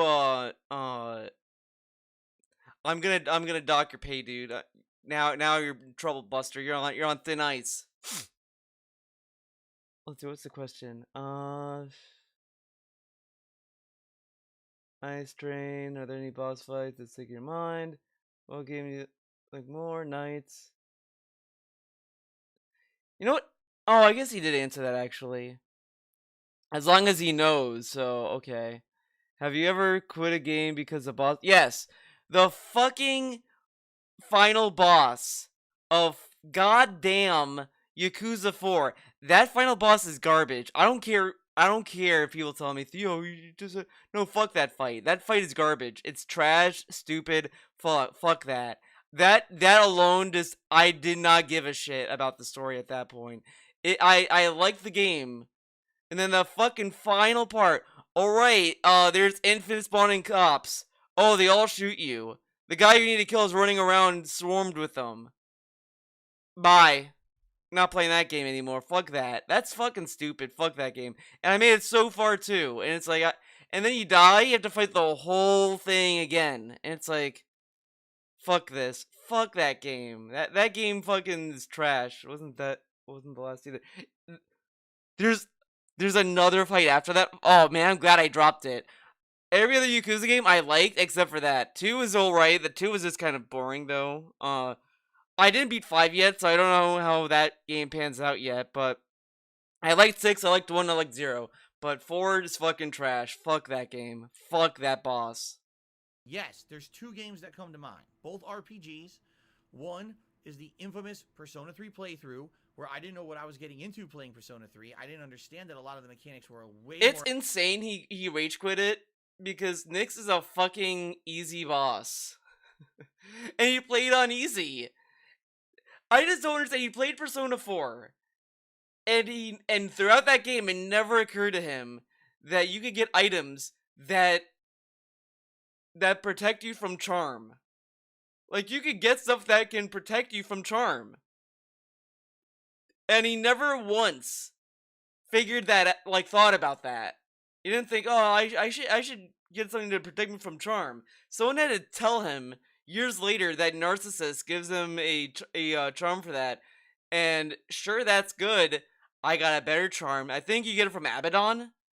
If you grind him, you get the fucking tyrant thing or whatever the fuck that item's called. And it's a really good item. It protects you from everything. It's great. more outdated than Persona 4. I had no idea. Yeah, it makes this way easy. Hour-long grind. I didn't know that. And if you get to the end of this boss, there's an RNG factor where the boss can do random status effects. And because it's RNG, meaning it's randomly generated. That Demi-Fiend fight is rough. I tried that fight for the fun of it. Like, I knew I wasn't gonna win. I just knew I was gonna die. I knew I would. It's like, yeah, I was like level 80. And it's like, yeah, I know I'm not the right level for this fight. I just want to see you. I just want to see it. I just want to see. Everyone's been talking about the Demi-Fiend fight. I just wanted to experience it. I started it. Demi-Fiend summons his little party members. And then just wipes my party immediately. It's like, holy shit, I couldn't even look at the fucking menu. Just cleared my whole party. This effect, random stuff happens. You can get to a situation where your party cannot recover. Okay? Now, it takes an hour to get to this part of the fight. And by the way, it's fun. You get to fight all these different phases of the boss and everything to get to this part. And you're like, wow, this is so cool because I used all my abilities, all my knowledge of the game up to this point to get to this point, and now let's finish the boss for good. Oh, random status effects. Oops, half your characters can't move. The one character that can restore we got another fucking confused, bot. They can't fix it, so you're fucked, dead. Okay, replay from the start. Who's gonna get it? What? First, is it gonna be me? Redo the whole boss fight from the start. Takes an hour to get back to that point. Okay, maybe it was just bad luck. So I go through again, and I do this, and I get to the end, random status effect. You're fucked. What the fuck is this? Even when you know what's coming, you can't actually equip enough stuff to your party to stop the randomized status effects. You can stop 1 or 2 status effects. You can't stop every status effect in the game. Yeah, randomly generated. he's complaining about this. So because of that, but SMT is fucking wild. SMT3 in particular. Like, even 5 aside, 5 is even easier. 5 is an easier game compared to the other games. I mean, 5 has its own challenge, but it's slightly easier than the other SMT games. At least the ones I played, which is only 3. 3 is fucking wild. The fucking Matador fight just straight up that fight pretty much tells you, hey, you better fucking learn now or it's over, because you can get fucking trash. You get fucking bodied by trash mobs. Like, there was one mob I got, and it's like, and these were like low level enemies. I was like, okay, I should be able to handle this. And they kept summoning like 10 enemies or whatever the fuck. They summoned a lot of fucking enemies, and they all like seconded me all the way to the limit. And I'm just like, oh my god, I need to run. I need to escape this fucking encounter because they're gonna kill me. Because I tried one time to fight us because I thought, they're underleveled. Fuck it. I kept missing, and then they just kept landing hits, and it's like, okay, I need to leave. There's no way I could bother with this. It's fucking rough. Some ambushes can fucking ruin a run so bad. At one point, you're gonna get fucked. Now the funny part is, I think I heard about that boss. The end of Persona 3 and beat it on the only thing I heard about SMT4 is that a lot of people do not like the smirk system because it's a level of bullshit with its RNG. That's what I was watching a video. I think his name's like Nam something, he talks about SMT4. He talks about like a lot of Persona games and all this stuff. And one of his SMT4 videos, he talks about the smirk mechanic. He says it's kind of a fun mechanic, but it's also kind of bullshit because it pretty much gives the AI like the tools to win, pretty much. One go because they didn't get a bad It's combination rough. of status effects, and they just done. They love the game.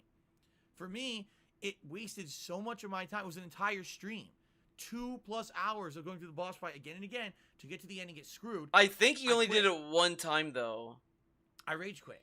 I don't think he died because he does have a cheese item in Persona 3 that responds to you immediately, but I don't think he got a true game over because he was basing it off of like how many times he's going to fully heal the boss is when he quit. It wasn't that the boss kept killing him, it was just he kept healing the boss. I'm doing this. This is a waste of my time. I'm too frustrated. Maybe I'll come back at some point and I'll beat it. And I did. I actually did come back and I beat it. What was it, like a year later? But most people will actually never admit that. Some people to this day say, oh, you rage quit Persona 3 and you never beat it. But I did. I went back and I beat it much later. He What? beats it much later, but did it really matter? Think about this. Persona 3 is a big story. Like, I don't even think he gave a shit about the fucking story at the end. I want to see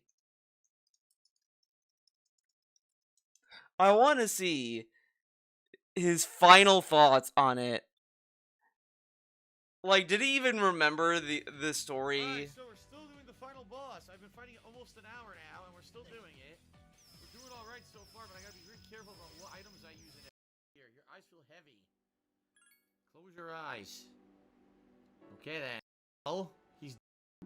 Why did he die? What? Why did he die? Why is he dead? Why?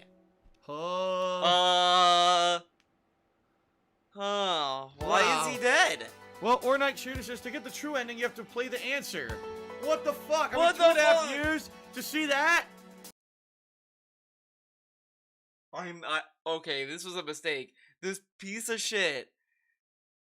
Did he need like his handheld to know like what do you think the final move was? He watched the ending where all these people are like, oh, you gotta give her all this stuff. He fights the true form of Nyx to seal it or whatever. What did Phil think happened? Now, of course, you have the meme of like, well, Theo in Persona 3, the answer, he became a door, so he's not really dead. What kind of life is being a door? He's dead. I'm sorry, him becoming a door doesn't mean he's alive. He turned into a door. He became a fucking object. He turned his life energy into a door. That's pretty much being dead. He's not gonna walk around and hang out with Mitsuru anytime soon. He's a fucking door. I waited 2.5 years for that? Are you fucking shitting me?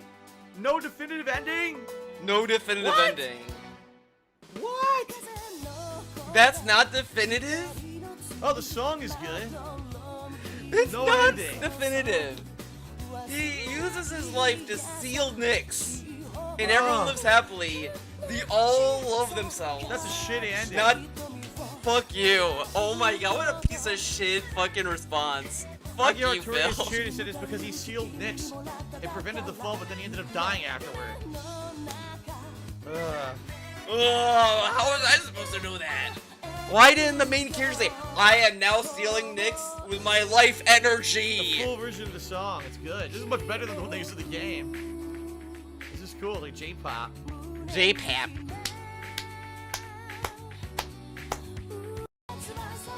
But he's not even talking about the story. The credits. He just is telling us he Now, with the loves. end of the game. I don't care that the protagonist died. What a shame. It doesn't matter. Doesn't care. All right. So that's probably why people don't consider that he beat the game. He didn't give a shit. He just played it just to beat it for the sake of it. He didn't beat it because he wanted to beat it or that he cared about the game. He just beat it because he just wanted to spite people. Ugh. Because they're stupid. They never went back to actually find out that, yeah, eventually I cooled down. I wanted to beat unfinished games, and that was one of the infamously unfinished ones that I had done, and I went back and I beat it. Okay? Now, compare that. All right? Compare that With what? with something completely different. Okay? Okay. Compare that with something completely different. Final Fantasy 13 3 Lightning Returns. Okay? Everyone's favorite series of games. Everyone loves Final Just Fantasy listen 13. to how fucked up and stupid this game is.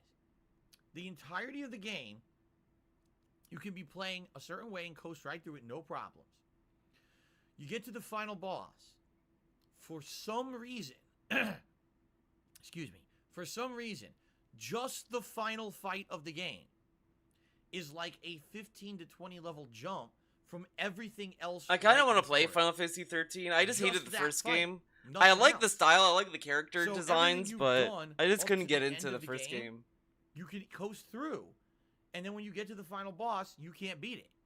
The game actually expects you to go back to the next. I kind of of feel 13.2 is better. not for I think 1 that's a hour, good one. I feel not for that 2 that hours, is probably what people but like for more. 5 to 10 'Cause I heard some hours things about 13.3 that to I gain wouldn't the like. levels necessary. 'Cause I think to 13.3 then has go a back time to the final boss time and beat limit, it and and see that the ending. might be rough. Now, if the game were good, maybe I'd be like, oh, okay, another 5 to 10 hours of grinding, cool. I'll relax, I'll chill, we'll go through it, and we'll have a good time. But the game sucks, right? The game is absolutely terrible. It's the worst of the 3 Final Fantasy 13 games. The combat is not as good as the previous 2. The game itself runs like shit. It's just not a great game at all. The plot is god-awful. So for you to have to go, wait, I suffered through this entire game. I played it for like 40 to 60 hours to get to this point.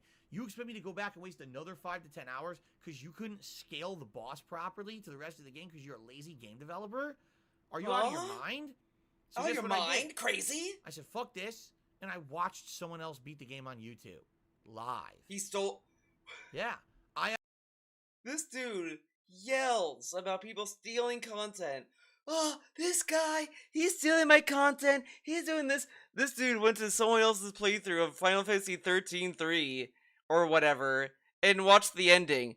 Wow, DSP, you stole content. What a thief. I actually played. He needs to go to the end of jail. Someone else's Arrest him. playthrough on YouTube to see the ending. And what the hilarious part was, the ending sucked.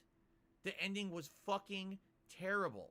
And I was like, I'm glad I didn't waste my time grinding 5 to 10 hours to see that terrible fucking ending of this game. And I just ended my playthrough and said, fuck this, I'm never playing it ever again. And I do not regret it.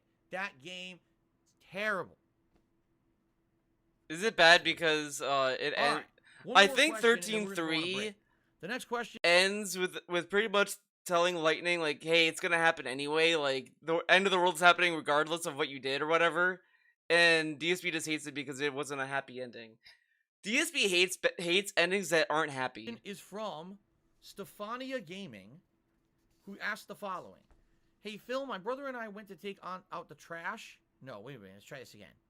My brother and I went to take to the trash some things that we had when we were kids, like some toys and such. Some of my dolls look so vintage that I might decide to resell them. I was curious about which type of toys or retro stuff you had when you were a kid. And also, what would you do with your friends to pass the afternoons?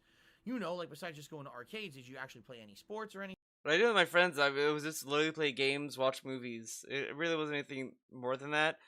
The toys I had, I had Toy Story figures. I had Batman.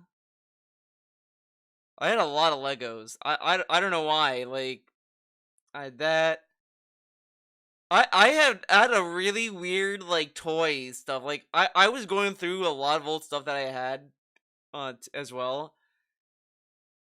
My toys made no sense. Like if you look at the toys I had, you probably think that I was all over the place. It just I didn't stick to one thing. I didn't like He-Man, I didn't like Thundercats, I didn't like Captain Planet.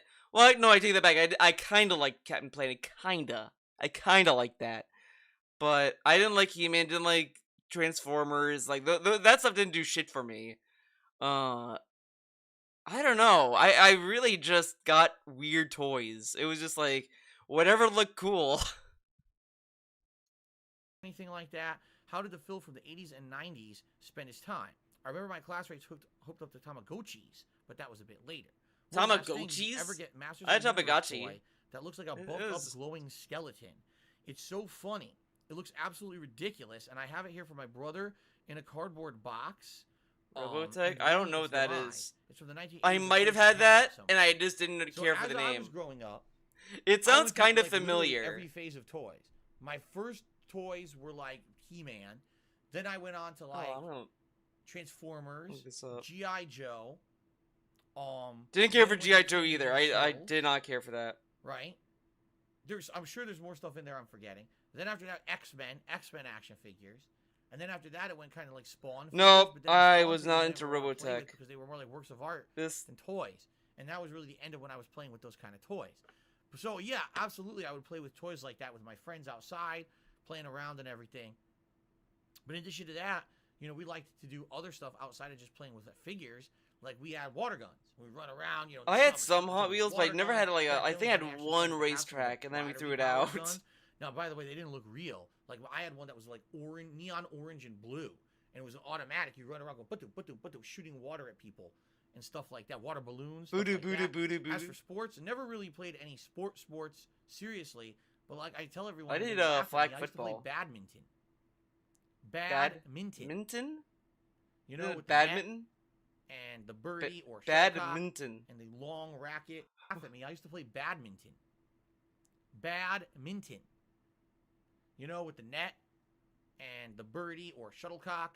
Shuttlecock. I've never heard anyone say shuttlecock. Of course, DSP knows what a shuttlecock is. Come on. And the long racket with a small end. You would strike the shuttlecock back and forth over the net.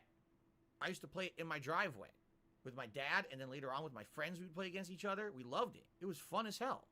I had a long driveway when I was a kid, so it was a lot of space to do stuff like that. Anything that was like a long field kind of a deal. But I've heard There's a lot birdie of more space to than do it. than We'd take the cars out of shuttlecock. the driveway, put them on the street, we'd I play think I in the know why driveway, I heard which was really fun. birdie more than shuttlecock. So, Cack.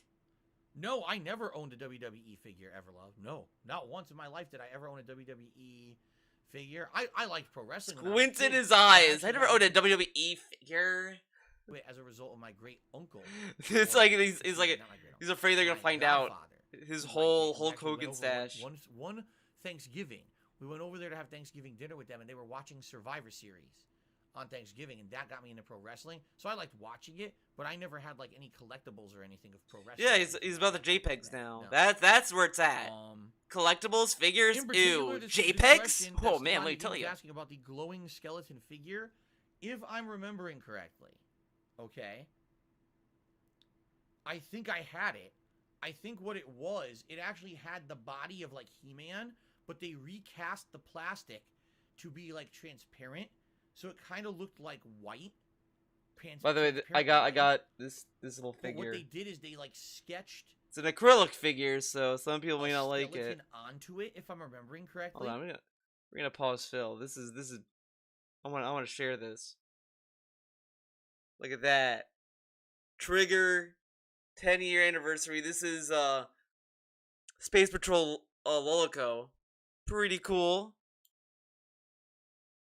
This is from Twitch. Get this out of here. Yeah. And it had the head of a skeleton, but it wasn't. The thing that threw me off about this thing, it was a skeleton with a buff body and the head of a skeleton, but it wasn't Skeletor. I thought, if I remember correctly, when I got it, I thought it was Skeletor. I thought it was like It's a really version good of show. It's a Skeletor. miniseries. But It's it like wasn't. it It was was for their something else. 5-year Now, if I'm anniversary remembering 2 correctly. years ago. They did a show Okay. called Space Patrol Um, Lolico. It's a free show. You can watch it on The Crunchyroll for prominent free. feature of that It's 7 figure minutes each was that episode. if It's you really left it good. out I in the liked it. sun Liked it all more than I day, thought I would. or under a lamp all day. It might be on then YouTube, if you but turned I the watched it on lights off, Crunchyroll. It glowed in the dark. Sadly. So it was a glow in the dark figure. But none of the other He-Man toys glowed in the dark. So what was the point of having a glow in the dark figure if you turn the lights off and the only toy you can see out of all the toys you have is the one? You can't play with the other toys because you can't see them because you're in the dark. You see? Maybe, They're like, oh, whatever. well, I'll turn on a flashlight. Then why do you need the glow in the dark figure if you're turning a light on? You see? So the whole Nice premise imagination of he the figure has. didn't make sense. You know what I mean? It didn't make sense at all. Well, what about this? because What about You this, can't Sponge the play with Bob? your toys in the dark. You can't see them. Yeah. Look at that. Anyway, I think if I'm remembering correctly, Yeah, that's I think that's what a that's it was. a It was naked moving lady dart, I wrapped think. up in cords. Okay. All right, guys. It's time for our second break of the show. This will be about roughly 5 minutes. It won't be a long break. All right. When we come back, it'll be the finale of Ask the King. We basically have just a small amount. Okay, part 3. You can actually see, and this is actually not me staging this. The lights on my head are the final holiday theme stream I'm doing, right? And the lights are dying. The batteries are dying. That's why it's not twinkling actively as much as it was. I do have a gun. I do have one Gundam. One. Welcome I have to the one. conclusion of my Christmas And then I Eve lost Ask it. the It's King somewhere. special. I'm sure I can find it. I think I know where it This is is. the final segment. There's already been 2 other segments. If you're watching on demand on YouTube, all right. Thank you guys for all. Do you know what part 3 means, guys? The guy. Okay, the guy did come in. Archer probably did this for me. Thank you, Archer. He's a homie. What's your opinion on games finally getting attention over hardware? Cool. Of your support during the stream. Thank you for a It's great good. holiday. This week was amazing with all the stuff that we did, and I'm really appreciative of that. Let's finish up, shall we? Okay, so the next question is from Fantasy Star PG. I also have and he asked the following question. Samus. Hey Phil, with the gaming landscape Pretty changing cool. as both Sony and Microsoft now have 20 plus studios each, we can officially say there may never again be a dry season where either And Xbox a or little coin, a PlayStation trigger doesn't have any coin. games out. I see people changing the gaming debate from what the consoles See can or that? can't Pretty do cool. to now being the focus is who has the better games because you're going to pay $70 for them. Now, compare that to Game Pass as well, because you got to compare the idea that some people are going to pay $70 for a game while other people get high quality games under Game Pass and don't have to pay that. You see? What's your opinion on games finally getting attention over hardware? That actually is a very interesting question. I'm pretty sure people are talking about hardware It was still. always about the hardware, right? It was, oh, Nintendo has the best controller and the best graphics. Oops. Well, now the Genesis does what Nintendo don't. Oh, but now the Super NES is out, and this has the Super FX chip that can do 3D graphics. You can save your games on the cartridge. The controller's better. I'm not a big figure guy. I'm not a figure guy. On CD with CD. Okay, you know what? I was gonna save this for a art book update, but I'm gonna say something. I'm gonna expose a company right now. This company is gonna be on blast. Okay, so get a load of this, right? So I got this book. It's you guessed it, an art book. It says Trigger Cross Good Smile Company. Okay, so you have this book. Yeah, it has all the art from Himaishi. He did Gurren Lagann, Kill La Kill. So it has all these like little cool little things. It has Gurren Lagann segment, pretty cool. So I was like, all right, sweet. I got this. This was 10-year anniversary book, so I got it because obviously I wanted it and it was pretty good. You can still buy it on their Trigger store. All good. Okay, so I got that. I'm like, nice. Don't have to worry about anything, right? November 2020. No, sometime in November, October, I get a notification on Twitter. I'm like, oh, okay. What's this? It's a Good Smile company Twitter. I'm like, okay, what do they do? And it's a Ryuko figure from Kill La Kill. And I'm like, okay. Look at the price is like $30. I'm like, oh, okay, this is pretty cool. I can use this as a reference. I could, do shit with it. Okay, cool. I buy that. And then guess what this fucking company does next? It's gonna blow your mind. It's this is where things get a little funky. They then release a Black Frost figure. And I'm like, what the fuck? I love Black Frost. One of my favorite demons from Persona SMT. Black Frost is fucking cool. If you disagree, you're fucking wrong. I buy that figure. And then all of a sudden, Good Smile then announces, get this, they're gonna sell a fucking Valentine figure. Valentine from fucking Skullgirls. They're doing a Skullgirls figure. Someone at Good Smile is watching me, watching my content, and they're targeting me. This is bullshit. Do you know? I didn't even know Good Smile existed until that book, and the guy tweeted me about it. I didn't even know Good Smile did that book, to be honest. I just noticed the Triggered logo, and that was it. As soon as the guy tagged me about the Ryuko figure, that's when it started to all steamroll. So I did not know any of their releases or anything because I never heard of them. The second I started hearing about them, it's like, oh, here's all the stuff you love. It's like, what the fuck? Goddamn. So if they fucking do a figure of Eliza from Skullgirls, I'm gonna lose my shit. I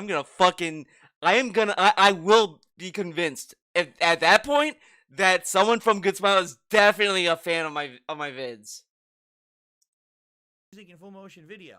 Oh, but now this one's out, but now that one's out. And every time a console came out, it was always about how did you trump Maybe.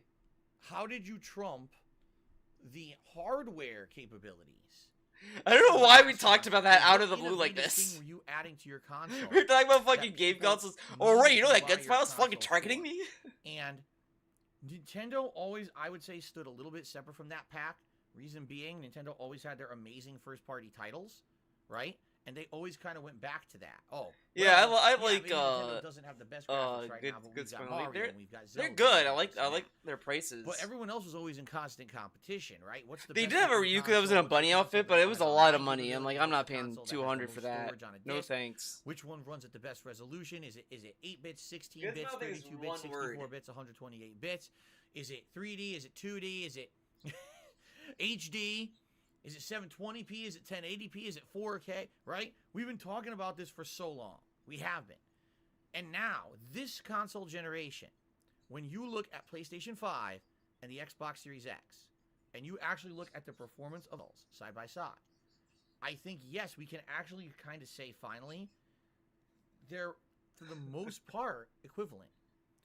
Is there really a selling point of one console over the other when it comes to the actual performance capabilities of either console? I don't think so. I think if you have an Xbox Series X or a PS5, you basically have the best console on the market. Oh, And you're it wasn't lucky, always like that Jay Kramer. at all.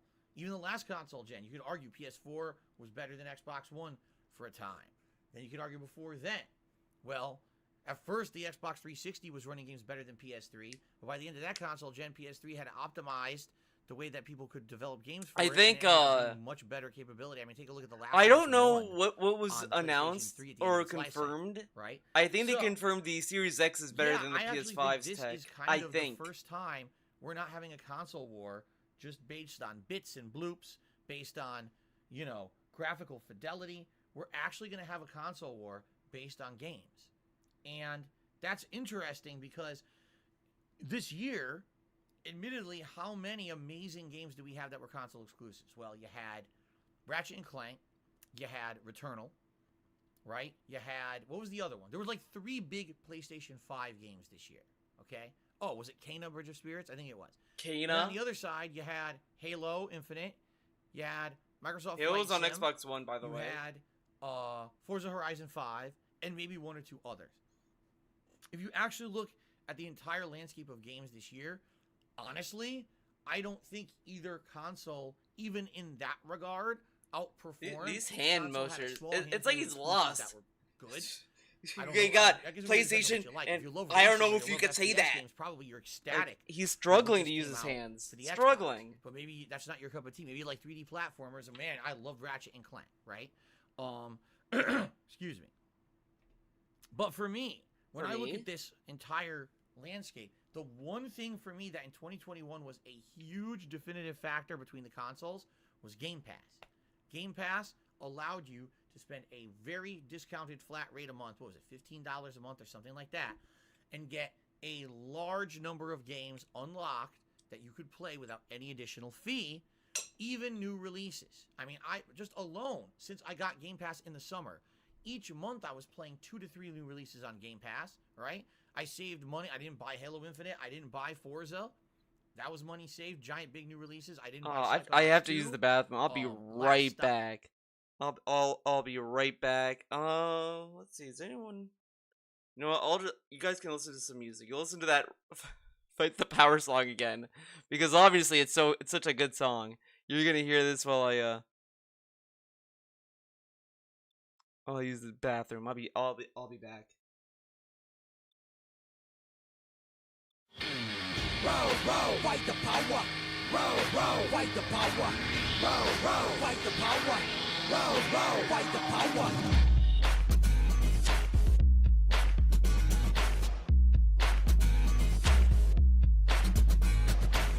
No walls, no rules, just move yourself and you groove. Whether you know it for a fact or not, don't look back till you reach, don't stop, okay? Go ahead and make your own way. Make today better than yesterday. But look, see the enemies within. How you gonna win when you ain't right within? Stand up if you're not down. Fight back, never back down. You get another hit if you're not gonna move quick. Or bust another move while you're not gonna do shit.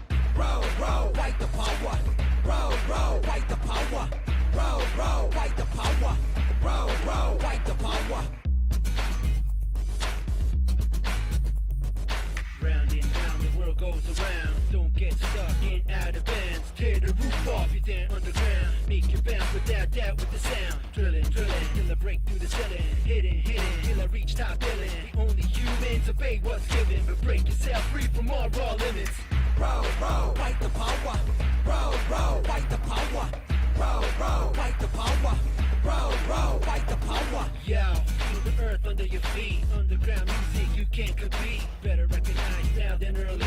The form of rock punish you off the beat. I'ma let you know with my tight mic skills. Who's the next, the best of all surreals? Unbelievable tactics for real. Gonna make it happen without a deal.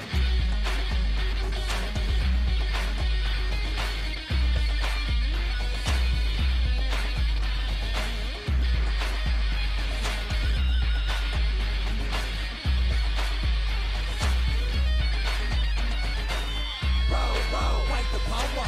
Row, row, fight the power. Row, row, fight the power. Row, row, fight the power. Don't push me, cause I'm close to the edge and I'm trying not to lose my head. Set, go for chase your game. Don't forget your face. No pain is no gain. Got no time to waste.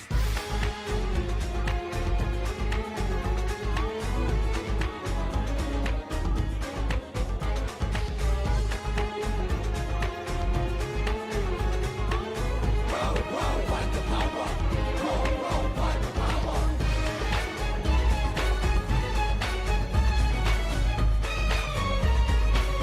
Row, row, fight the power.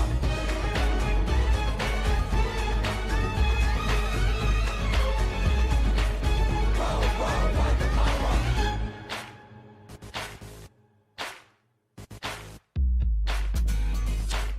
Row, row, fight the power. Row, row, fight the power. No doubt, this is my last verse. But peeps, please don't get it confused. Fresh with ideas you can't refuse. I got more bulk than 100% juice. Nah, get it, then go and get it. Live your life the way you wanna live it. Me, I don't wait, I go get it. Challenging is what gets the credit. So bring it on, let it flow. Seize the day to the next break of dawn. Till then, yes, the battle is on. You see what I mean when the hustle is on. People, it's time to fight the power. Break the breakable and climb the ladder. Yeah, let's go switch the weather and show forecasters who's the go-getters. Row, row, fight the power. Row, row, fight the power. Row, row, fight the power. Row, row, fight the power. Row, row, fight the power. Row, row, fight the power. Row, row, fight the power.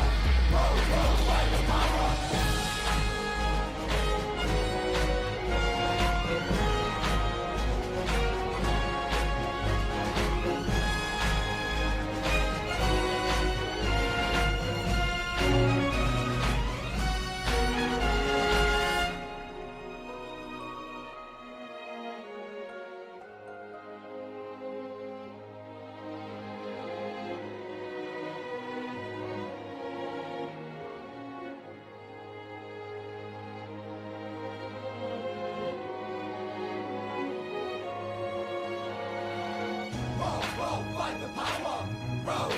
fight the power.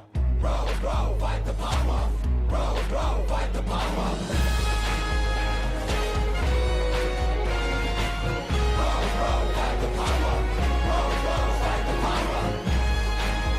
Alright, I'm back, guys.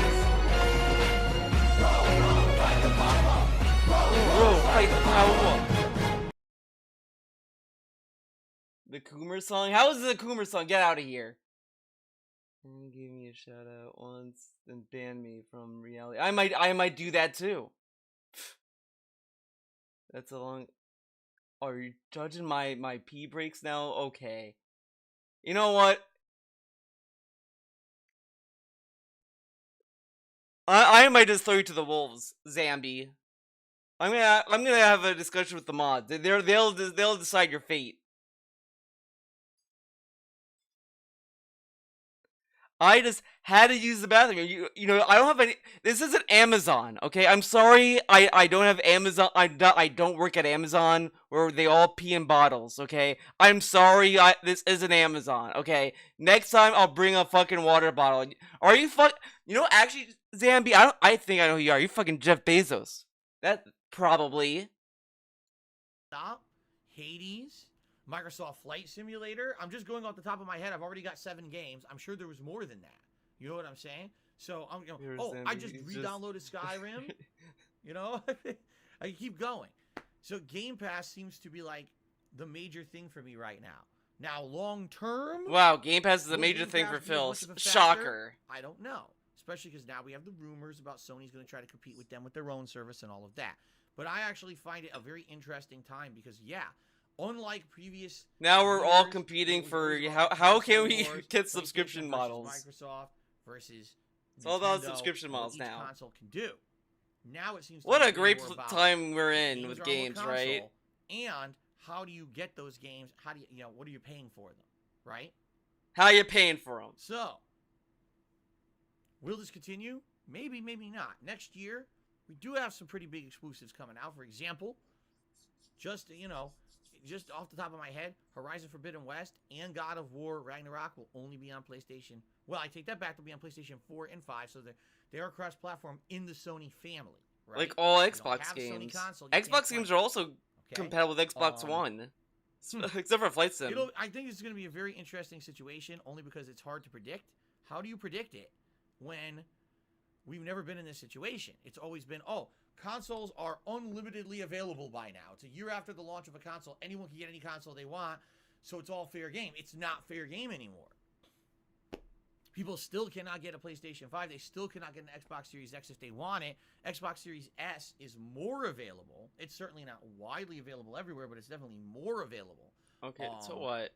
Oh no, so guys, you have to wait the next amount of time. This is a unique time. Can I predict what's going to happen or whatever? I have a feeling it's going to be readily available probably next year. On games getting emphasis over hardware. I think it's about earliest time. to be next year. I think that it's time for us to stop arguing about bits and capabilities of the console. I've always said this too. The last 2 console gens were so underwhelming. We were promised the world when it came to what these consoles could do. No. Jay Kramer, it'd be better if the Xbox Series X bricked, and all he had is the PS5. The PS5 doesn't have surround sound, so he'd be forced to play that. The console he hates. Ran at 1080p. Just because a console could do 60 frames didn't mean it did. That'd be better. There were a lot of games you would buy, and the resolution and the frame rate were disappointing. But wait a minute, this is supposed to be the top of the line game console, and you can't run at 1080p 60 frames yet? What is going on, right?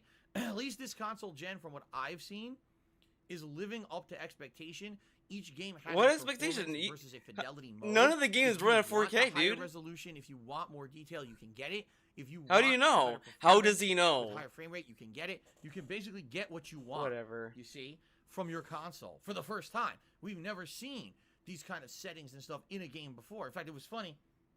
We've never seen settings. Was playing Far Cry 5 on her PlayStation 4 Pro. And it was okay.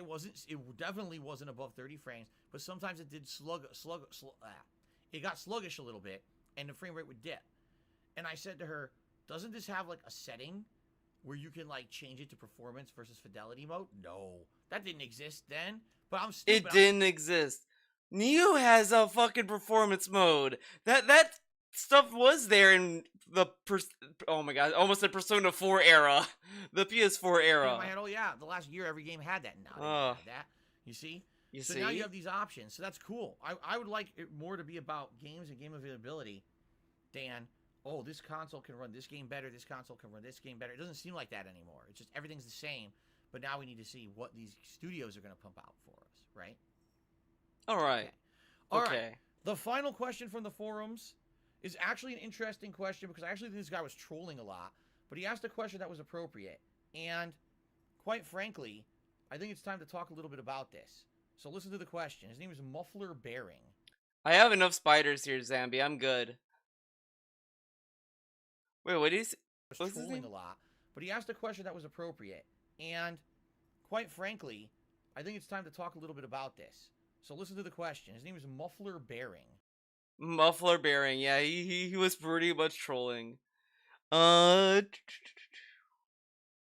you think having your own website isn't worth it anymore? It isn't. He spends money on it. The forums are literally just for fucking KG. It's KG's home at this point. DSP is so cucked. It's pretty much for KG. He doesn't need it. He wants everyone to go to the fucking community tab on YouTube in the comment section. He really does not need the forums. He literally doesn't. Okay? And here's what he has to say. Don't you think that having this website, this is my forums basically on the website, I own my own website, is a bit unnecessary now. I don't think your viewers use it. They barely use it. And I would bet you barely use it. You're probably going to answer more questions from your Twitter than from this thread for Ask the King. And the majority of streamers, big and small, don't own their own websites anymore. Rather, they use established social media platforms only. Okay? I would actually say up until this year, really kind of not I needed true, a site, technically. but now with that some I am people. a full-time YouTube Mega content 64 creator, still has their own and now we website. have They don't have their a forums single page anymore. with a Sad community day, tab but where I can make they still have posts their and you guys site. can directly respond to said posts. That has become more useful than the forums. It has. Right now, I can post up a poll on my YouTube page, DSP Gaming, on the community tab, and within a day, I get like 1,000 responses. Sometimes I get 2,000-3,000 responses within a few days because it has reached people subscribed or actively watching the content and they want to have their voices known. It's easy for them to do it. As opposed to if I do a poll on my forums, oh, I got to make an account on the forums, register, verify the account, got to go out of my way to vote on the forum, right?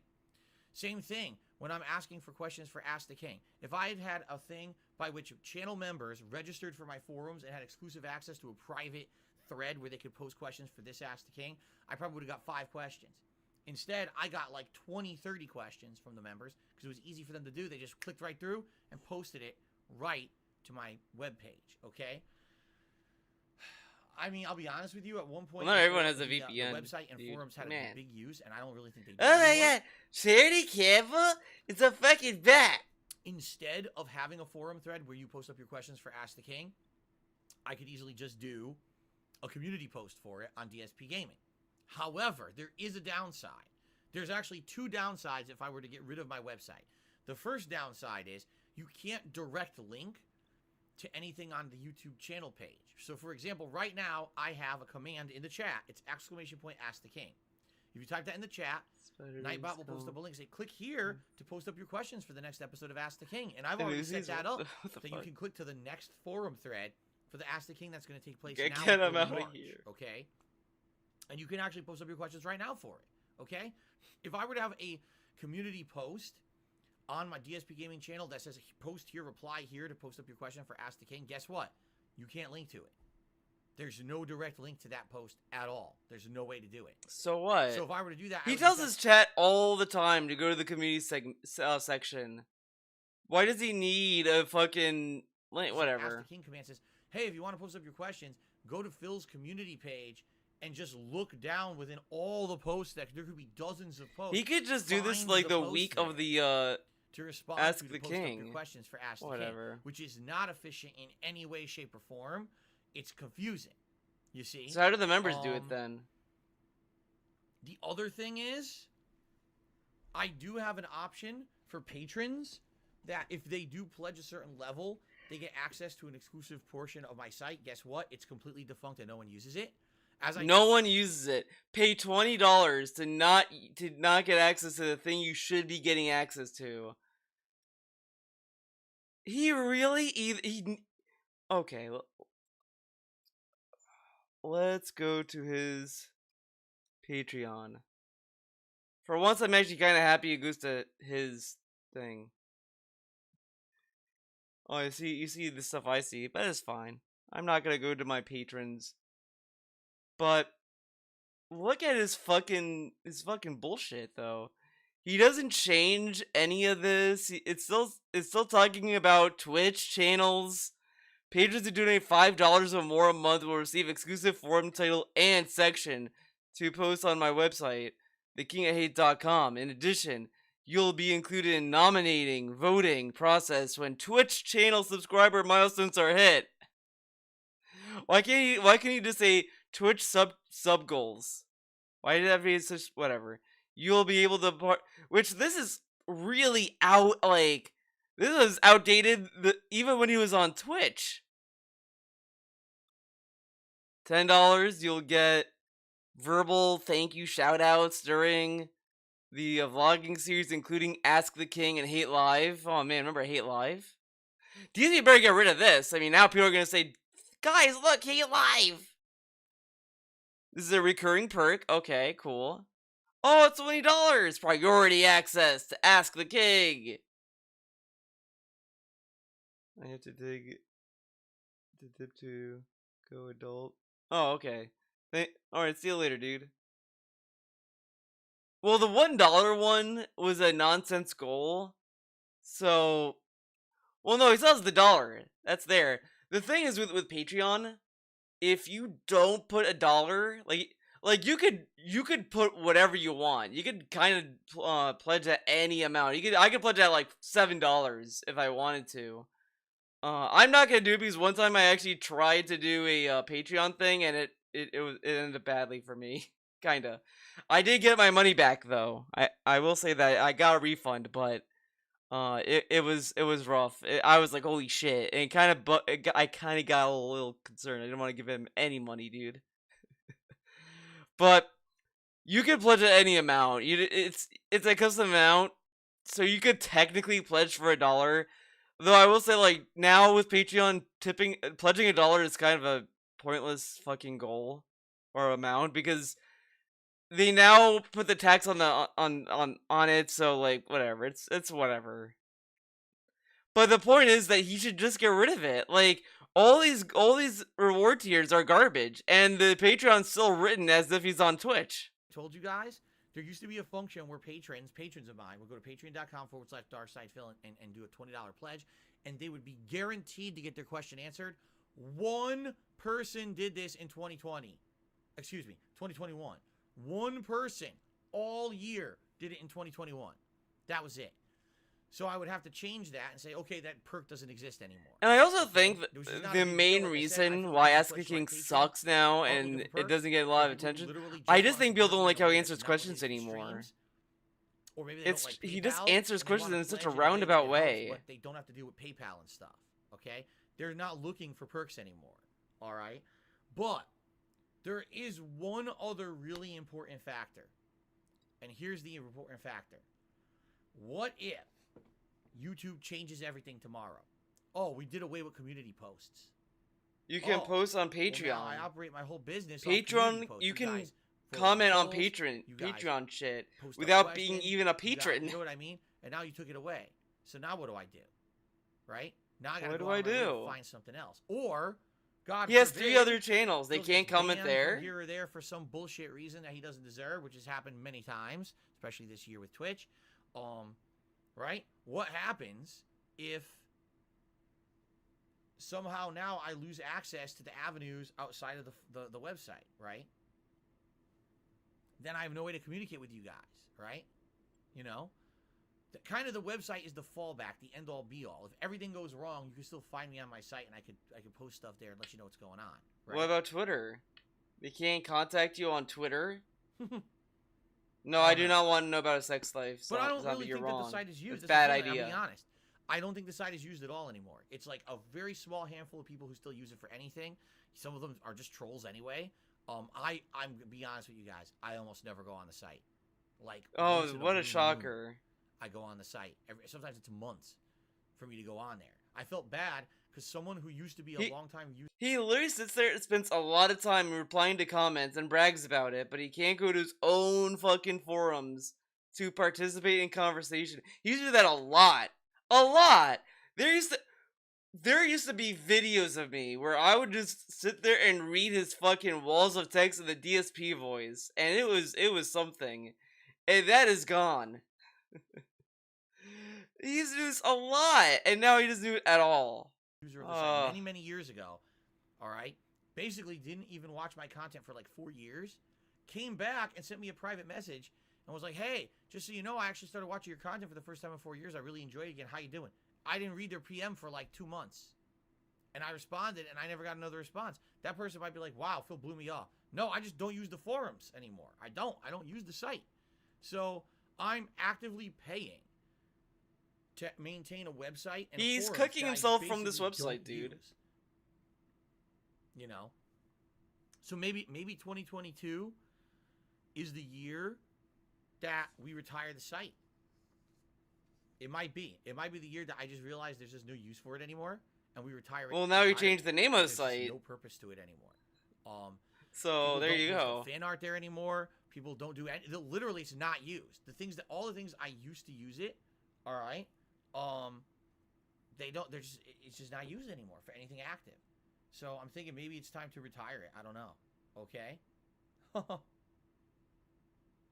Yes, the UPS guy just tipped me $1.50. He says, since we're talking about your site, didn't it used to be bigger? Didn't there used to be a page that would list every playthrough you ever did? What happened to that? And by the way, happy Christmas Eve. And He hyped up that his website was going through a major upgrade. Major, huge upgrade. And it never happened. It never happened. Thank you for the tip, UPS guy. Yeah, and here's what happened. That was actually one of the major uses of my site. I would send people there and be like, hey, if you want to find an archive of all of my content, my site outlines all of that. If you go there and you search, you can find all my videos on YouTube. You can search for a playthrough. It'll bring it up. Here's what happened. YouTube shut it off. YouTube used to have these feeds. They were called RSS feeds. By the way, guys, I'm going to take these glasses off. They're bothering me now. I've worn them for so long. I'm just going to take them off for the rest of the stream. We're almost done anyway. This is like the new shirt. It's like, These yeah. were called RSS data feeds.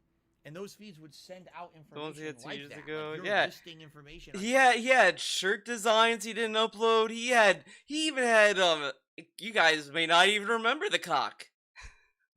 The KO Gaming community was it just KO community commit the acronym was KOCC. And he got like a lot of videos he hasn't uploaded. Sitting on his computer somewhere. Your YouTube channel could be used on a third-party site. One day, they literally, with absolutely no notice, turned it off. So all of a sudden, just defunct. And I'm like, so what do I do? And I talked to my webmaster. He's like, yeah, they just shut it up. You can't even get it. It's impossible. They changed everything, all the coding on the site. So basically, that feature will never work ever again. Messed up, huh? Yeah, probably because they want people to stay on their site. Yeah, I think at this point in 2022, I think I am going to have a serious conversation with my webmaster. Like, unless we can dramatically make it, like, next to free, which it's not right now. If I remember correctly, I think I'm paying about, like, $40 a month or something like that for it. I don't know exactly. That's weird. I thought he said he was paying $1,000 for it, but now it's $400, Still, whatever. it's something. $40, It's money that whatever. I'm pissing away and not using the site. So unless we could find a way to make it, like, literally free or next to free, Literally I'm free. not using it. We've adopted community posts for almost everything. Yes, Ugh. there'll be a little bit of minor inconvenience. I can't link you to Ask the King. It reminds me. Does anyone remember Netscape? Remember that browser Netscape? Netscape allowed you to make your own web page. That is something I always think about when I think about browsers and all this stuff. I think about that. That is it. I just sit there and I'm like, man, I made a lot of websites just fucking around. I don't know what I don't remember what I made. But Netscape Navigator. Yeah. Oh man, I just think about that time to time, like, man, I miss Netscape. And then I also miss a millennial segment, I guess, or whatever the fuck I am. So I'm born in 1990.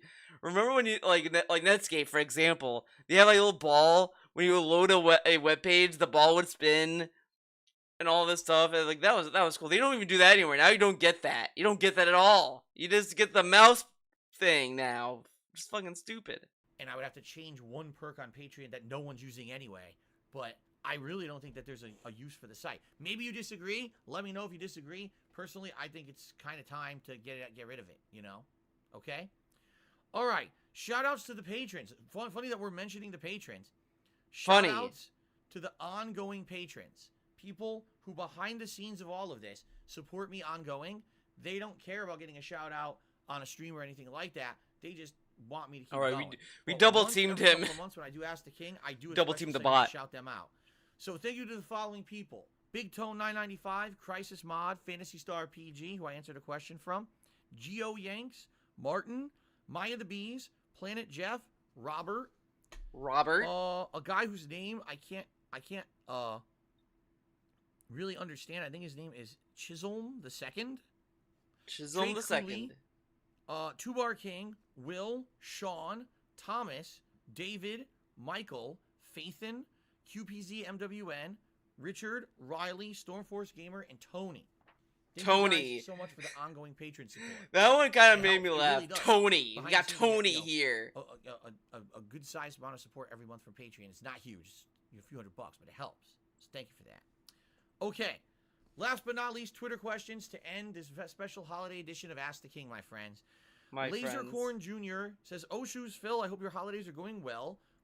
Oh, shoes, Phil. I wonder if DSP knows the meme. I for a while I thought it was a South Park joke. I thought it was South Park, but it was from Frederica's Ridicule, where a guy said "Oh, shoes," and he did that like, Oh, shoes, Phil. let's see.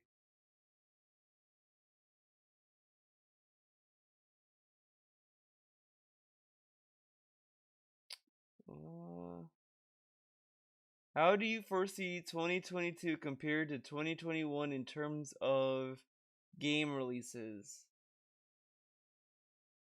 I think it's gonna be good. I think it's gonna be solid. Though I hope we get better indie games. I really love Death's Door too. My question is, so. what is the pinnacle holiday movie in your mind? One that when you pop it in, it's Oh. the most wonderful Christmas. This dude fucked up. This dude got the questions wrong. Archer, fix this. This is incorrect. What did he? Oh my god, this is all. What the fuck?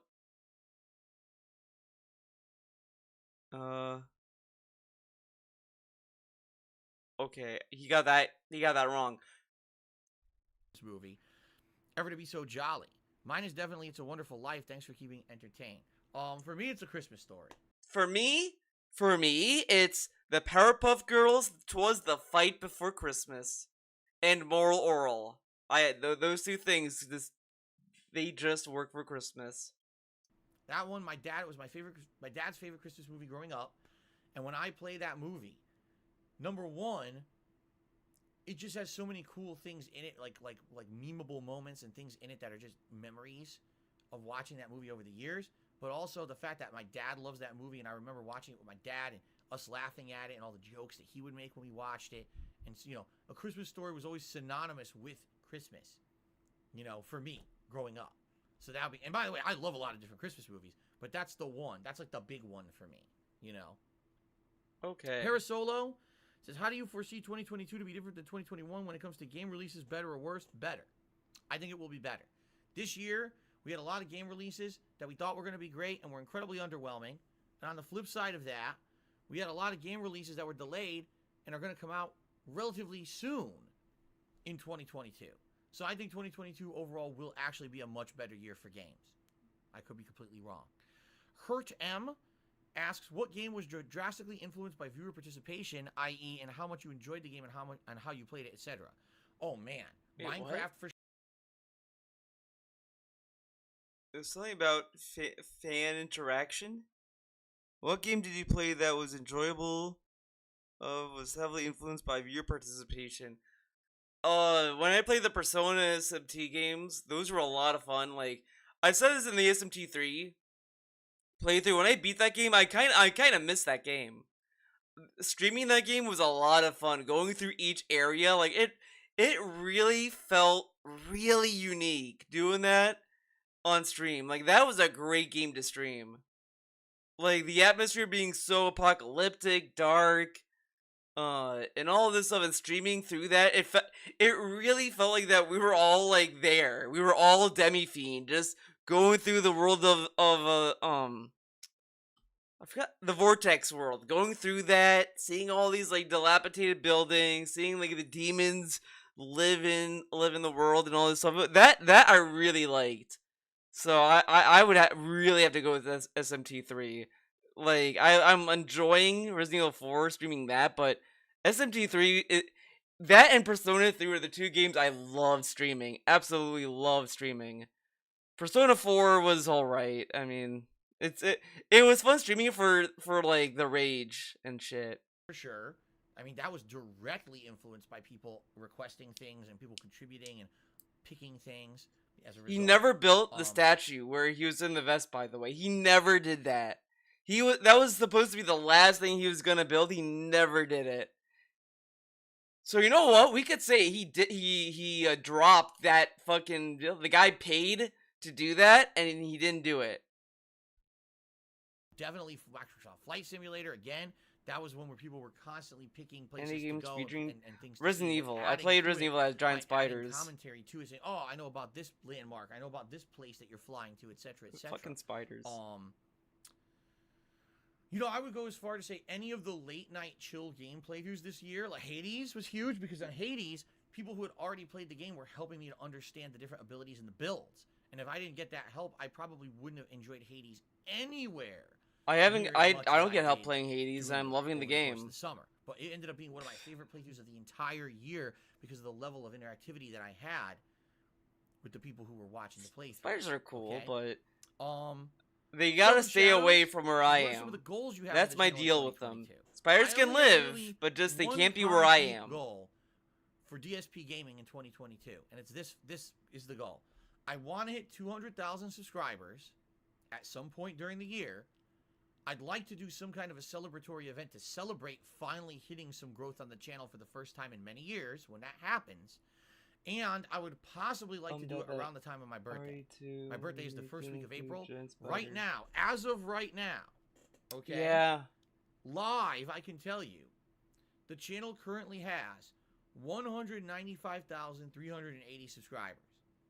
So less than Zombie, your love for spiders is something. In roughly, I've never seen someone talk about spiders the way you do. I would think we could do it as long as the games in February stack up to be as good as everyone thinks they're going to be. For those who don't know, why do the subs matter, though? Sifu. Why would people sub to DSP for the games? Oh my god, he's playing Sifu. I must subscribe. It kind of sounds like he's gonna scam these viewers who are gonna sub. Like they're gonna think that he's some kind of he's gonna play indie games. Well, I should sub to him, and you'll never play him again. And then these people can be like, oh, okay. Dying Light 2, Horizon, Forbidden West, King of Fighters 15, and Elden Ring. There could be more, but those are like the big five. Okay? I will say, DSP kind of makes me want FromSoftware to go out of business. I bring new viewers to this channel. Just because I hate how fucking egotistical it gets about over FromSoft. All right, on the streams, and it should be really great. I feel it should, and I'm excited for that. And I hope that I'm gonna try getting rid of this source and re-adding it. To enjoy this channel and subscribe to the channel, especially now that you realize that now you can leave comments again. You can, feel free to like a video and have a positive conversation with people and not get harassed anymore like it used to be, just toxic comments everywhere. That's gone now. The channel's a lot different now. So that's my goal for 2022 would be to reach 200,000 subscribers, hopefully by my birthday, and have a big celebratory event to celebrate that growth. Now, the other thing, okay, is I want to grow the channel to the point where it's as big as my Twitch channel was. All right? The problem is that's going to probably take years. I would like to say, by the end of 2022, man, we're going to have, 700-800 members on here, and we're going to be popping. The viewers are going to be popping. It's going to be just so exciting. But again, That's dependent on, will YouTube add gifted memberships like they claim they're going to? Will YouTube actually add real discoverability options on here, which they say they're going to? If they don't follow through with their promises, I can't help that. It's up to them to do these things and put the tools in place so that I can grow. I can't just make people find my stream on the site, because that's not how the site works, you see? So I would absolutely love to say, hey, let's have this growth, let's have these as goals, but I can't really do that until we see what YouTube does in 2022, okay? But definitely the 200,000 subs is one that we can push towards. Now, Zebra in the stream chat has said, why is it that you didn't grow with any subs this year? It's not true at all. At the beginning of this year, this channel had 192,000. Actually, no, I take that back. If you go all the way back, it might have been like 189, 190. Because here's what happens. People subscribe, but then every year, YouTube will do an audit and removes a bunch of subs that are no longer active accounts. So we got to race the clock against the clock. And then go back down. So what happened with this channel is it would go up, and then down again. Up, and then down again. And it would stay stagnant at the same level every single year for like 3-4 years straight. Now there's actually That's assuming a reason for all people to the come and subscribe subs are again, bots, you see? though. So this year we've seen slow growth. If I remember correctly, when I first started full-time streaming here in like May, I think we were at like 191. And then we saw a spike. It went up to like 192, 193. Then YouTube did an audit and it went down again. And then No, he's saying this, but when he got like 180 something subs on YouTube while he was on Twitch, he said, "Who cares about subs? Wow, subs are stupid. Who cares?" Now that he's on YouTube, oh my god, guys, my sub count. He fucking didn't care about it. He said that no one should care. Fuck him. But now he cares about it because he's on YouTube. But he didn't even care about the follower count. And half these accounts are fucking trolls who forget to unsub. went up again slowly over the course of the year. We've definitely seen growth this year to get to 195. There's definitely consistent growth. I've been looking at it recently now. I actually have the app now on my phone where I can look at stats and stuff. And I look at like, okay, we went up. We actually went up some. It's interesting. Certain playthroughs will actually bring people to come and subscribe to the channel because they like that game. They want to talk during that game. Stuff like that. So yeah, we did have growth. You may not realize it because it's slow growth. But I think that's what I mean. Like, if there's new discoverability on YouTube for streaming, right, we might actually see big growth. The problem is there's no one can find DSP Gaming searching for games right now. It's just not possible. They got to fix it, you know. Let's see here. Joey just did a super chat. Says, what's your favorite Christmas movie that's not really about Christmas, like Die Hard or Gremlins, for example? Merry Christmas. Also hope you're doing well. It's Gremlins. Even though Gremlins is a Christmas movie, it's a horror movie. But I think Gremlins is my favorite out of those kind of movies, for sure. I used to watch that all the time when I was a kid, over and over at Christmas. So All the girls from the raid unsub. And Merry Yeah, I hope Christmas so to you. too. Thank you for the super chat. All right, Don't so forget to unsub. last question, and then for just a couple minutes, I'll open up Q&A to the chat. It looks like we're not going to hit the 250, so there will be no final Christmas sweater swap. But I do want to say thank you guys for all the support on this stream for this entire year. It's been amazing. Okay, so let's just see. Let's see. What game did you play that was enjoyability? What are some of the goals you have for the channel in 2022? I'm sticking the course of what I'm doing with my channel. Favorite Christmas movie? What was your favorite holiday tradition growing up as a kid? I didn't really do Christmas traditions, to be honest. It's just whatever. What was your favorite holiday tradition? Yep, read that. What's your favorite flavor overall? Of what? Flavor of what? We'll see, I guess. Thank you so much for everything. The final question for 2021 is as follows. You ready? From Zach. What was your favorite holiday tradition growing up as a kid? Well, I kind of touched on this. My favorite flavor is penne. Back a few days ago on one of the pre-streams, okay? But what I will say is this. What I really enjoyed is right after Thanksgiving, usually it was the weekend after Thanksgiving.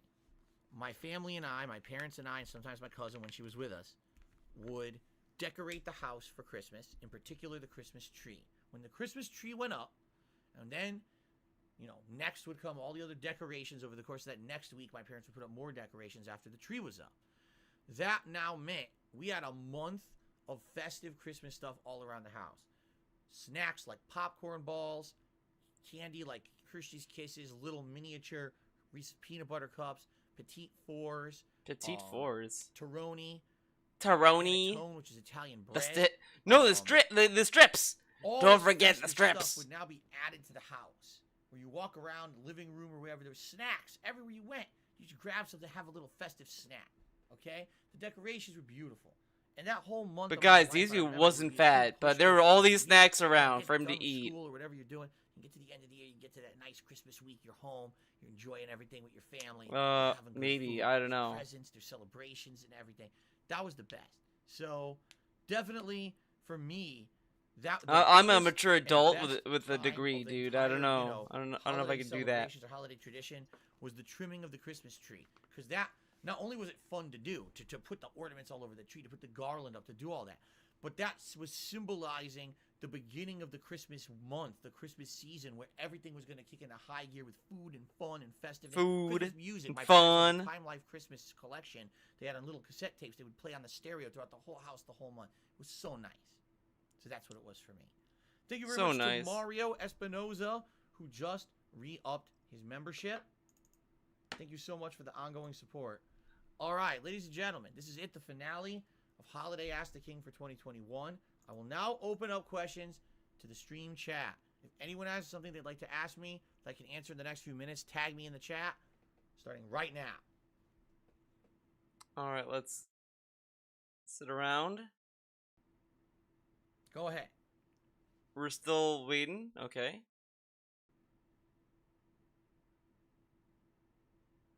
Junga was loved, finally. Junga was Finally. loved. What are you getting, Kat, this year? I already talked about it earlier this week. I'm not discussing anything publicly. Nothing. God forbid Not someone gonna- try to figure out what I got and how much it cost and this and that. It's bullshit. These people on the internet are nuts. I'm not fucking going there. Sorry, I can't talk about that.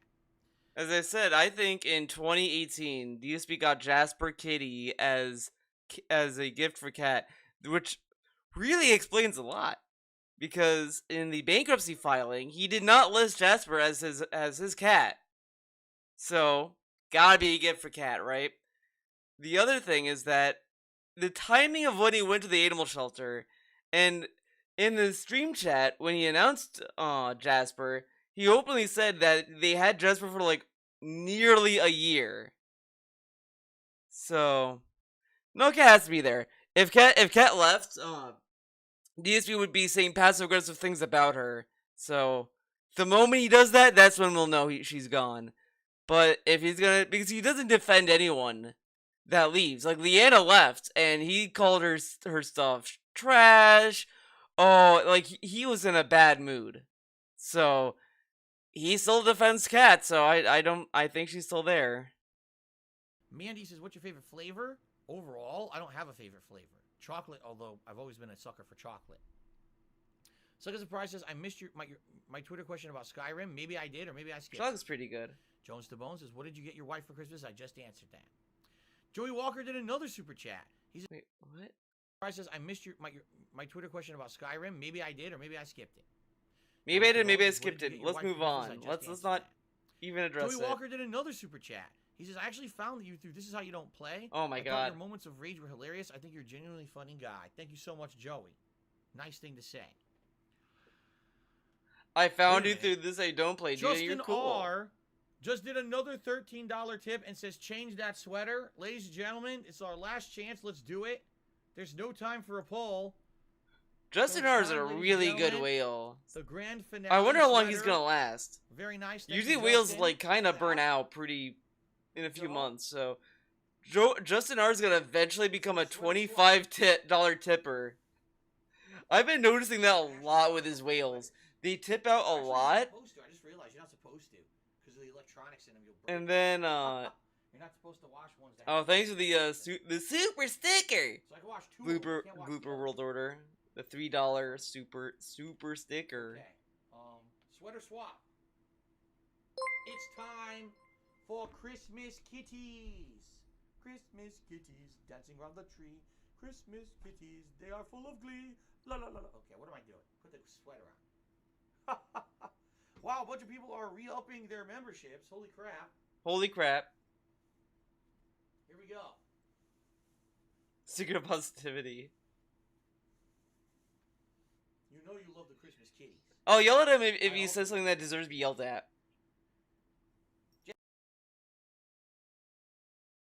What? Jasper, how dare you? He Jasper knocked out my fucked it chair. up. He Jasper tried to caused steal the- my chair. the He saw me, I buffering- got up. the He's like, "Oh, buffering you're of done? Can I hell." steal his chair now? I'm not done yet, you know. I'm almost done, but not yet. Christmas kitties, guys. I know you guys wanted the Christmas kitties. What the fuck? What is Okay. going on? The fucking Christmas kitties is ruining the stream. Okay, All you know what? right, Maybe I need to lower the quality. Come on. there we go. This- Awesome. We Thank were you so doing much, fine all day, and now it's like so I much, can't. Justin, for all the can't do support today, shit. man. All those tips, I really appreciate it. Oh my god! Thank you, so much, Justin. everyone, for your support. There we go. Awesome. Thank you so much, Justin, for all the support today, man. All those tips, I really appreciate it. Oh look, Thank he you had so like much, threatening everyone, for eyes. your Like, support today. thank you, So thank now you, some Justin. Shout outs. Hold on. Thank you to Fruits07, who re-upped his membership for 2 months. Says, "Hey Phil, Merry Christmas. Merry Christmas to you, Fruits." And Christopher Brown upped his membership for 7 months. He says, "Merry Christmas from Australia. Merry Christmas to you, Christopher. You're a day ahead, so it's actually is Christmas for you. It's not Christmas here yet in the States, but it's actually Christmas for you. I hope you're having a good one so far." Joey Walker did another super chat. He says, "Your haters are sad people. They call you a loser and other things, but they're the ones who watch you religiously every day."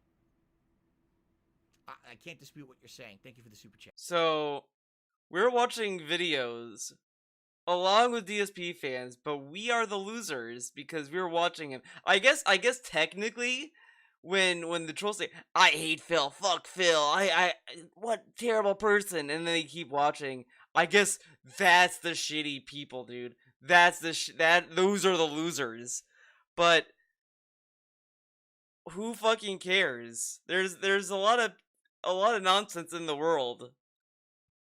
People do a lot of hate watching. You could say that's fucking dumb, sure, but who's to say all haters hate watching him though? Like, I do kinda like Ask the King. That's why I watch Ask the King. Ugh. Okay. But okay, I'm a loser, Let's see. damn it. Yeah. Let's see.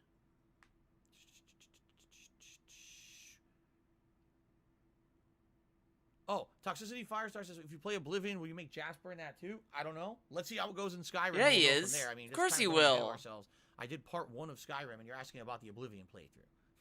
Every see how Elder Skyrim now goes. every Oblivion Elder did Scrolls himself. game is gonna be fucking Um, Jasper.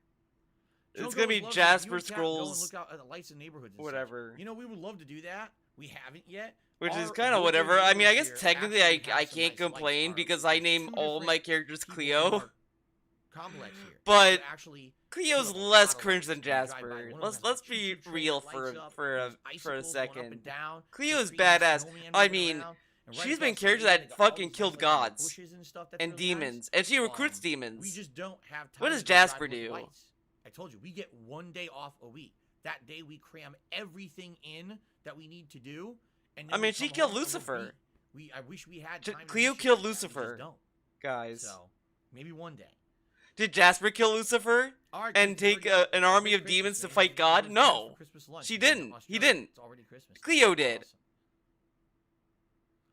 Jeremy Kyle says, "Even though Sekiro and Bloodborne were successful, why do you think FromSoft never made a sequel?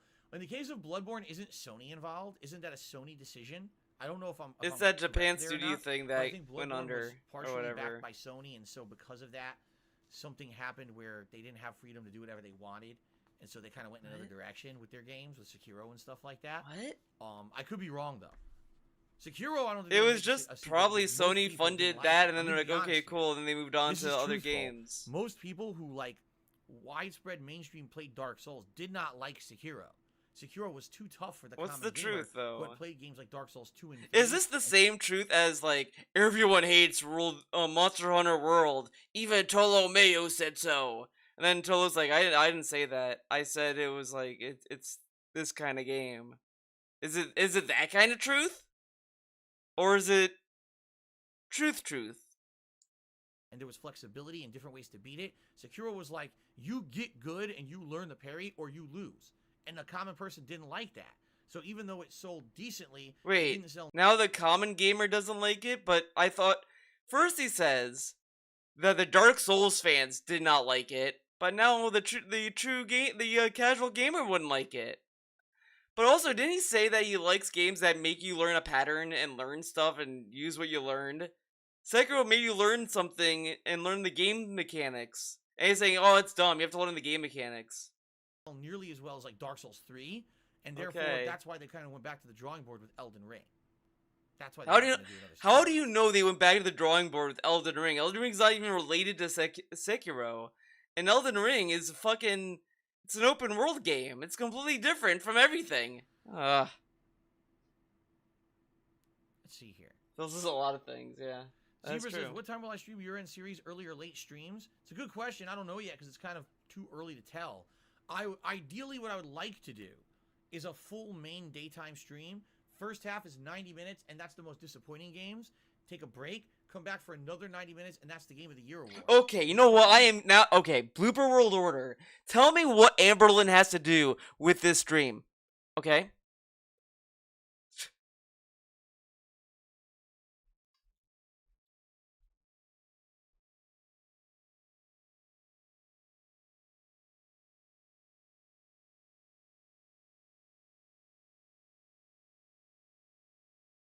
And I'm not gonna hit play until he tells me what Amberlin has to do with DSP.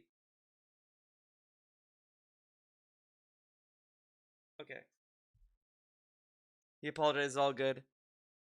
Next time tip. What that is, I don't know. I talk a lot. Did you notice? I talk a lot.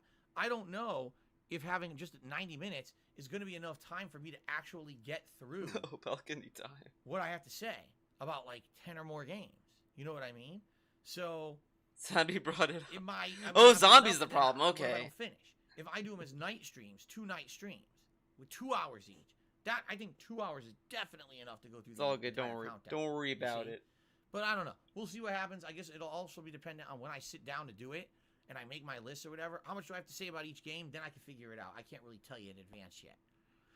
Joey did yet another super chat. He says, "What's your favorite and least favorite GTA games and why? What's your favorite generation of consoles overall? And what's your favorite Souls game?" Oh Guys, now the chat's being favorite derailed. GTA You're not game talking of all about time, me or GTA the 4, stream. The first one I ever played that was the open world sandbox. You know, I'm just and gonna have to I meant a lot ignore to me when I was chat, trying to okay? get back into console games to be You know what I mean? in a universe like that felt so immersive and realistic to New York City, which I'd been to many times in real life.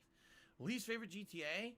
Leave your GTA is GTA 5. 3, only because it's the most primitive of all of them and the shortest one. Not to say it's a bad game, just all the other ones just seem better because they're more advanced. Favorite generation of consoles is the 16-bit era. The entire Genesis versus SNES was an amazing battle. I owned both and enjoyed games on I both kind of like the consoles. N64 SNES is my favorite GameCube console era. of all time. My favorite Souls game of all time is still Dark Souls 1. Man, he really wants to clock out. He's just speed answering. Like, bop, bop, bop, da, bop, da, bop. Okay. Anything else? Any other last chance? He didn't guys. play We 1 have and just 2. a couple He more only minutes left. played If you the wanna classic ask questions, GTA. please tag in GTA the 3, chat. Vice City, and We San can do a few Andreas. more, and then 1 and we 2 will doesn't adjourn for exist, the okay? holiday. I won't see you guys again until Sunday. I hope. I hope I can have a day off. What's my thought on opening a Discord server? It's not going to happen. Not gonna happen. Discord server is insecure. I know for a Insecure. fact because we had many years ago some fans of mine who said, "Can I open a Discord server as a fan server for you?" One fan opened it. DSP didn't even help him. He didn't get good mods. He didn't know who to mod. And then shit happened. DSP has a mod staff that also is on Discord. He could have made it work. But no, can't do it. Impossible. Hard. No way, it's insecure. People will explode. For you, Phil. And I said, "Well, do you know what you're doing? Do you understand how to run a Discord?" And they said, "Yes." Okay, then do it. I'm not gonna use it yet. But if you want to open a fan server, go ahead. I'll talk a little about it on my content. They did. I talked about it. He talked about it one time, and he sounded so not confident. He's like, "Alright, apparently a fan is making a Discord server. If you want to join it, you can. It's on the forums. Now, I'm not backing it. I'm not supporting it. If you want to join it, that's fine, but it's fan-made. It's not official."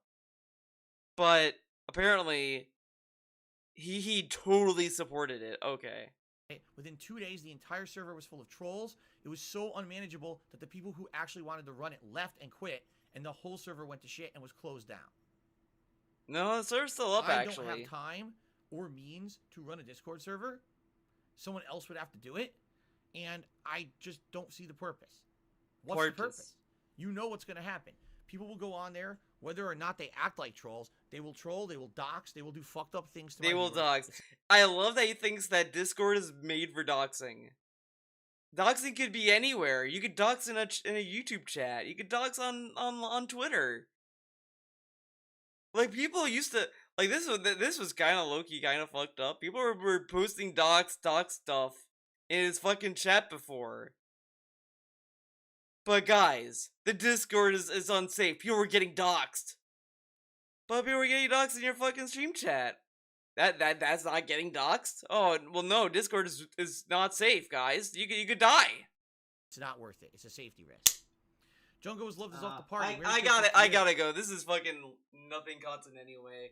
Thank you for watching, though. It was a fun time. We learned a lot. Hope to see you guys when I see ya. See ya. I'll probably stream sometime this week. I don't know when, but it will be later. So see ya later. Bye-bye!